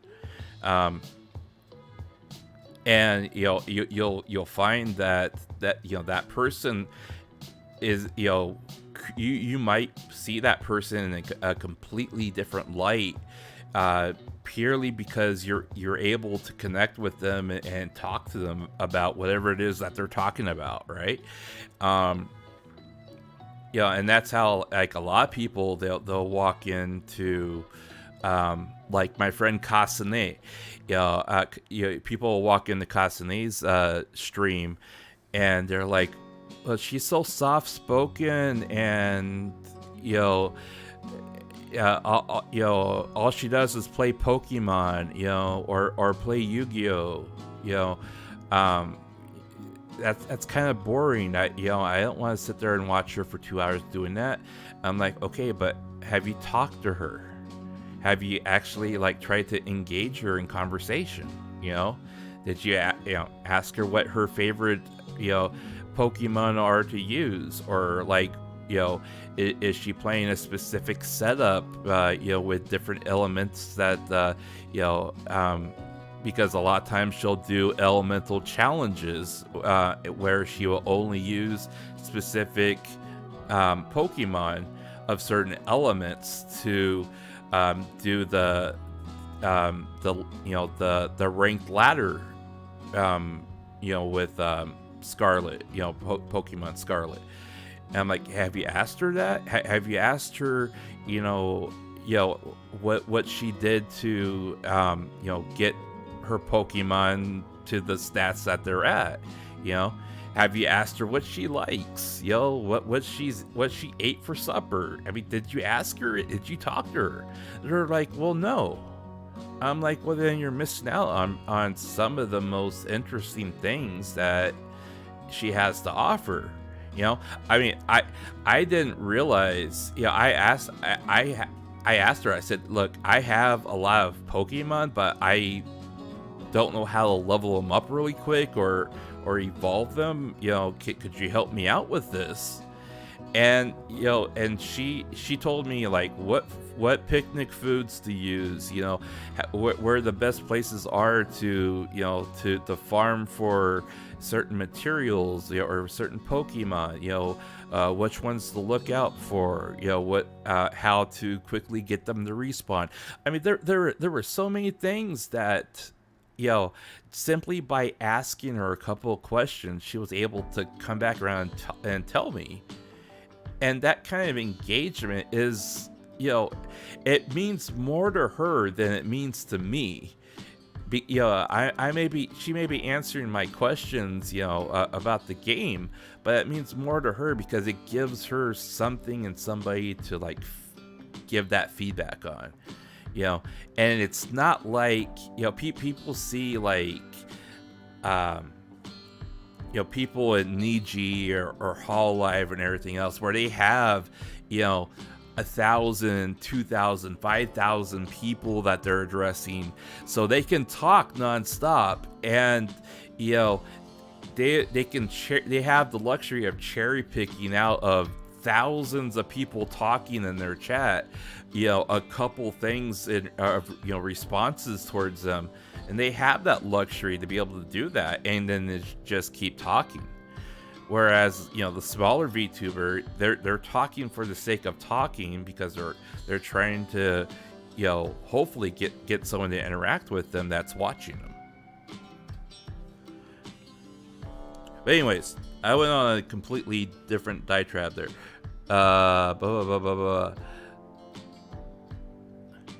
Man, you guys keep talking about coffee and chat.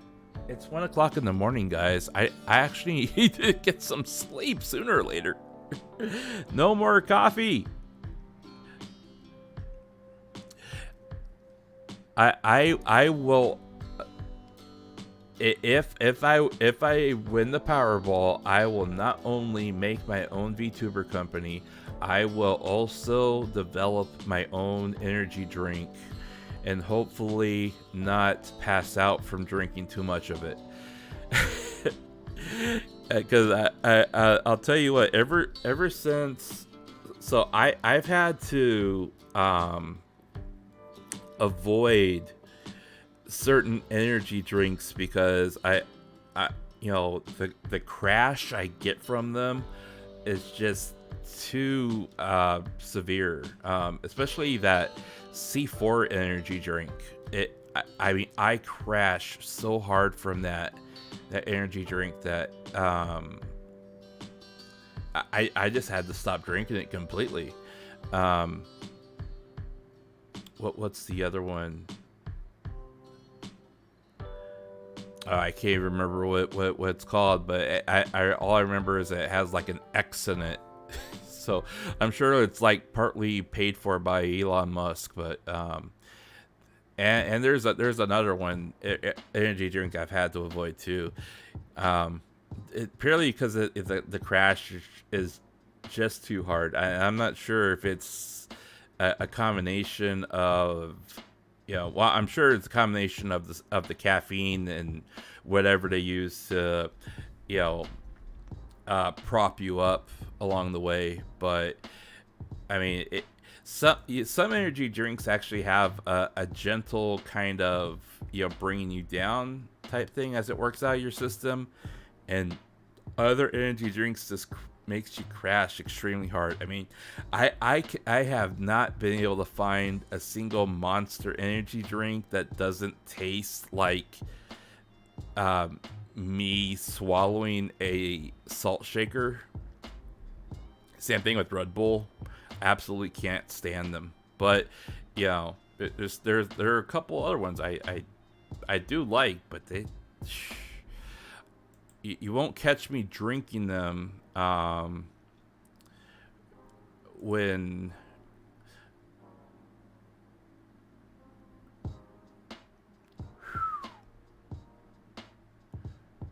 what?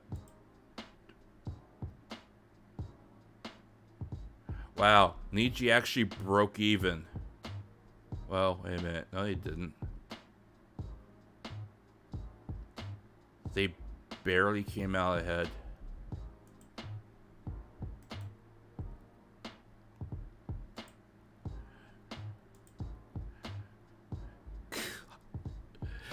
It's kind of funny to look at this because if you compare them to Cover, Cover didn't lose nearly as much over this past month, but Cover still took a 11% hit over the last 30 days, and Niji lost 26% over the last 6 months, and Cover's lost 17%. I mean, so it's still a pretty significant hit, but I mean, it's not like they've. I mean, Cover started out at, what was it, 13 something? Yeah, 1341. So I mean, over the past year, they've increased their value by 54%, but losing 13% of your overall value over the past year is not a good look. Oh well. Future Marko merch. Nah, I refrain from using energy drink. It's not really helpful in the long run. It actually is not.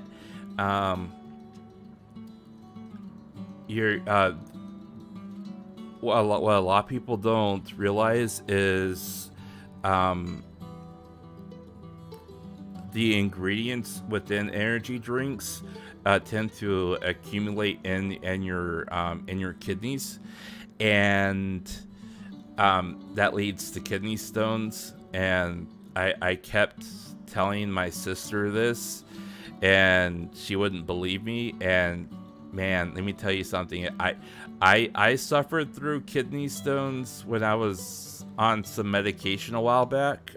This over this past year, but she continues to have constant kidney stones, and I keep telling her, you need to lay off the energy. She drinks like 2 to 3 Monster energy drinks a day, right?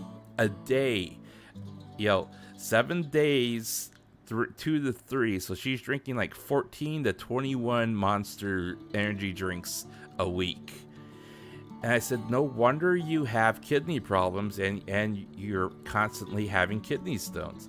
I said, lay off of the energy drinks for a week. Drink coffee, but don't put anything in. Drink coffee. You can put cream in there, but light on the sugar. Just drink it for a week. And she drank it for a week, and I said, okay, how bad were your kidneys? And she's like, I haven't passed the kidney stone. And I'm like, exactly. Now stop drinking the energy drinks. And as soon as that week was done, she went right back to drinking it. And she constantly complains, oh, I've had to go into the ER to get pain medication because I'm I'm passing kidney stones and they hurt so much. I'm like, yeah, because you keep drinking stuff that clogs up your kidneys.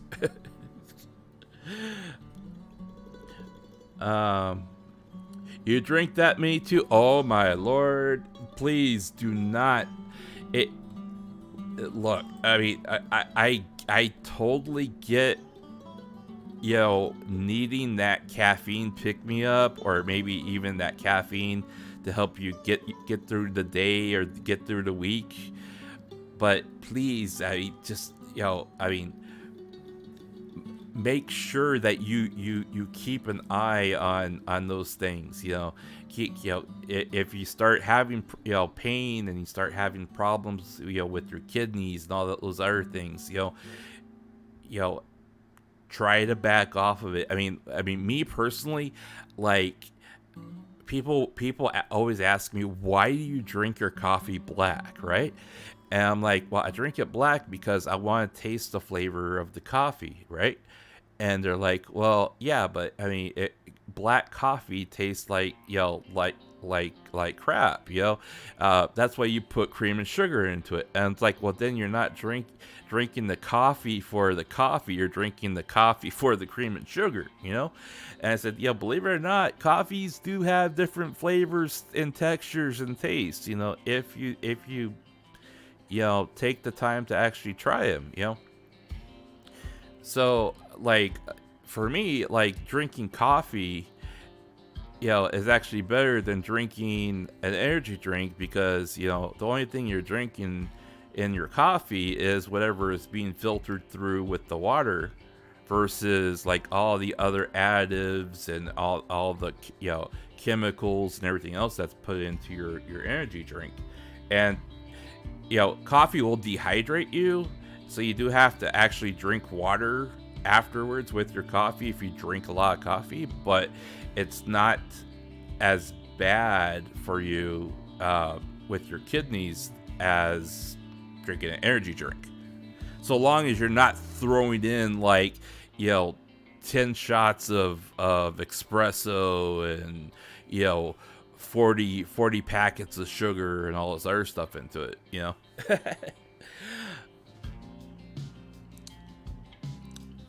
Yeah, I really do try to lay off on the so I've made it kind of like a semi ritual that I'll drink an energy drink if I'm going to be streaming that day, because I'll wake up early and start trying to get things prepared for it and testing out the game or whatever I'm doing, putting stuff together, that kind of thing.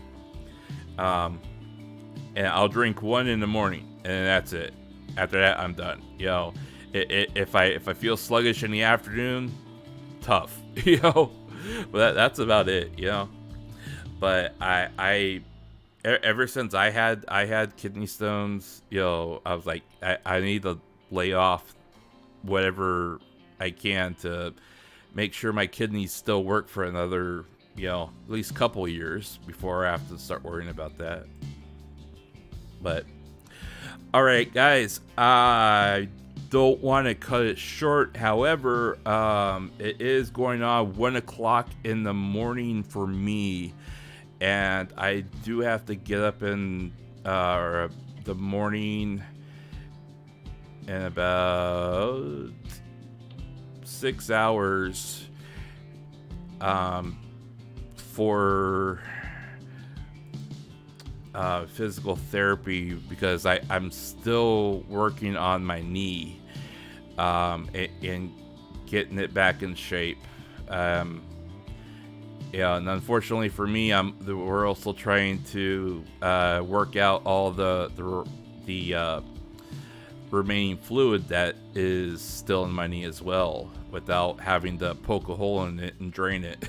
So yeah, 4 hours. 4 hours, guys. Great. I thank you so much for bringing. Actually, going on 5 hours.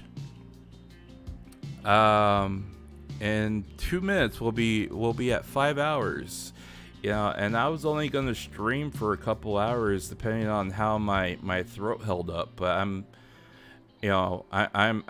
I'm happy that my throat and my lungs have been able to keep me talking for the last 5 hours, because I was rough for the last week. So thank you guys. As always, I always like to thank everyone that shows up, everyone that talks, and says something in chat, and even people that come in and lurk. I appreciate all you guys. Beavers, the Cole 2T, Calvin, CJC.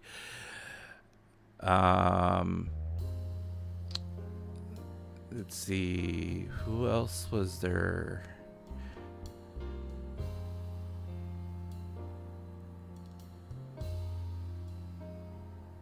Oh, come on. Oreo. Oh my gosh, Oreo, you popped in way a long time ago, and I completely missed you, my friend. I will and I actually missed what you said, Beavers, about no permission. I will adjust those permissions in a bit after I finish, after I end the stream. So I tend to gate my Discord, because at one point I was getting a lot of spammers that came in, so I kind of gated things off. So, but I'll need to adjust that.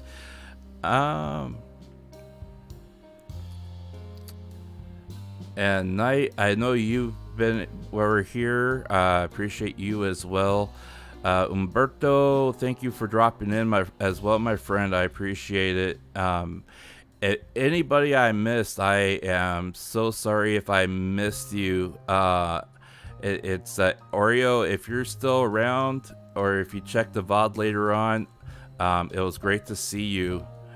I haven't had a chance to talk to you in a long time, but I hope you're doing okay, my friend. Yeah, I miss you dropping in. I hope that you're doing okay. Everybody who comes in and talks in chat, if you become a regular, I do miss you when I don't see you, and I do hope all you guys are doing okay, because one of the few ways I know that my listeners are doing okay is if they say something in chat, or if they say something on Twitter, or X, or whatever the hell you call it now. Just let me know that you're okay, and if you're having a rough time, and I've always said this, guys. I have always said this, with any of my social media accounts. If you're having a rough time and you don't want to say it in chat, and if it isn't something that you feel comfortable with talking about in chat, and you want somebody to talk to, you can hit me up on any of my social media accounts, even in private DMs, on Discord. I've been around the block a couple times. I know how difficult things can be in a lot of different situations and scenarios. A lot of people don't want to listen to other people's problems, or listen to drama or anything else like that. I don't mind it, especially if you're somebody who is a consistent visitor in my chat, and you're cordial, and you are a somebody who tries to contribute to the conversation.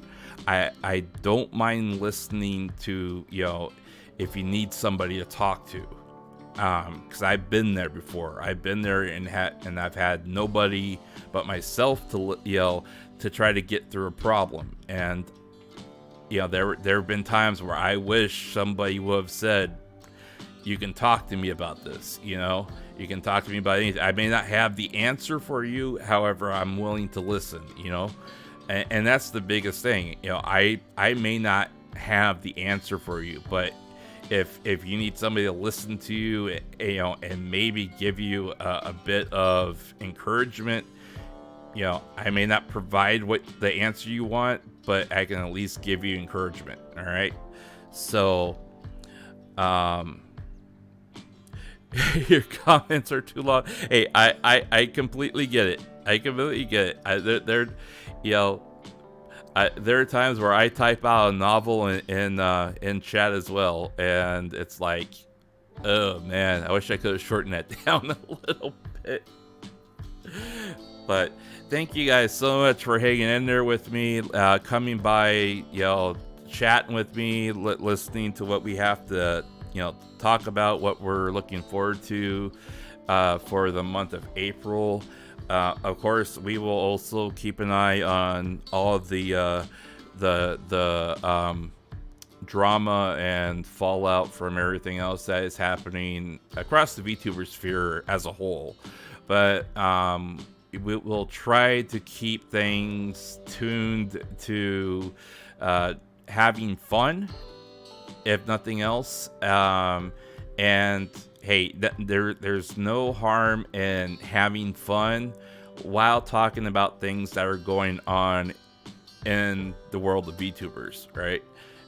Or in any of the spheres that we are in, whether it be, you know, Niji, Hololive, Vizojo, Indie, you know, new companies that have come up, you know, it doesn't matter. It really doesn't, you know? If anything, you can think of the game I'm playing as, you know, something I'm doing to keep my hands occupied while we're talking.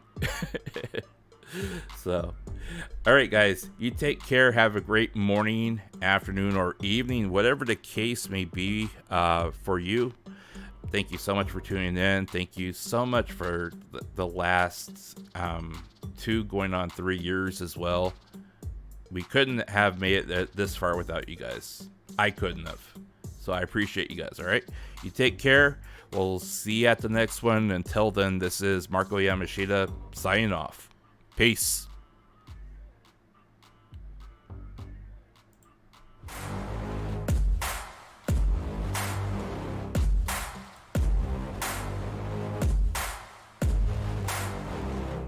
I like to get paid, that's why I work every day. I'll be making money till